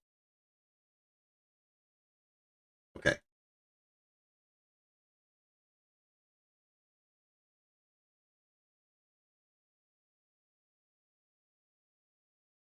$12.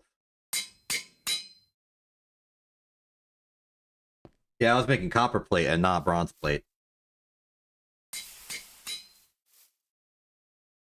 Okay, so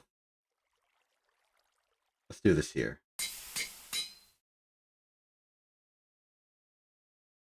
1, 2, 3, 4, 5, 6, 7, 8. 1, 2, 3, 4, 5, 6, 7, 8. 1, 2, 3, 4, 5, 6, 7, 8. 1, 2, 3, 4, 5, 6, 7, 8, 9, 10, 11, 12.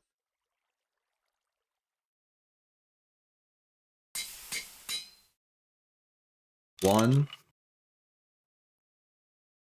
Oh, it makes 2. Oh. Well, that's a few I've saved in resources, I suppose. I forgot it makes 2. 1, 2, 3, 4. Bronze plate.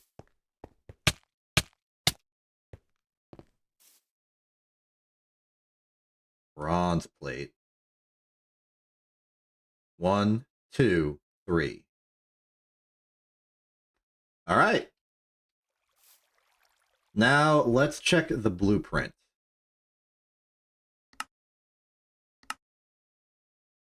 Mass processing. We want our mixer. Bronze firebox casing is. Ooh. You can use this to make a boiler. Cool. Not what I'm here for. I'm here for this one.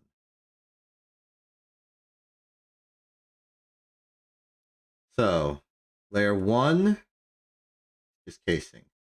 Firebox casing goes in the middle. Firebox casing goes in the middle. Firebox casing goes in the middle. I suspected this was the formation. 1, 2, 3.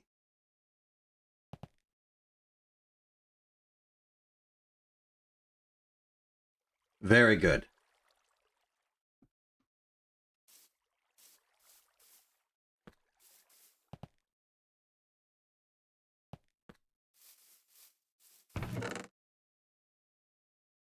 Now it's just more bronze for us, I suppose. Yeehaw. Woohoo. Oh! There's a spare stack of copper I didn't account for earlier. That could help.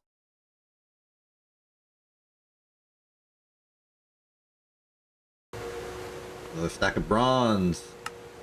To be determined. Excellent. We got 24 to 28. Do some minor adjustments. Let's put the copper plate in here just so I don't get confused. Moving on.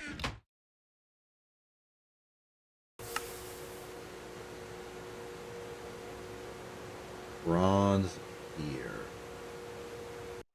iron plate. We are going to need more wrought iron plate. This isn't enough. Best way to make wrought iron plate with what we have is compressed wrought iron nuggets. And that is a follow through of just getting some nugget. Best way to make wrought iron at scale, therefore, I believe, is to simply... No. It would be the alloy smelter. That's okay, we don't need a lot. Just make what we have. And to make what we need, what we have, saw it. 1, 2, 3, 4, 5, 6, 7, 8, 9.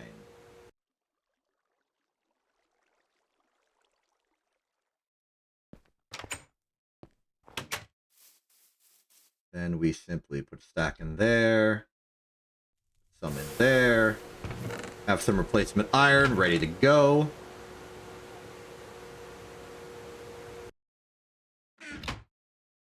Okay, that'll be the wrought iron prepared. Let's prepare the bronze here. Well, no, we can't. These are ready. I already have a Tumbaga frame box.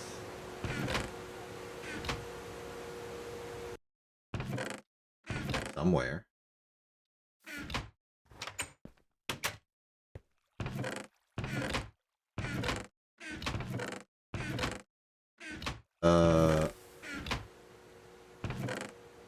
Ah, okay. It's here. Okay. Phew. I was scared.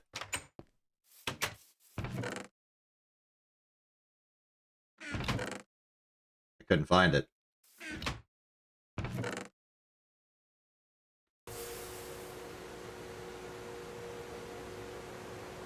Okay, so frame box ready. Tumbaga plate ready.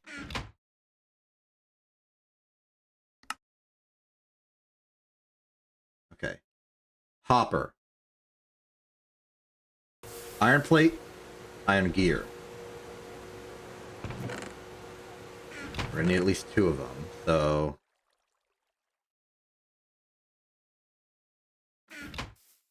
do this. I think we can make it. I think we can do this. I'm starting to believe.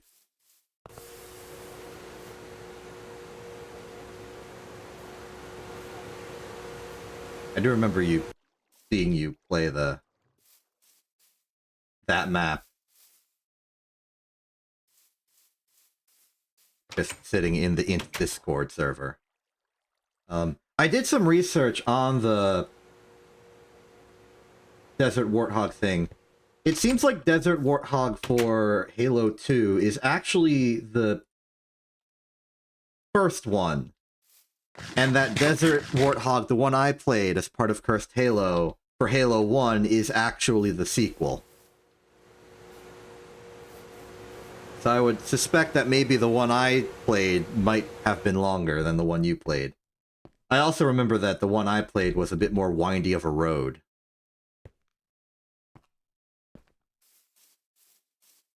Yes, yes, you played the first one made for Halo 2, and I played the second one made for Halo 1.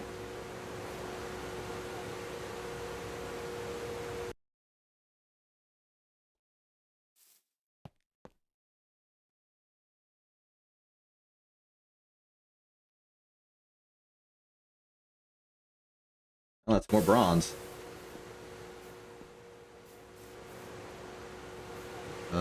Horcham, are you done with the iron? I never gave you the iron. Fool that I am.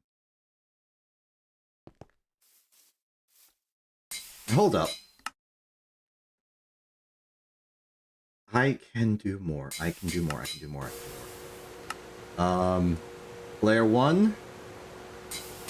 Layer 2. Layer 2 holds the Grand Machine. Good to know. But the rest of these are just bronze-plated brick on the perimeter again, correct? Yes. I can place those in. And I'll leave one sector empty. for the... Put it here, I guess? Or why not? Doesn't really matter. That's not the interface you use to operate it. Okay. Then layer 3 is plated. Firebox casing, of course. But now it's just a diamond.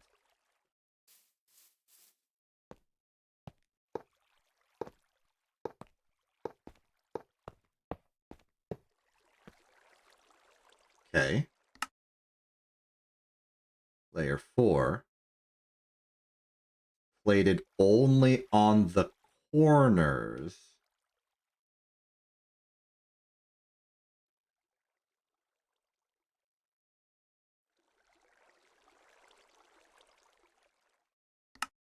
Wait, I'm confused.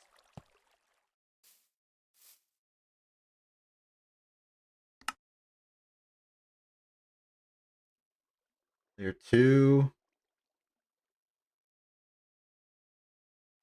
Oh! Oh, this layer is already the diamond.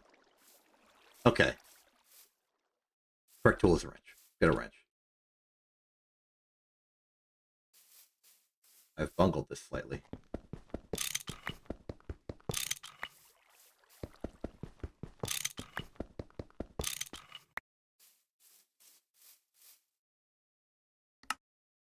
Yeah, because layer...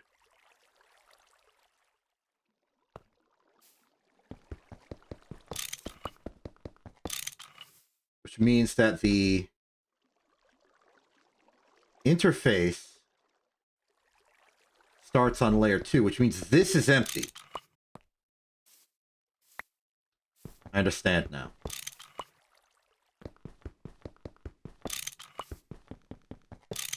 I think I got confused because I built this thing slightly into the ground.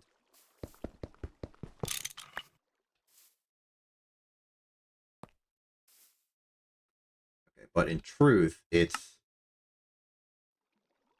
Layer 2 is complete. Layer 3 is the diamond with the cut in the center.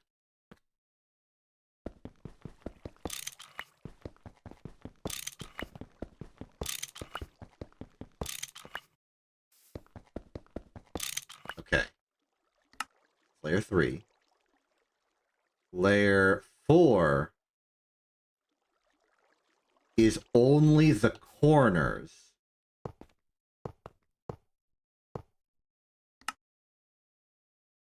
Layer 5 is the 18 of the back.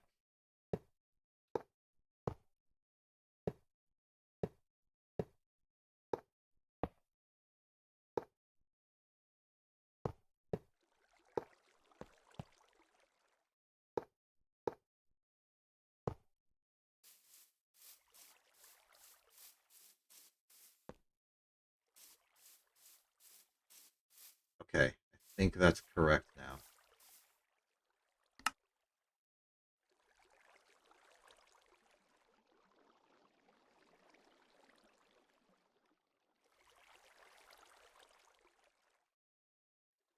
Yes.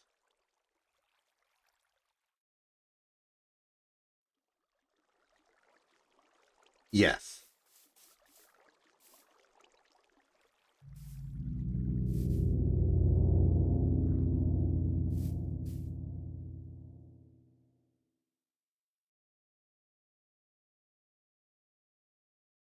The alloy smelter is ready. The alloy smelter is ready. What do we need? More bronze plate, of course. Rubber thing, that's going to be tough. Tin plate, Tumbaga plate. Hopper. Hopper needs iron gears. Hopper needs iron gears. Get a gear. Get 16 iron. We're also going to need 16 bronze. I think. Put. It didn't actually take it. Did I? I have a weird habit of doing that.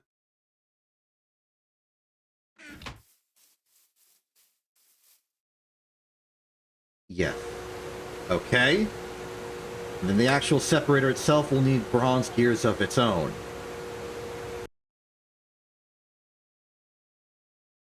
So I'll put these in to make those. I think I'm on top of things. 1,200?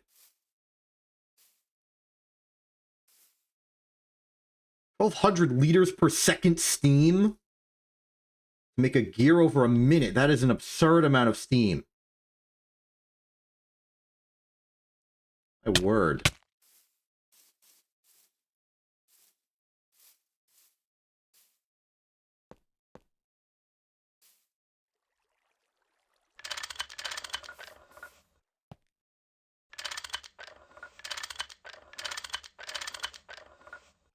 I'm doing this to make sure that the steam supplied to the fluid pipe is enough for this absurd craft. I'm not even sure. It's like dead even.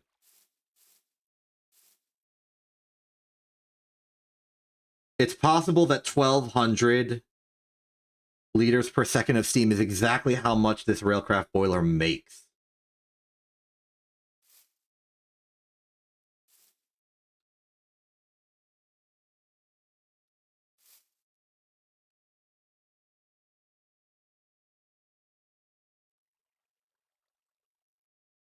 Goodness.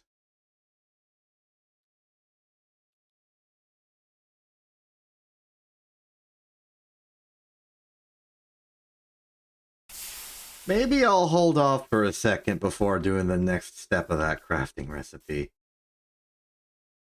Let's just make a let's just make a hopper. What do I need for a hopper? Hammer, file. I got those. Need 2 chests. Need wood. Easy enough to do, though.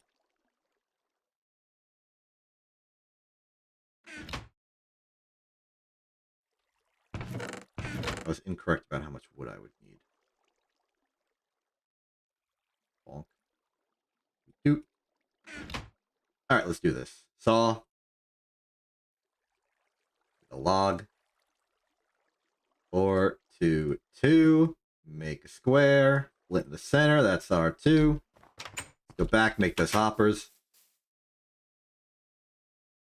Just in here. Plates are in here. Hammer and file is in there. Set the recipe up. 1, 2. Complete.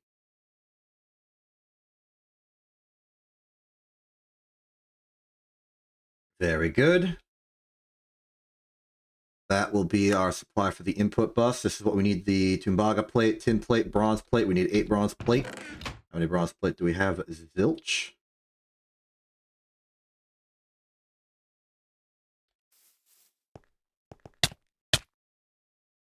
Platema.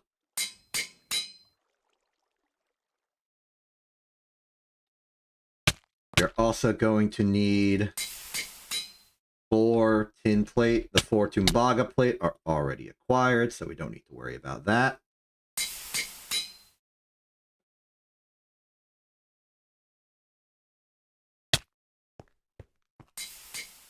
I think we might be able to do it. Wait, there's like other... I'm forgetting like the gearboxes and stuff. That's like an entirely different category. Right, yeah. Yeah, maybe we don't. Maybe we don't make it. We'll find out.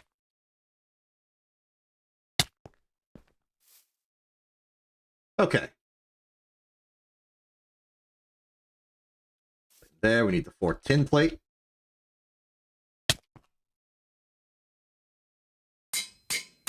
Make those.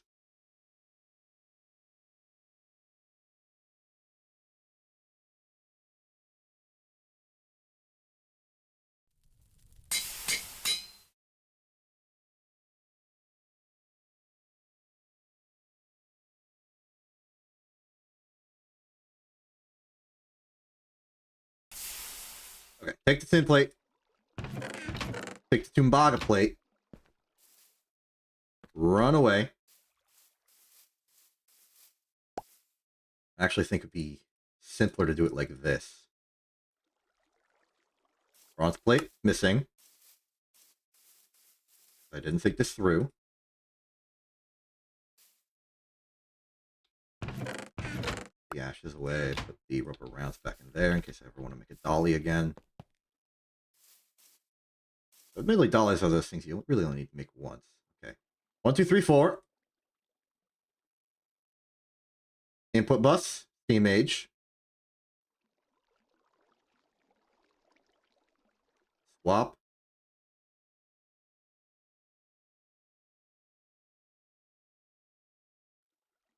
Output bus, steam age.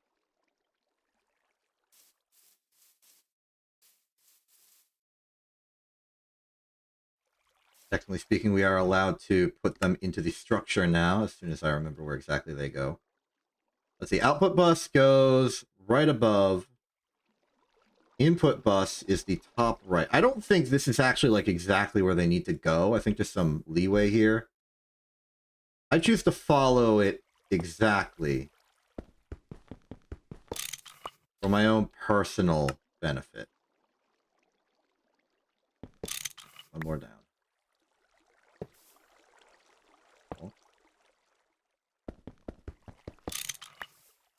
There we are.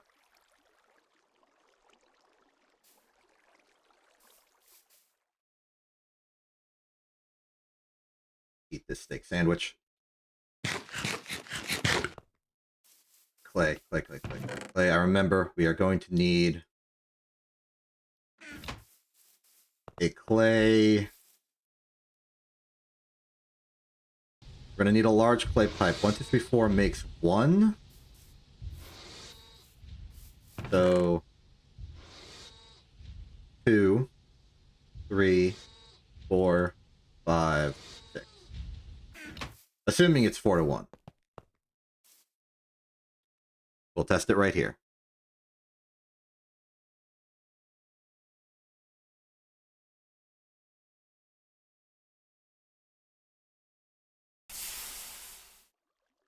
That just made clay. That's not what we want. Compressed clay. No. Clay plate?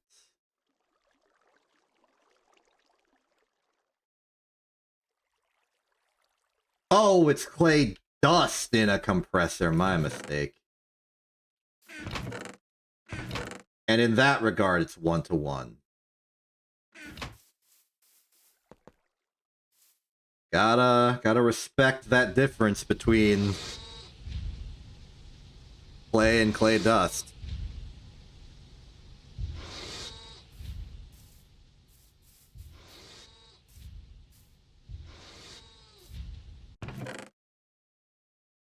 Okay. That'll be for the steam hatch.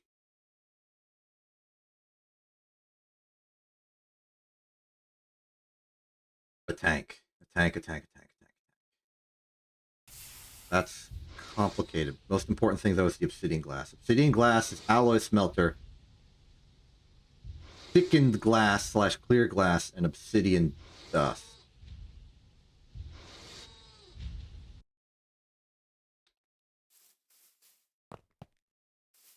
Can I macerate recycle glass tubes?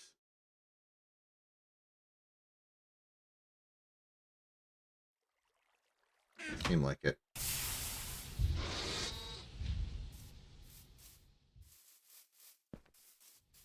Like if someone backstabbed myself by making so many glass tubes, that's okay though. Solution is to simply use a mortar on some sand underneath.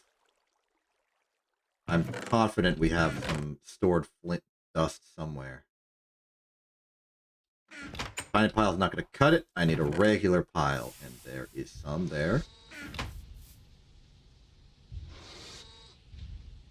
We simply put all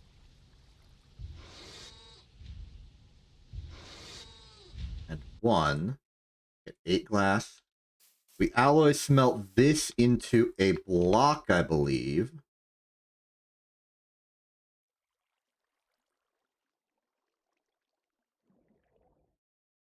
I'm no longer certain.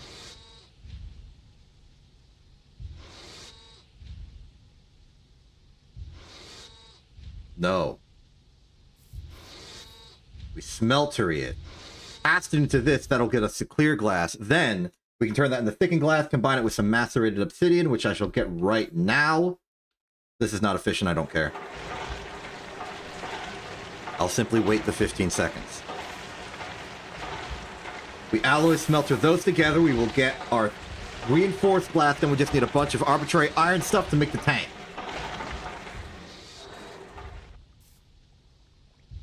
There we go.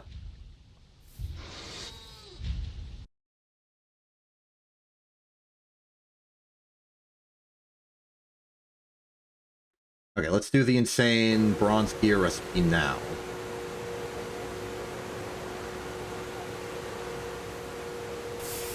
There's our 6 compressed plate. We can now make a large clay tube out of this, which is crucial for the creation of our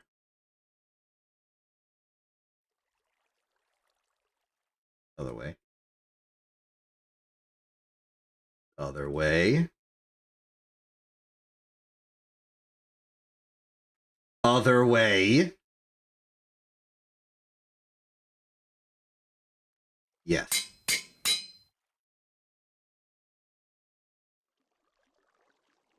That's for the tank, which is part of the steam hatch, which requires 4 iron plate, 2 tin plate, and a steel plate.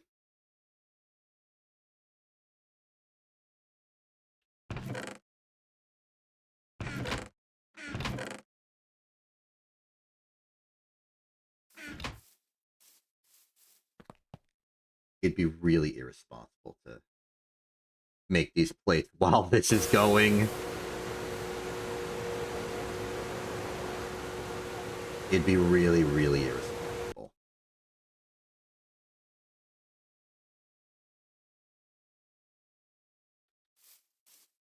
Or at least we can put the mold back.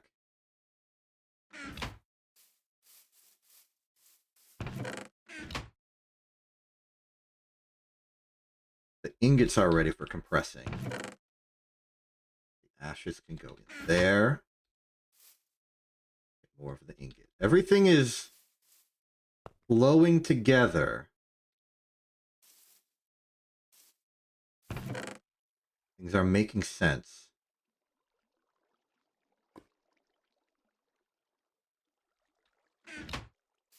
The moment this second gear is done, we can make the frame, like the mixer core, the heart of the operation. As we learned, actually goes there. Oh, perfect.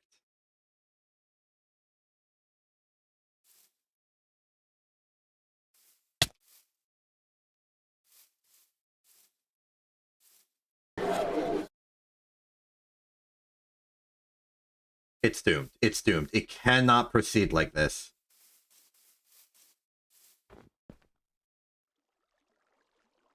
We need to stop the machine.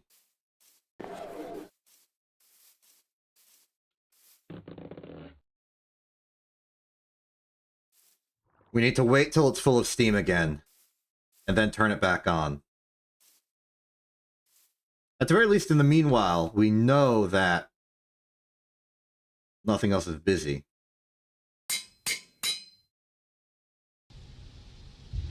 Let's do some of this.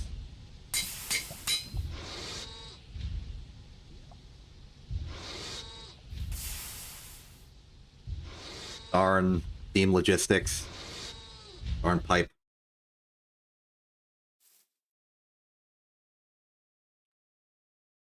Nine will clear up. We'll put this 8 in.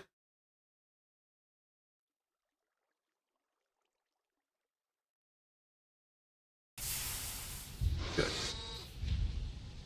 Okay, tin plate's done, or sorry, iron plate's done. Now for tin plate. And then a steel plate.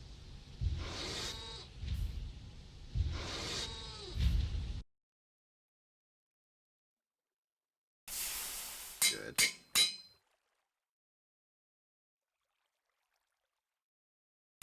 Good. This opens up some more construction options. Particularly, if we want to make the ultra-low voltage fluid tank, we are going to need all of these components prepped and ready to go.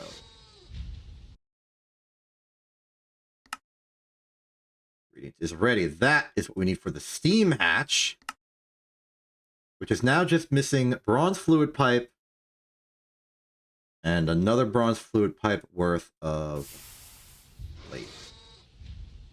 So 246, 246.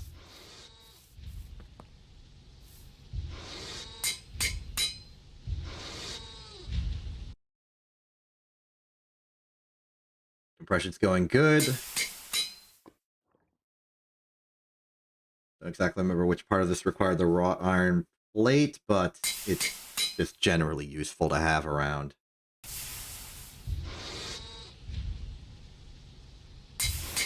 Okay. Enough to make the pipe.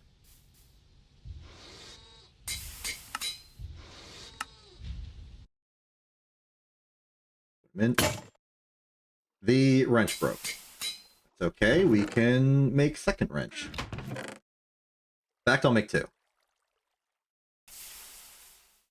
It'd be the responsible thing to do.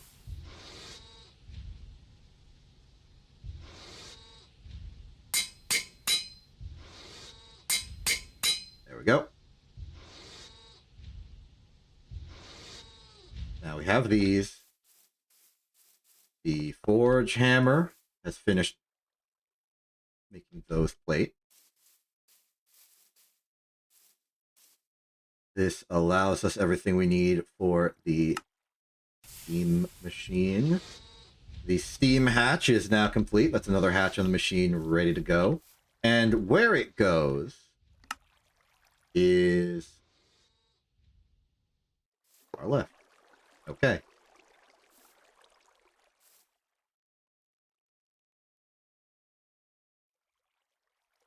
Now it's just the output hatch.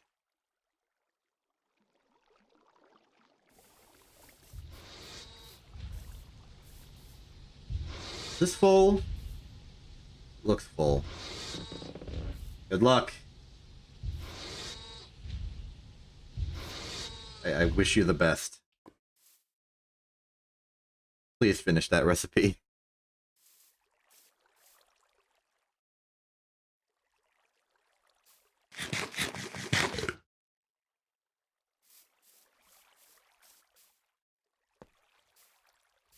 Meanwhile...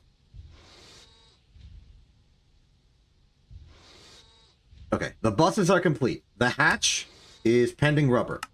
The steam hatch is complete. The firebox casings are complete. The gearbox... Oh, boy.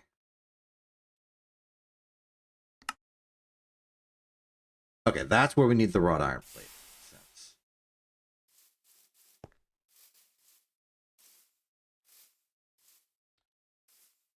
It might be best if we simply make the bronze gears by hand. It's a little more expensive in bronze, but the steam requirements for it right now are absurd. We can't maintain that. Oh.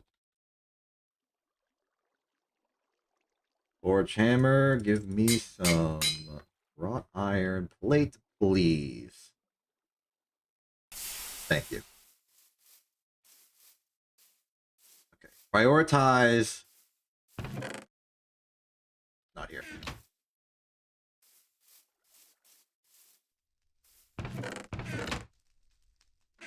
Make this. We have what we need to make this. steam separator.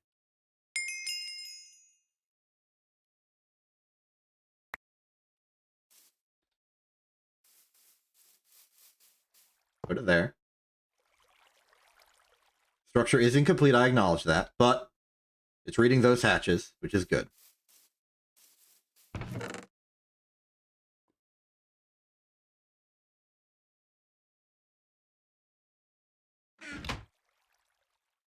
Now, output hatch, the rubber ring is simply a knifed rubber sheet. So this is...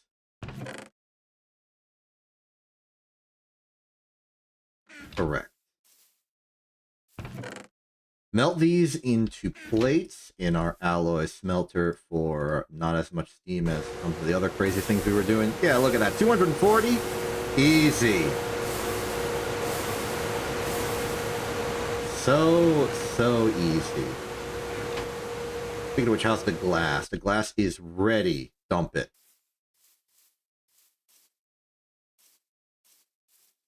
While that goes, find me a knife. Do I have a knife in here? No.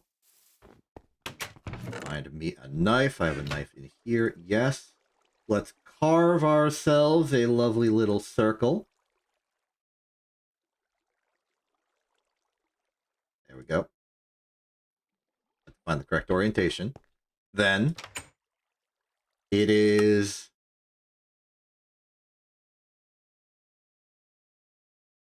an ultra low voltage machine hull, which is lead. Wait, I don't have lead.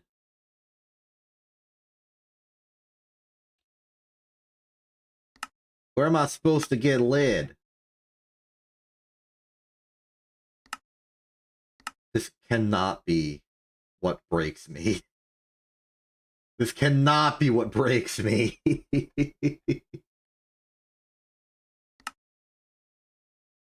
Where do I get lead?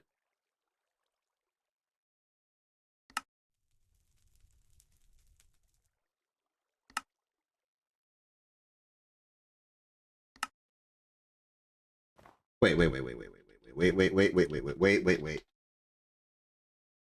Maybe I can substitute an output hatch from low voltage. No, because I can't make one without an assembler.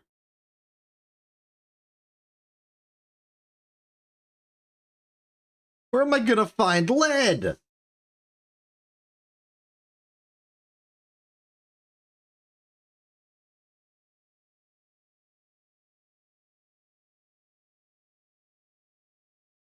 Lead plate, which is from lead ingot. Lead ingots from lead ore. Lead dust, it's lead, plutonium, silver, thorium, uranium, galena, pitch blende, red disclose, orange disclose. I have no lead. Wait.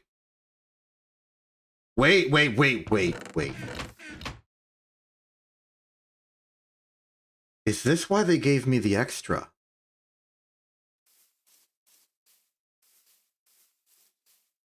So that I can just...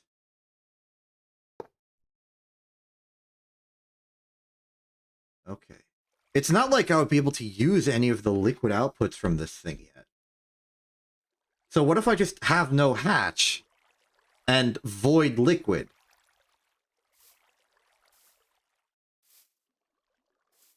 That's not bad, right? That could work. That could work, right? Okay. Okay, forget the hatch. Forget the hatch and move on. So then what do we need? To skip that, in that case, it's just the 4 bronze pipe casings and 8 bronze gearbox casings. So let's start with the frame boxes for these. We are going to need, well, 12. But they're built in batches of 2. which means I only need the materials to craft 6. Well, 5, because I've already got 2. And that is 40 bronze. And a whole lot of filing.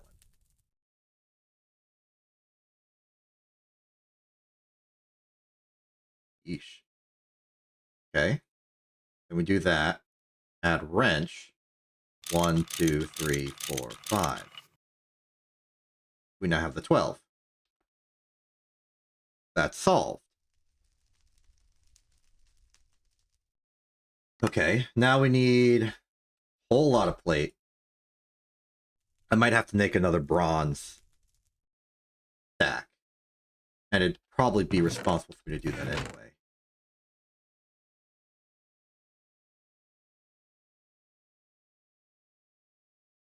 I struggle with a lack of all the materials ever.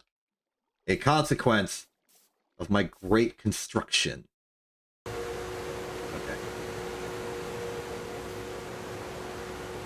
More materials I should know about. You got nothing for me. You got nothing for me. Okay. Let's see. Pipe casing. We're gonna need so many plate. Bronze fluid pipe, the regular. That's gonna be 12 plate each. Your box is just the plate, but 4 each.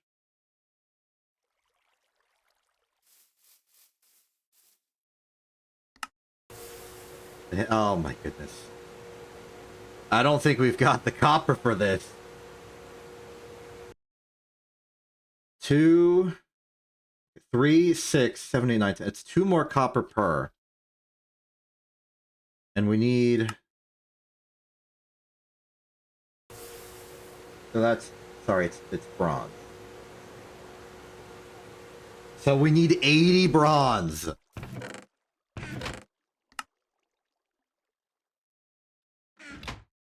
We're not making it. We are not making it. No way in the heck do we have the copper we need for this.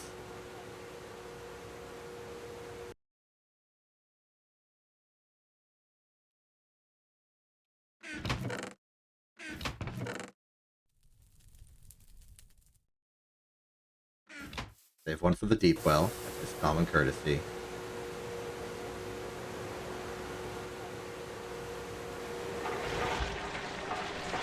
Sheesh.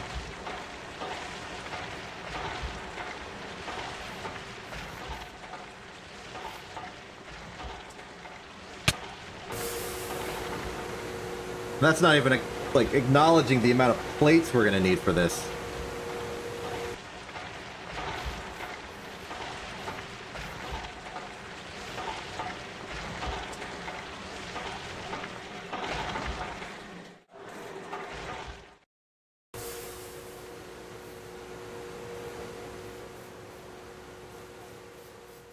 Wait, didn't I? Oh.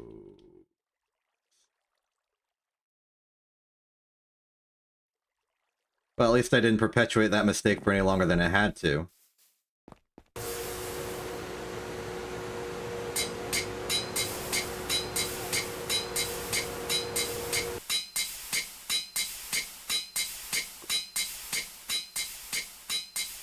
Oh, it'd be faster just to melt them all in here.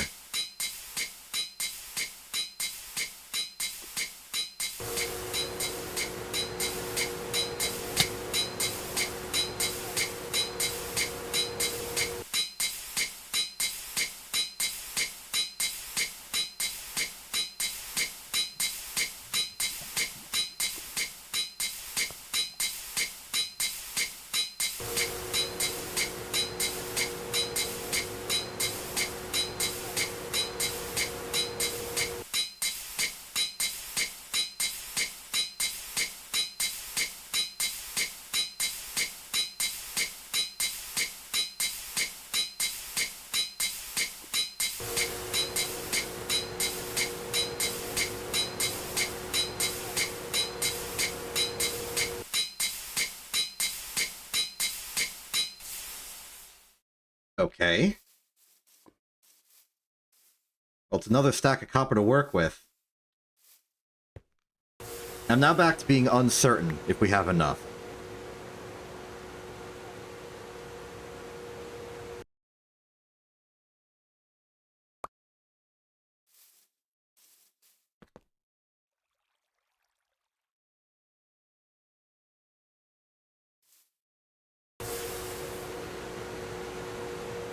It's gonna be close.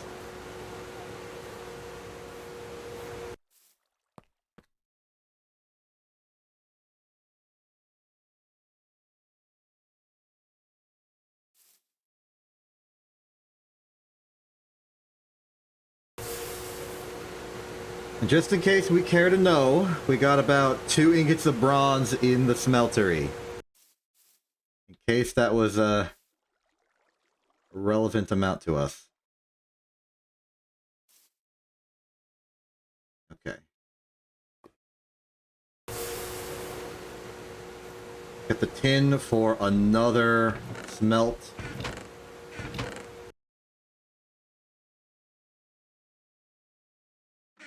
Here we go. This one's going to be tin ingot and bronze dust, simply because that's what we have.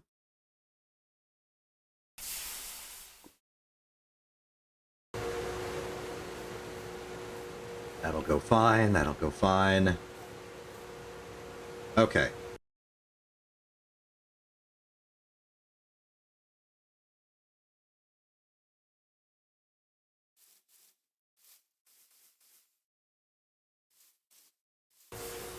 Let's just smelt that real quick. Make it an ingot.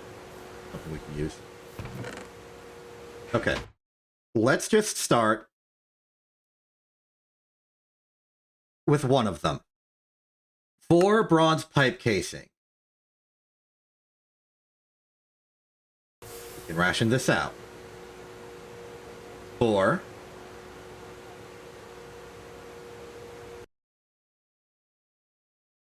This is the pipe requirement. No, because this is in... Okay, now it's the pipe requirement. And that's the plate requirement, if I'm recalling this correctly. Yes. 12.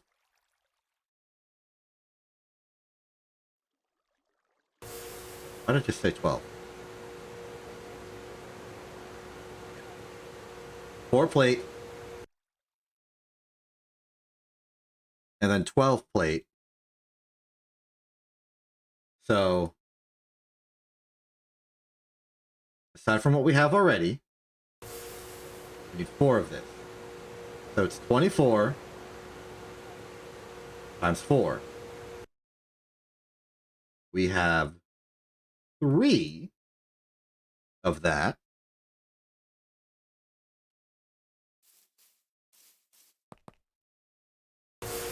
And now we have 4 of that.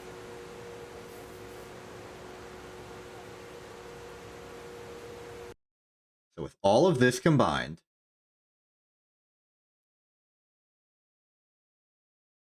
we will have enough plate and pipe to make that happen. So let's make that happen.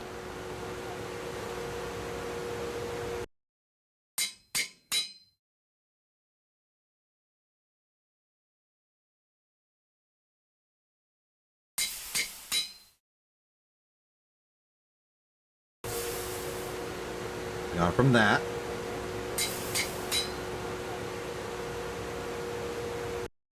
Getting more bronze to help replenish the supply.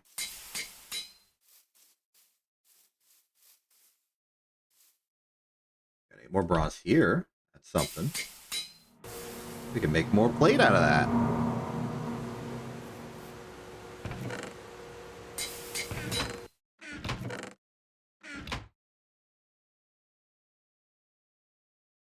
But we will need another stack. If there's any copper in the smeltery, I would like to remove one of it to get us a solid 48. just to make the partitioning a bit simpler.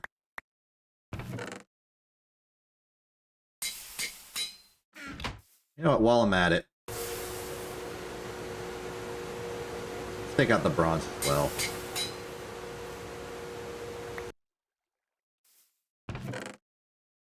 Any amount of bronze is a meaningful amount of bronze when we're running so low.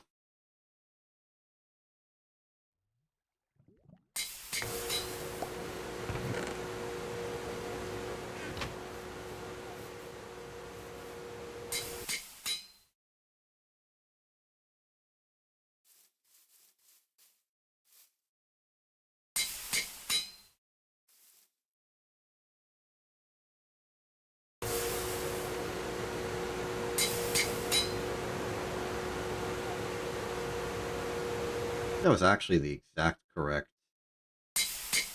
partition to do. Interesting. Well, let's start building some of them.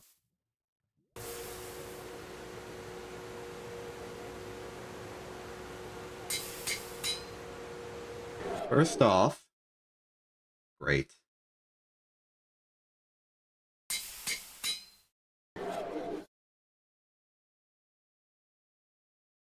One, two.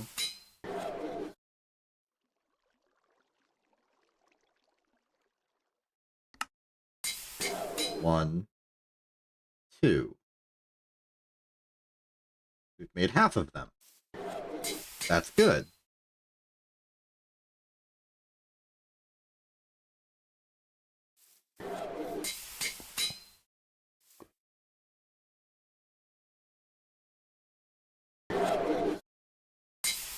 This will solve itself once the plates are done plating.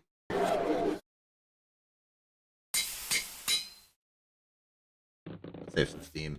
Turn that off.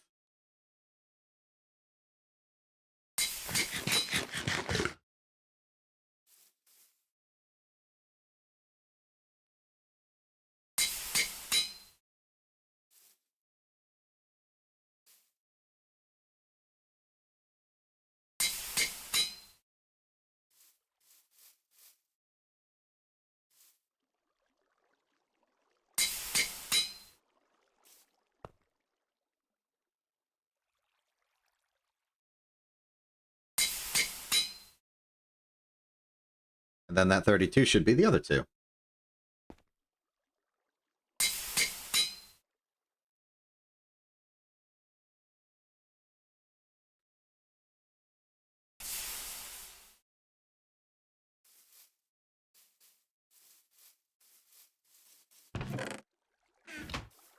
I guess it'd be safe to turn back the alloy smelter on.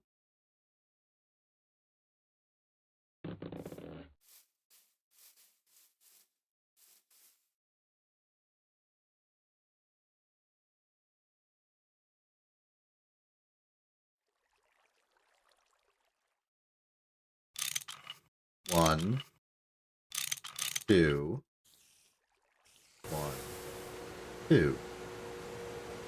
Okay, this is the 4 bronze pipe casings we need. It's not detecting it anymore because it considers us to have already completed the quest. Now, nominally, we would put them here, but gear stuff goes below, so we can't really place them in yet without making some alterations. So for the time being, they go in storage.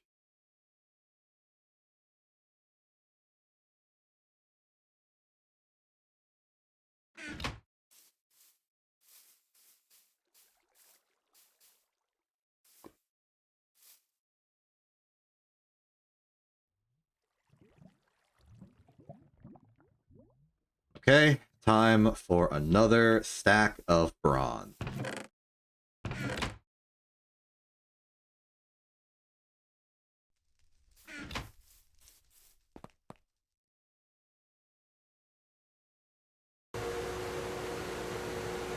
Yeesh, okay. So, all we need now is the 8, this.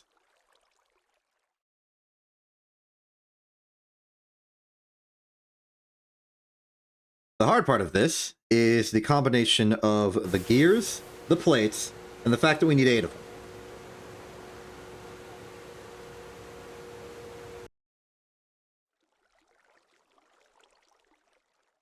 None of it is strictly beyond us. Let's just calculate how much we need. Nominally, 1 gear is 8.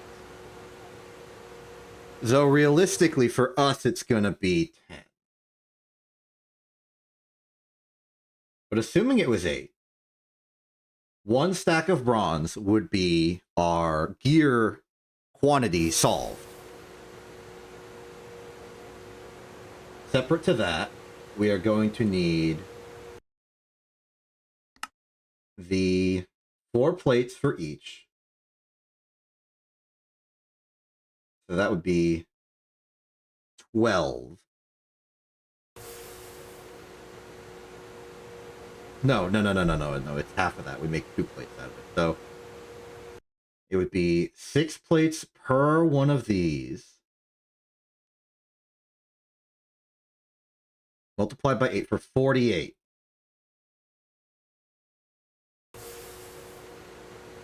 So this is all the plate we need. For all 8.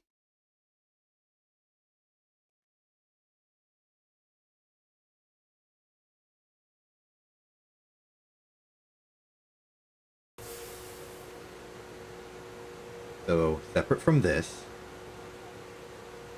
it is simply going to be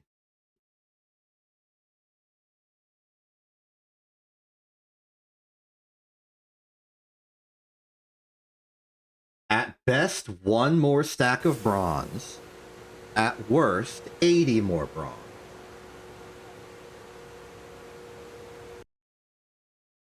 Now a stack's in the alloy smelter right now, being alloy smeltered. That is enough, assuming we can get the 8. But the 8 requires bronze gear to be made with, well, at this point, the alloy smelter. Requiring one of the most steam-expensive crafts we have for over a minute each.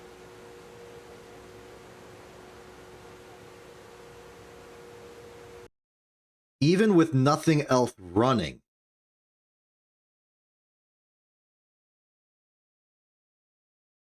It was an absurd amount.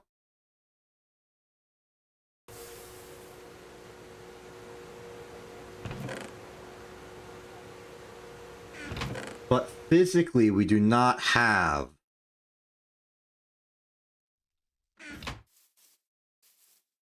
enough copper to bridge the gap. To make another craft of a stack of. Not in ingot form, though.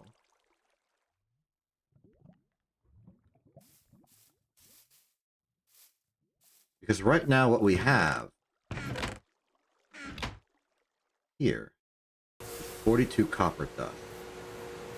Let's say we macerate down copper plates, recycle them, hopefully into a dust.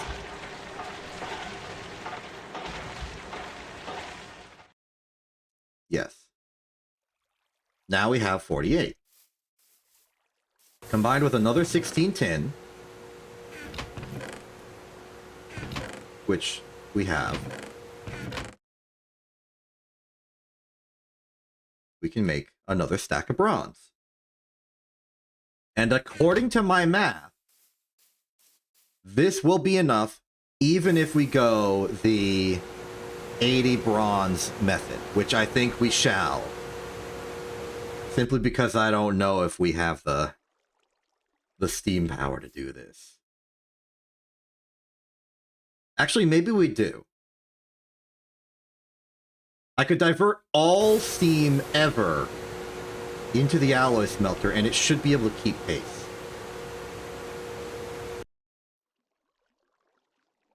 It's a mildly absurd strategy, but it could work.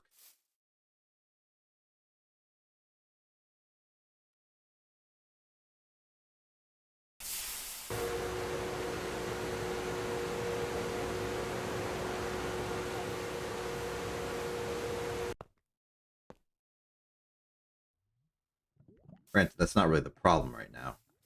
We can't do that crazy scheme until the alloy smelter's free.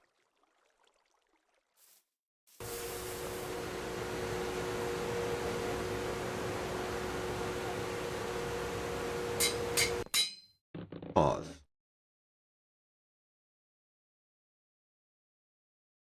No more bronze for a second.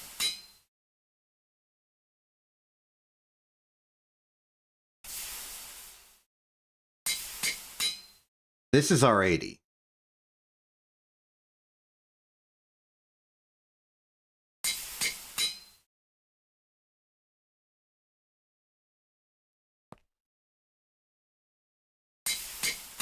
I'm willing to do it. I'm willing to do it. Let's do it. Let's do it. Let's do it. Let's make it happen. Wrench. Okay, so the solution is simple. Steam production is fine to do that. It is simply Steam logistics that is failing. The way to make this work without having to have any more Steam is to put the alloy smelter basically as close to the boiler as possible and have these two pipes funnel into it at once. I'm going to injure myself in the attempt of repairing this physically, but it's fine. Put it here. Delete that. I'll probably stop that from being real.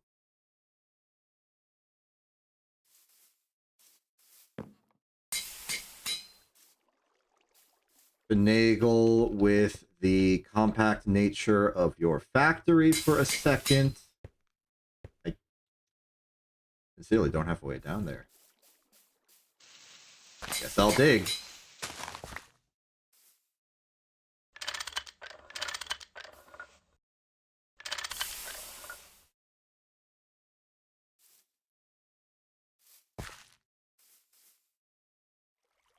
Sleep the night away. I do not want any interference with my diabolical schemes.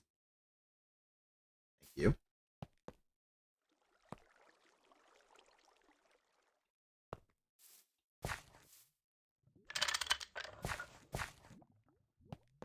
Good. And then that as well. So, hoping this works.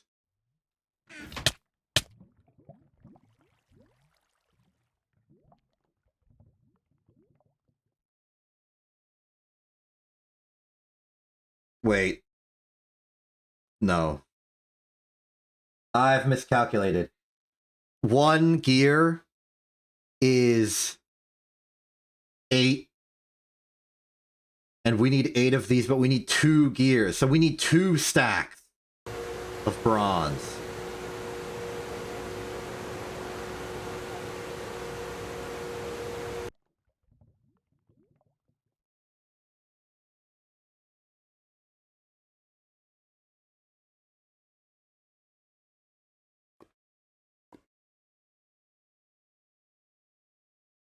Granted, we have that.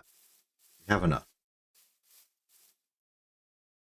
Here's our plates for this. Just goes like that. Here's the bronze frame. We just need the 16 gears. We have enough copper for this. We do.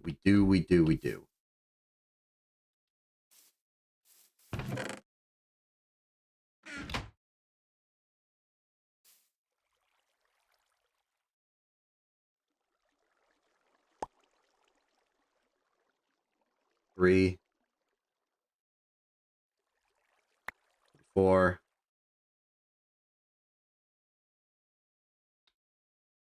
Whoop.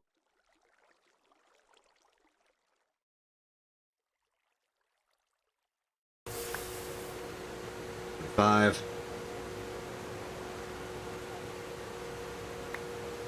46. 47.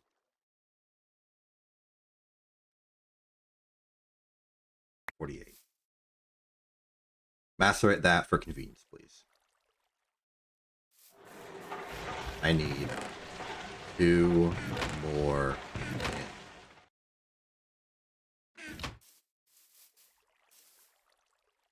If we need the entire other stack of bronze to make this work, then I will get an entire another stack of bronze to make this work.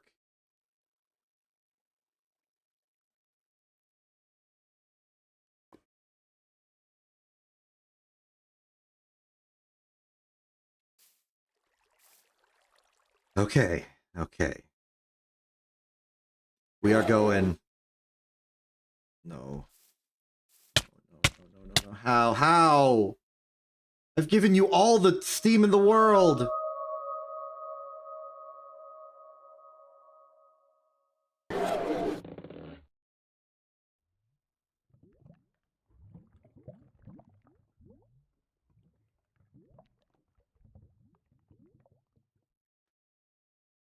Fine.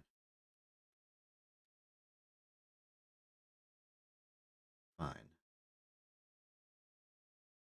You want to play like that, we can play like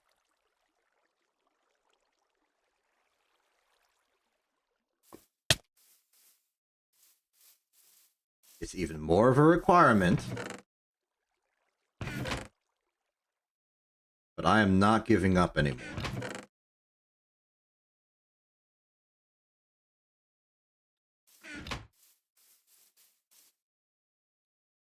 That is insufficient. We will simply find more. If we gotta do it for the 80 recipe, which is now 160, I might add, then we'll do it like that. Wait for the pipes to be full. That will be our signal we're ready. Go.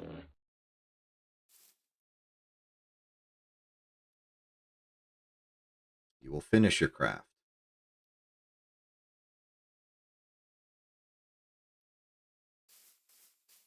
The rest, or at least most of the rest, will make by hand.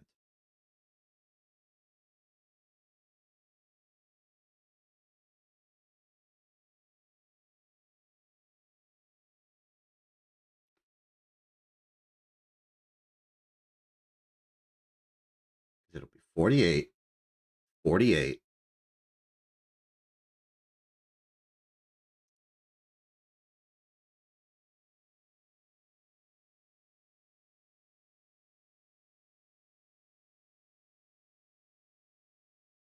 32, 32.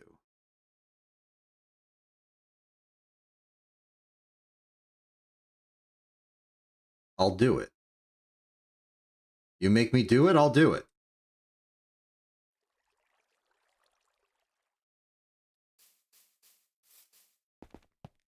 You force like my hand like this, I will move my hand.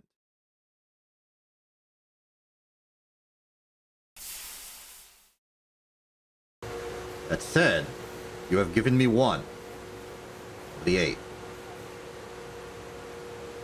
I will make that 1 down.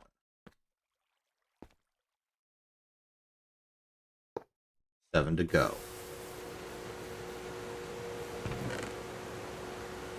You can also put in the pipe casing here. Alright. We just need those gears.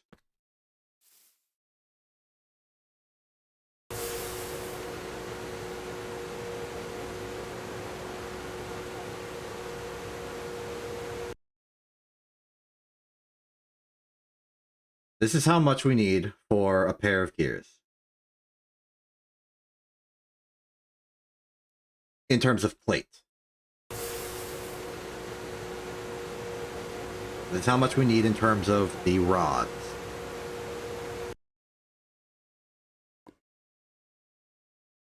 It's 20. So right now, in terms of raw bronze, we need 140 bronze. Just stacked, total, wherever it is, however we got it, it's 120. this stack that we're making here, plus this 48, is 112. We are 8 short. Theoretically, numerically. But we have more tin and copper to throw at the problem.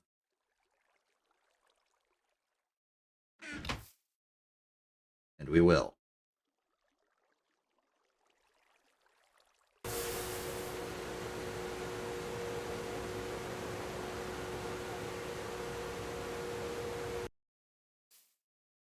This has become a matter of, like, dedicated spite.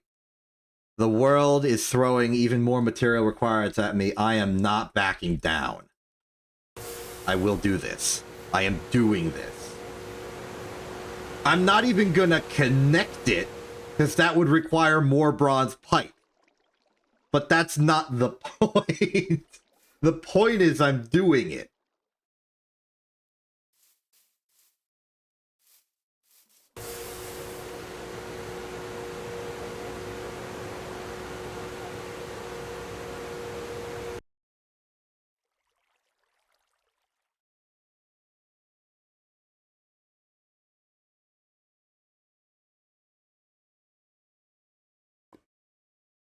I don't need to make every gear. Just most of them.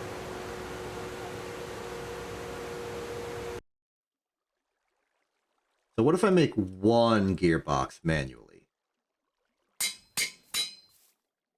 Just the one. Just a single one.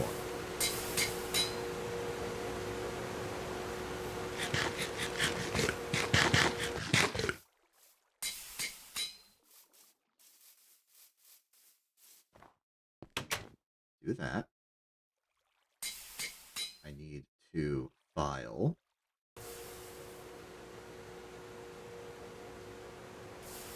I have no file.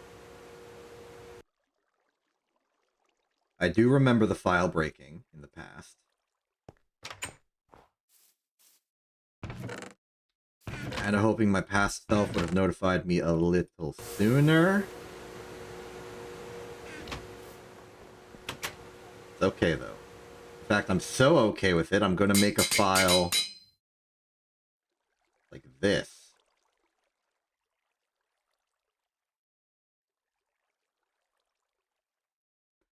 Okay. File these down to sticks. We have them.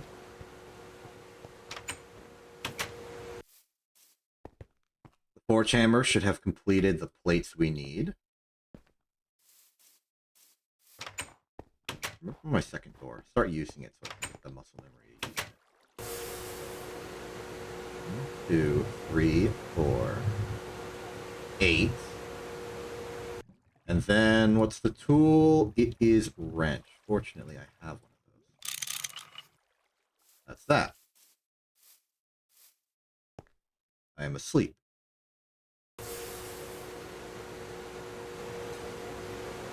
Focus, focus, focus, focus. Another casing is complete. Let's put it here.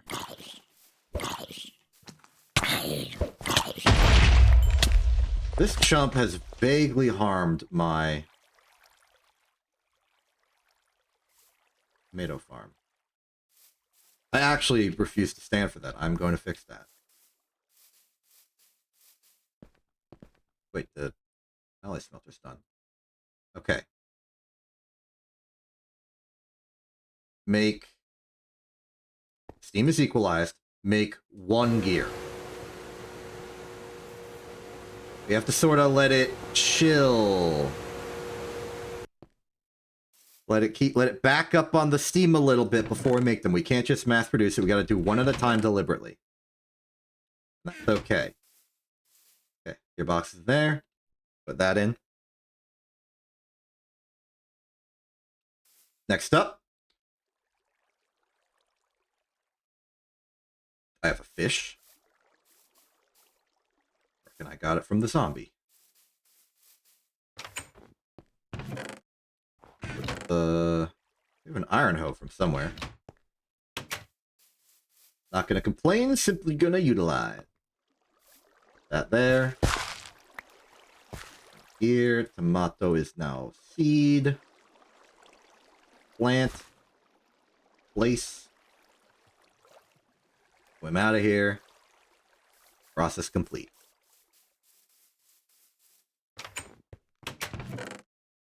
That back here, because this is where I know where to look for it.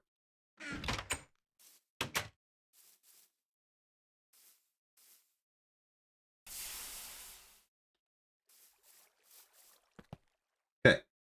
A gear is complete. Let's make another gear by hand.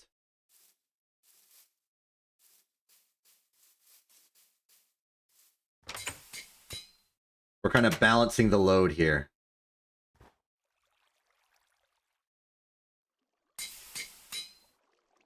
File 8.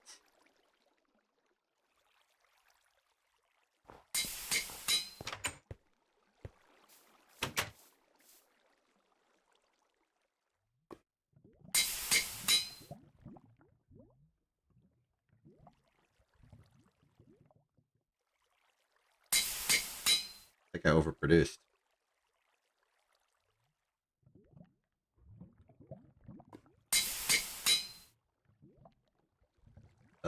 Yeah, I did.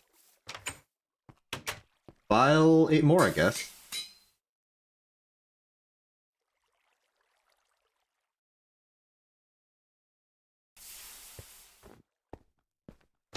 I'll make as many as I've accidentally constructed.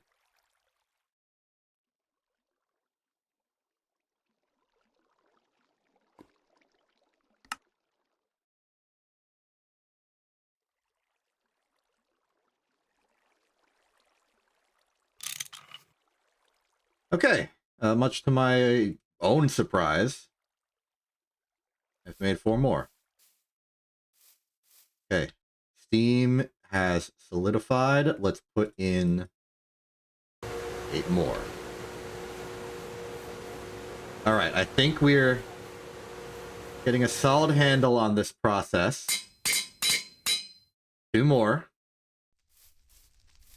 This is the full extent of the lower levels.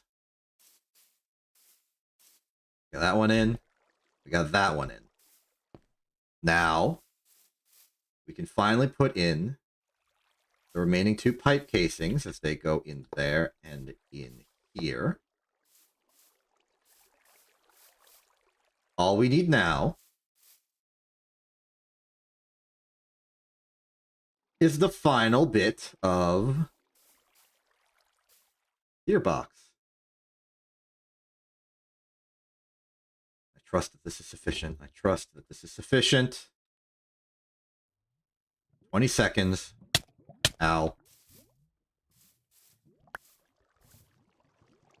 Over there. How you doing? Ooh, you're full of cactus charcoal. Make some cactus coke. Thank you. Do some dump. Fill her up.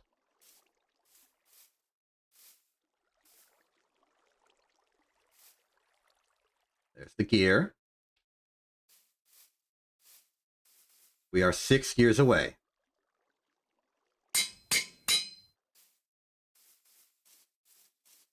One. Okay. 6 gears. This is enough for 4.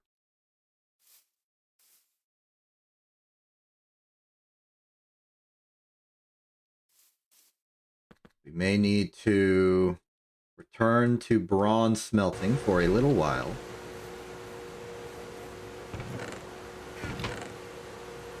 But this should be it.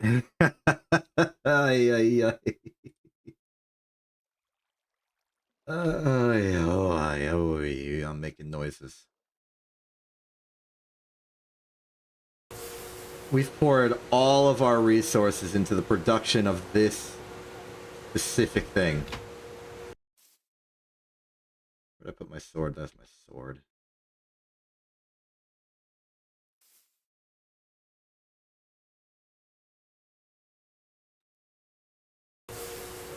These plates are dedicated to these points.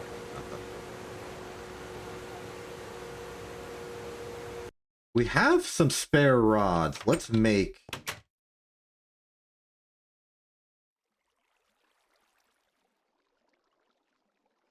Where'd the file go? Oh, I took it with me.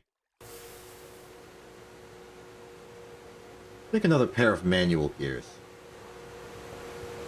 And reminder to myself this time, it only takes 12.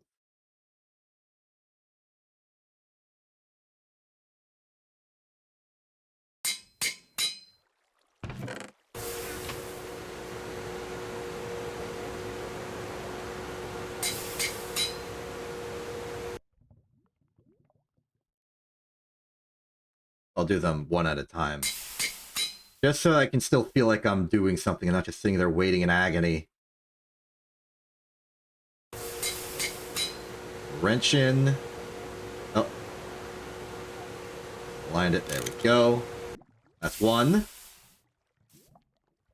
4 chambers complete. That's 2.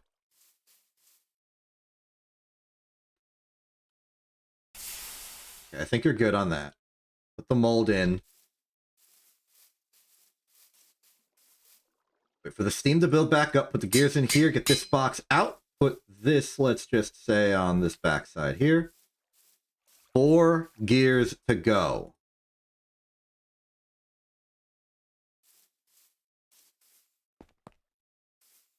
Wait for the steam to equalize. Steam has equalized.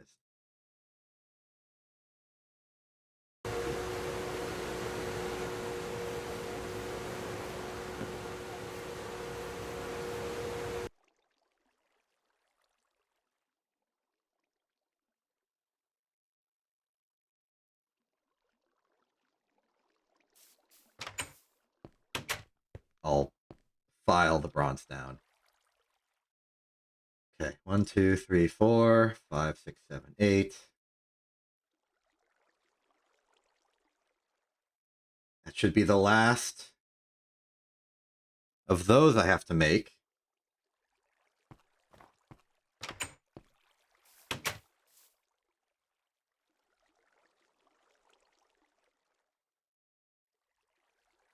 Then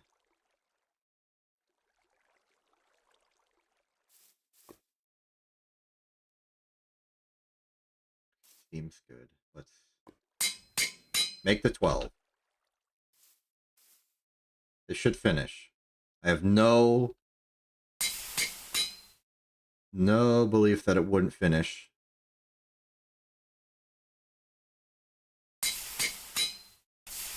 It finished. We're good.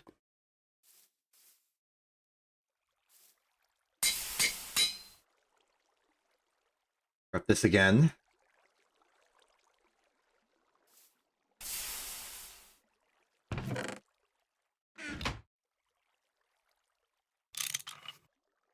Three gears. One more to go. Wait for the steam to equalize. This one's our metric. This one has not yet equalized.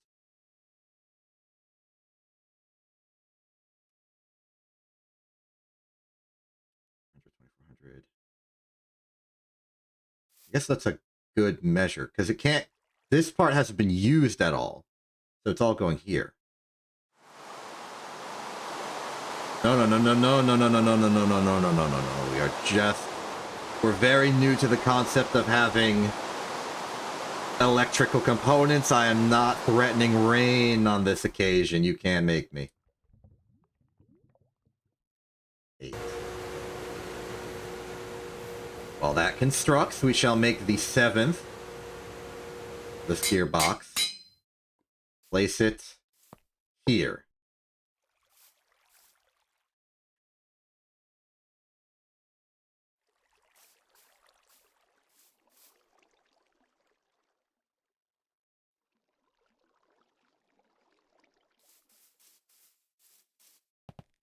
This is just personal conceit, but I have to assume I can move the steam hatch to anywhere along the top border. I want to put it here so I can make this pipe go like ooh over.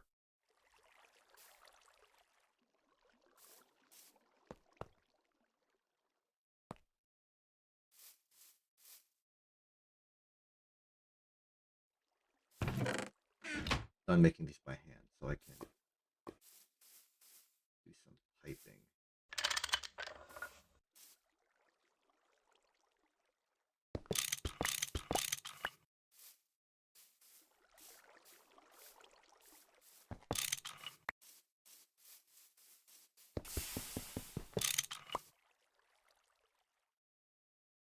Place it in, it will immediately become apparent to me if this is allowed or not.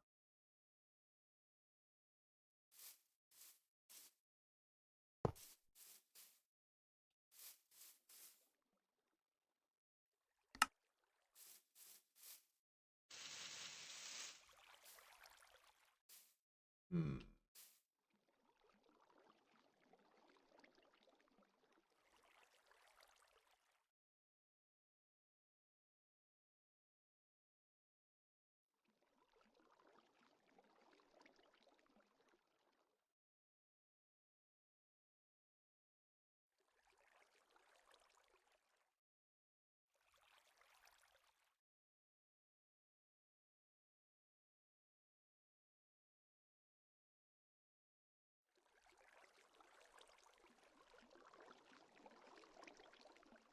Well, it's not evolving in the way I was hoping.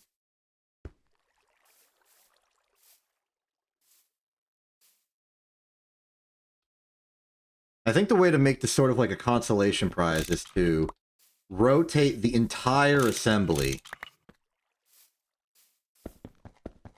like this.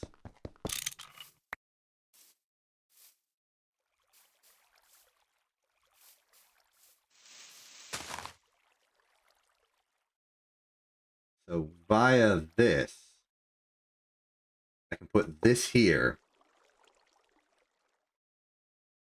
Steam hatch.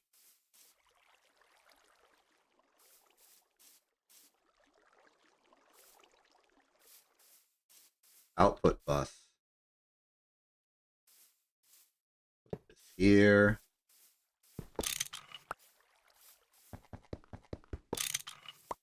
Hoping I can at least swap these sides of it. There. Finish the diamond.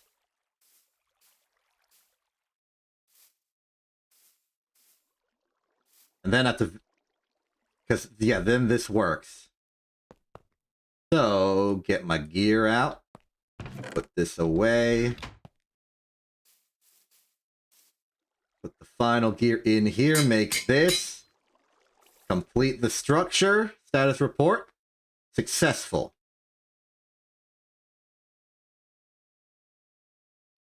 Now, 2, 1, 0.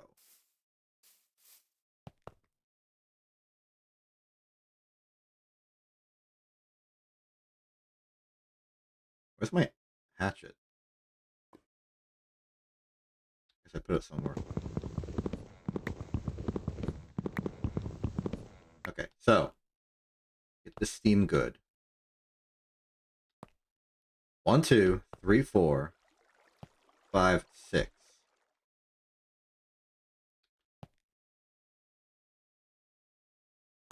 We have enough bronze to connect it. We have enough bronze to connect it. What am I going to test it on?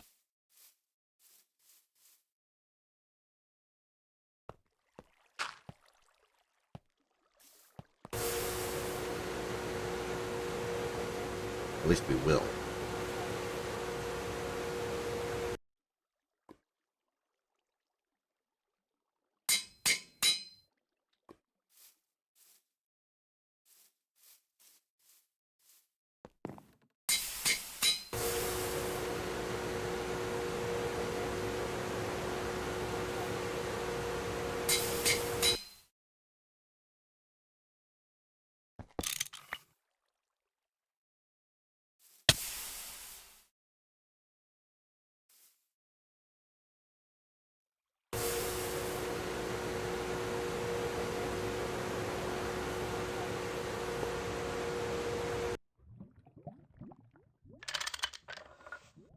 Do a little of that.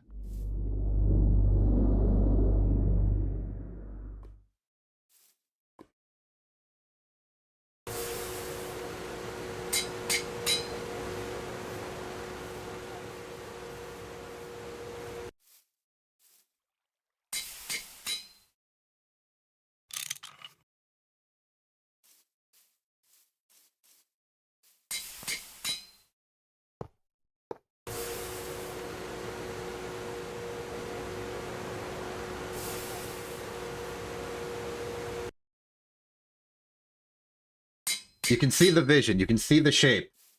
It's literally just a pipe connecting 2 points, but you can see it.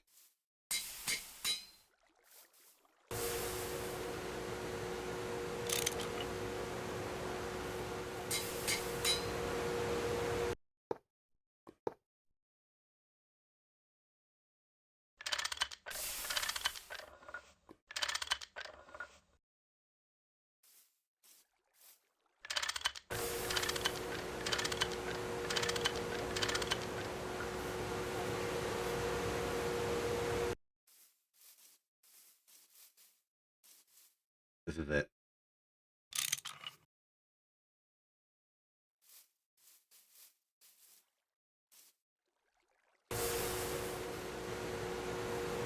I present to you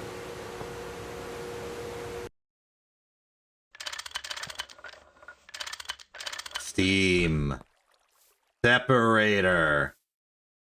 Okay, now what the heck am I gonna use this thing with on of? Well, you're filling up good. It'll probably take a while before you reach proper max capacity. I need a sandwich. Bonk. Bonk, bonk. Two.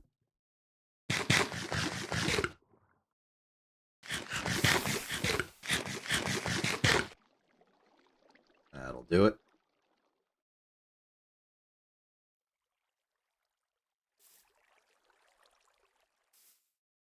Okay, and with 24 bronze to spare... Well, what can we do with this?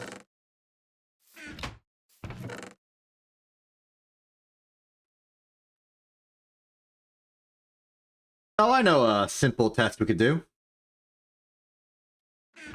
Let's just take this large amount of crushed sulfur ore, of which we are doing nothing else with, put it in the forge hammer, make it an impure pile of sulfur dust,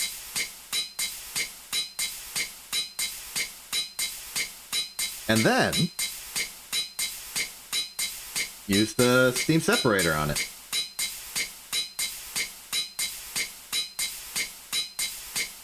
It should give us, if I'm understanding this recipe correctly, slightly more than a stack of sulfur in return.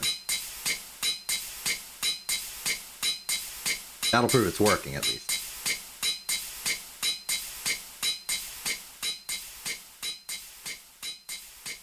Okay, steam capacity is getting there. How's the boiler holding up? It's been better.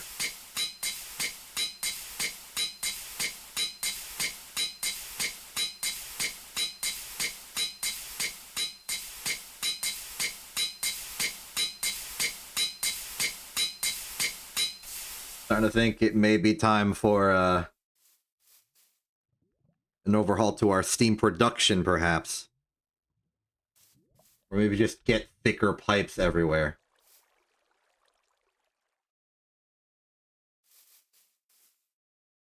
I mean, at least the macerator is full. So all steam right now is either going to replenishing the forge hammer or going to fill up the separator.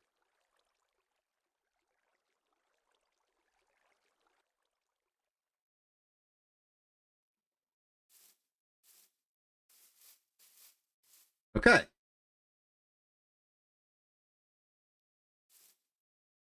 We are almost full, and I don't expect us to be using more than the replenishment. So, void's nothing. Cannot change mode, patch mode, okay.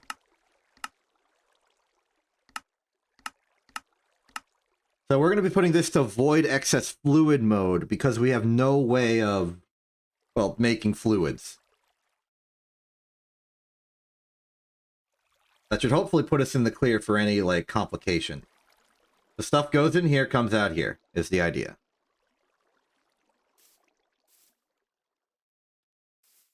Steam capacity is full. Let's do this. In 3, 2, 1, go.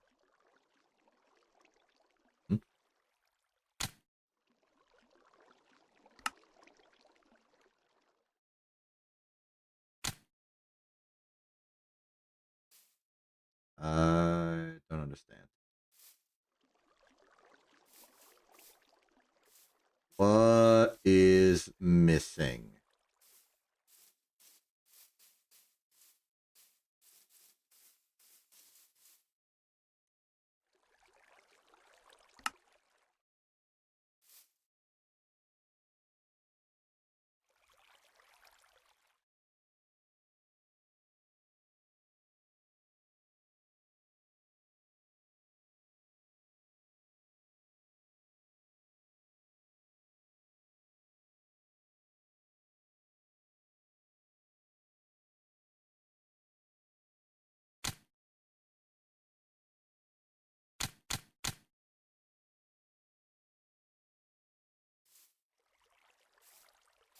What is wrong here?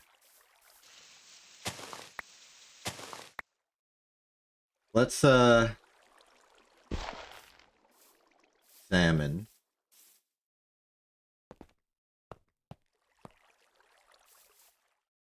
Let's check this.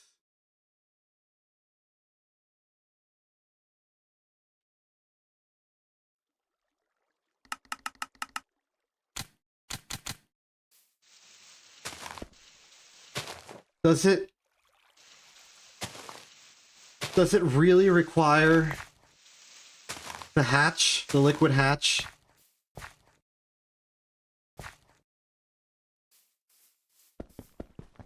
Or is it simply the case that I have messed up something in the construction here? I think I did.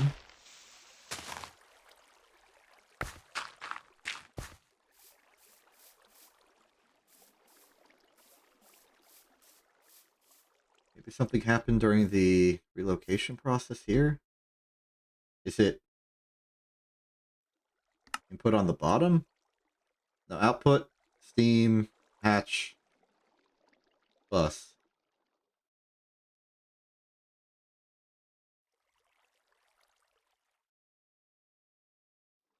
It's shaped correctly.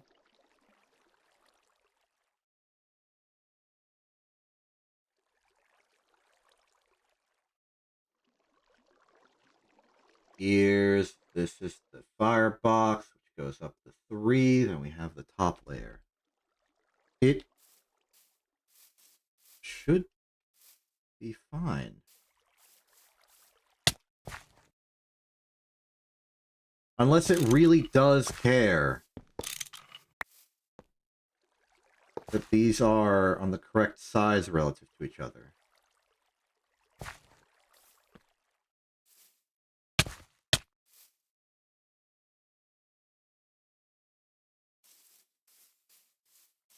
So where'd it go?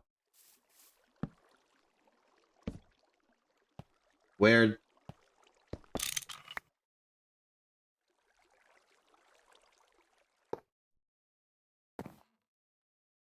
Where?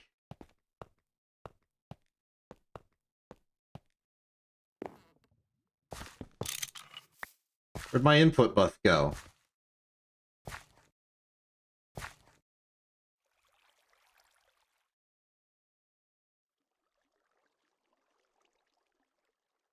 Oh. There's an anomaly in my inventory. Okay.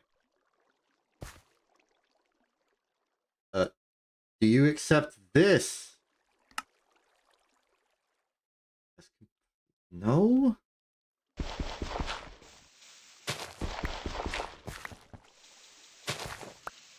Is it because there's dirt in your, like, square area of operation? If so, I can clear that up. There's no problem here.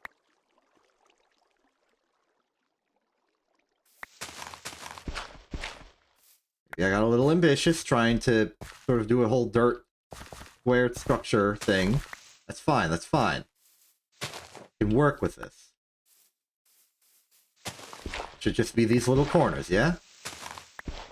They were just getting in the way. They were just getting in your way.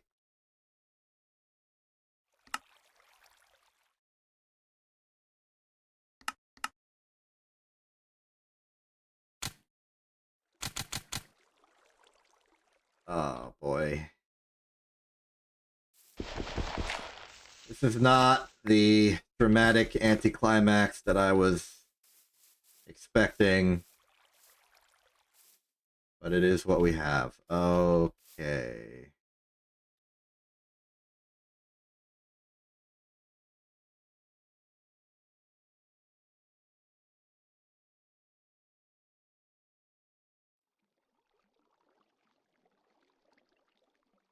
I worry that the problem is indeed the output hatch. But we can't make a ULV machine hull because we don't have lead.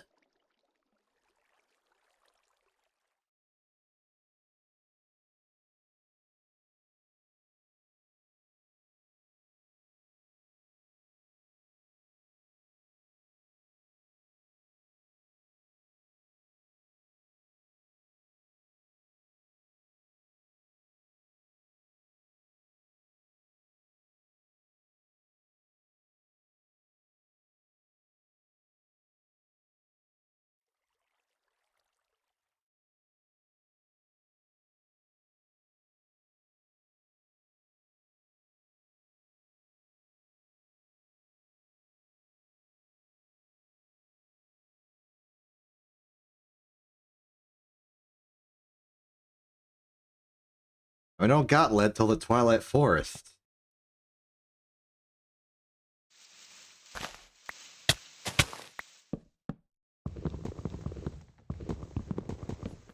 I was so close. I was so close.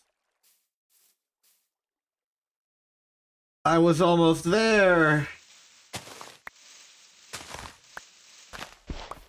But no, that little bit of lead actually really important to this apparently. Darn it. Okay.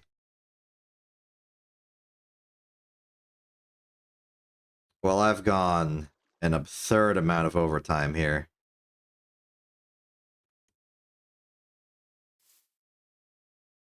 I thought it would be worth it.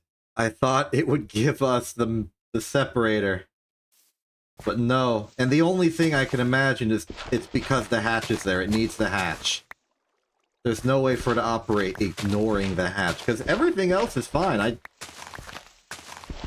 built it up every step of the way. Pick up my trophy.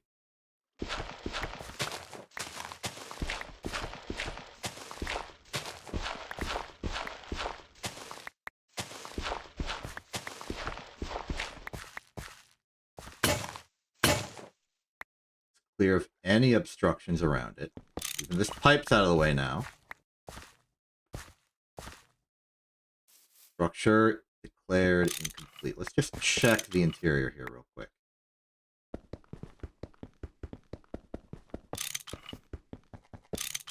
Okay, so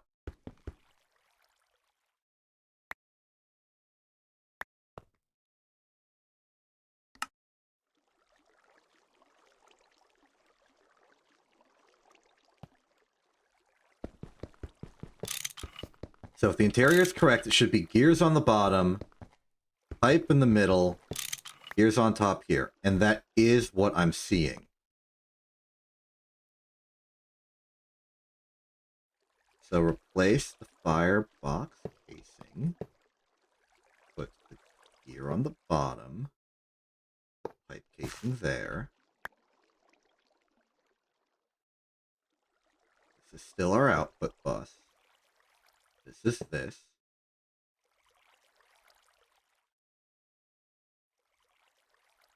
And we are still in failure. It's got to be the hatch. Okay. We need to get lead.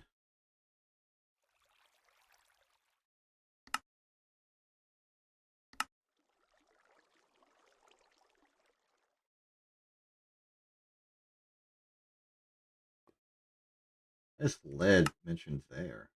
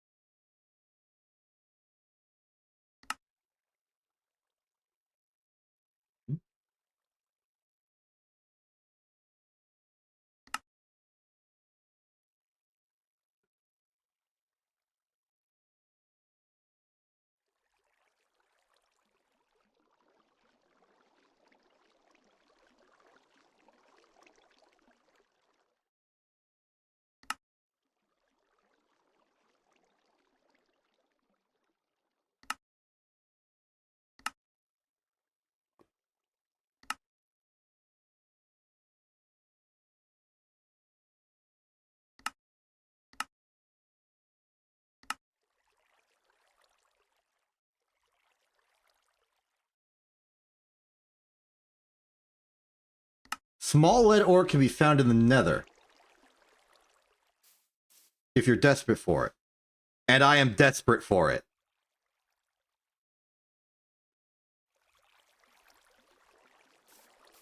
Actually, I've been to the nether before. Did I accidentally discover some lead? Lead.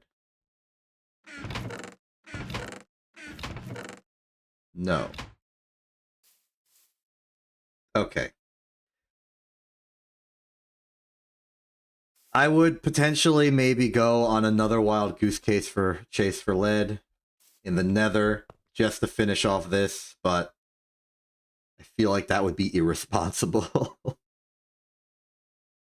I guess we'll just start off next time with the lead quest. Finish this so I can actually use it. And you know what? Since I know that that's the problem, I'm swapping these over again. Can't stop me. It's ever so slightly fewer amounts of pipe I need to get the pipe in. So I'm getting piping. There. We have that. Good. We'll put the impure pile in there. We'll... Wait a minute.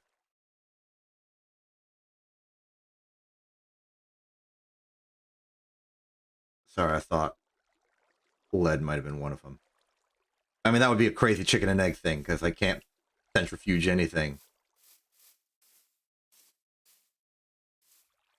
I mean, the nether's right there. I could just... You know, do a little swing action. There's my pickaxe. There's my pickaxe.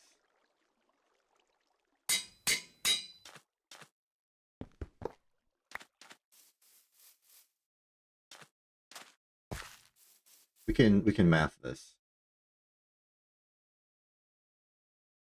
Lead ore. Small lead ore. Okay.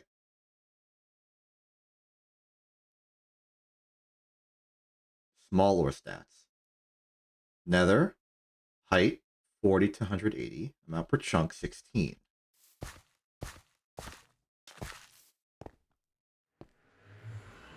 I've lost it. I've lost it. I'm going for it.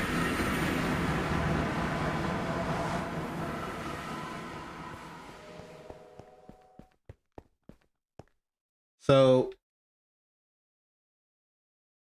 looking at the stats, it's 40 to 180. But notably, we're at 67. If we go down to our normal excavation mine, we'll actually be too far down. So we want to excavate here, basically.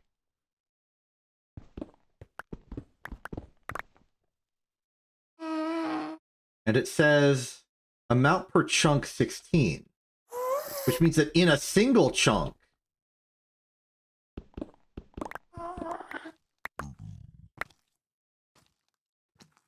it's that easy. It's that easy. Oh, man. But okay, we need a second one.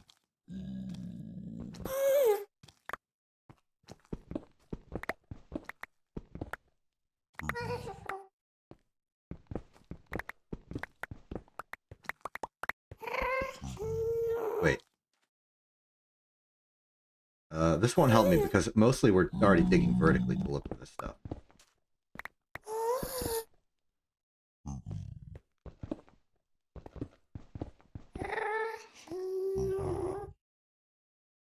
Not gonna leave that hole open.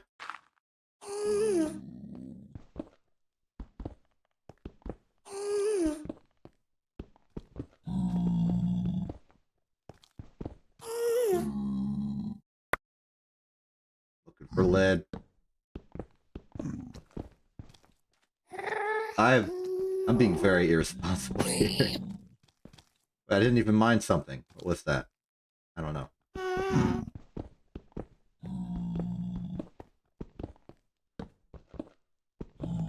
Maybe a piglin just fell. They just tripped on the ground. They fell over. It's very tragic. Yeah, okay. They're hitting environmental stuff. That's not my problem. I will do this.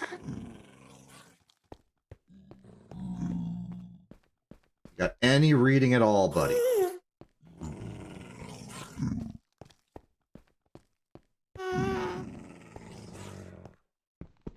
Negative on reading. Small iron ore.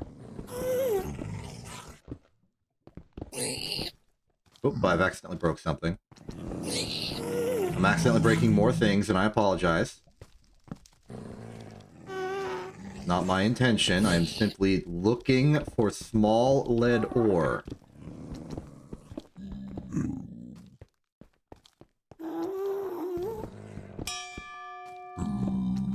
Oh, that's nice.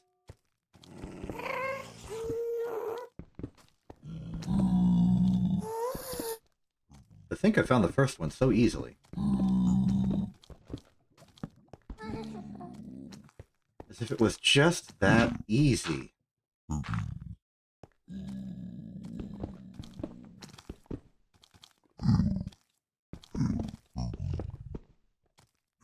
Hammer broke. Okay. Hammer repair is obsidian. We don't have a lot of obsidian. We can only get back to 12%. It'll have to do. If all else fails, I can go back to the pickaxe.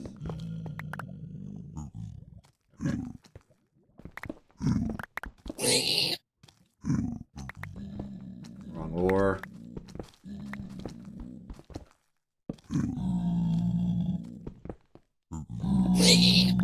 That lead? Could I tell? Real gar.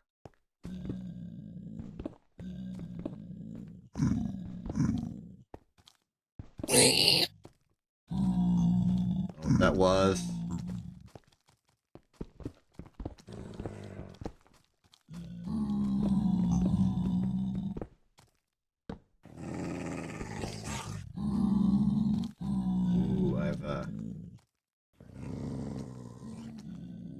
I've gone beyond what's reasonable.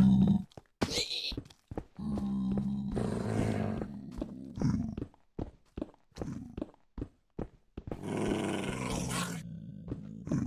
broke my obsidian hammer. Without the obsidian to repair it. Now I'm starving. It's all gone wrong. That's not lead!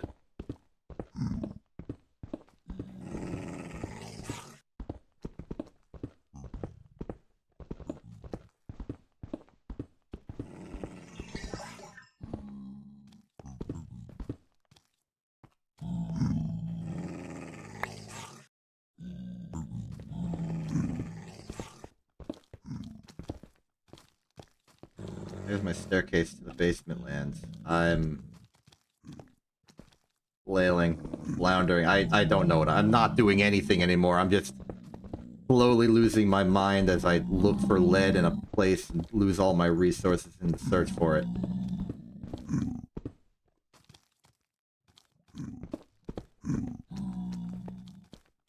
Iron. Nether quartz. I'm starving and I really should eat like a pie that I have.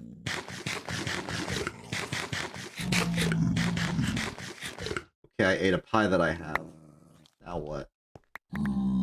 Wait a minute. Can I use obsidian dust to repair hammer? No. Worth a shot.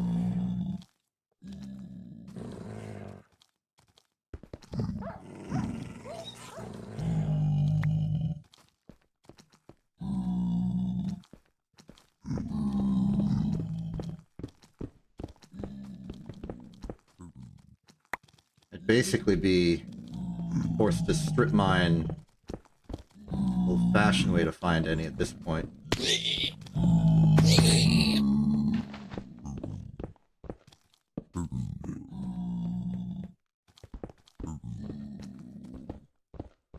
It's not looking good.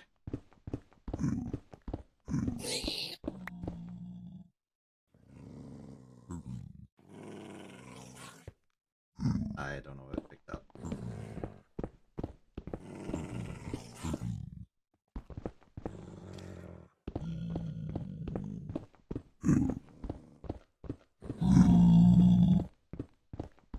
Swinging wildly, looking for lead.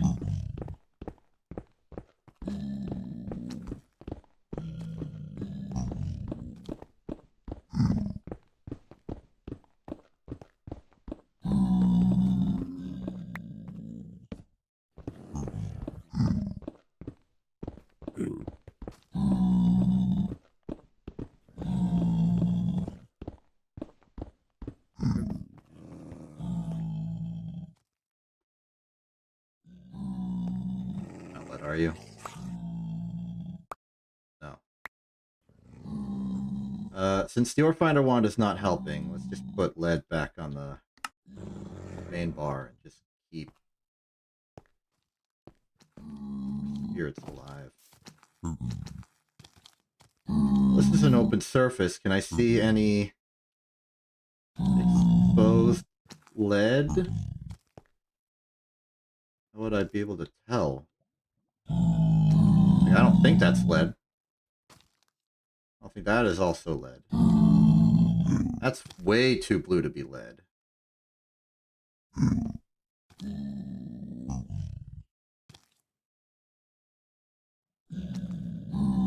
That's another quartz. That's like, I don't know, cobalt.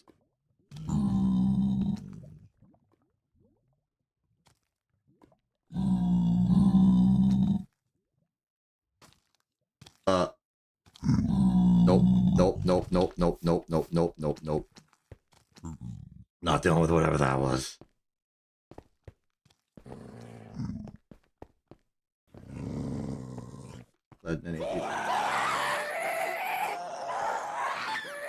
Not dealing with that.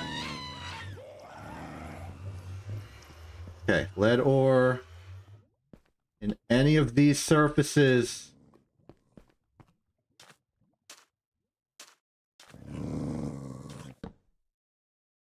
Hello, puppy. Yeah, hi.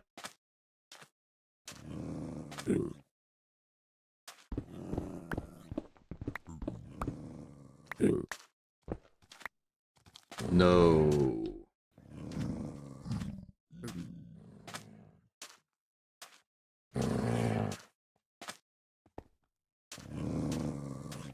Nope, nope, nope, nope. Okay, buddy, hi. Bye. You stay over there.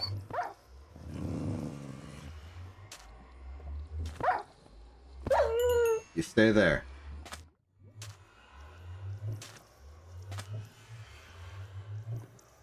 Is there lead on this wall?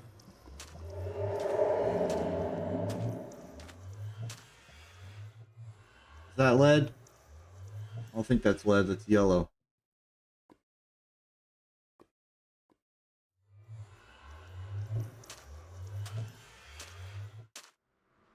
Darn it. Darn it, darn it, darn it, darn it, darn it, darn it, darn it, darn it, darn it. Okay, forget this. I'm done. We'll find lead later. There's a lot of problems that I've dug myself into, and I need to take the first step to getting out of them. I am stopping. I'm gonna go. I'm Exception.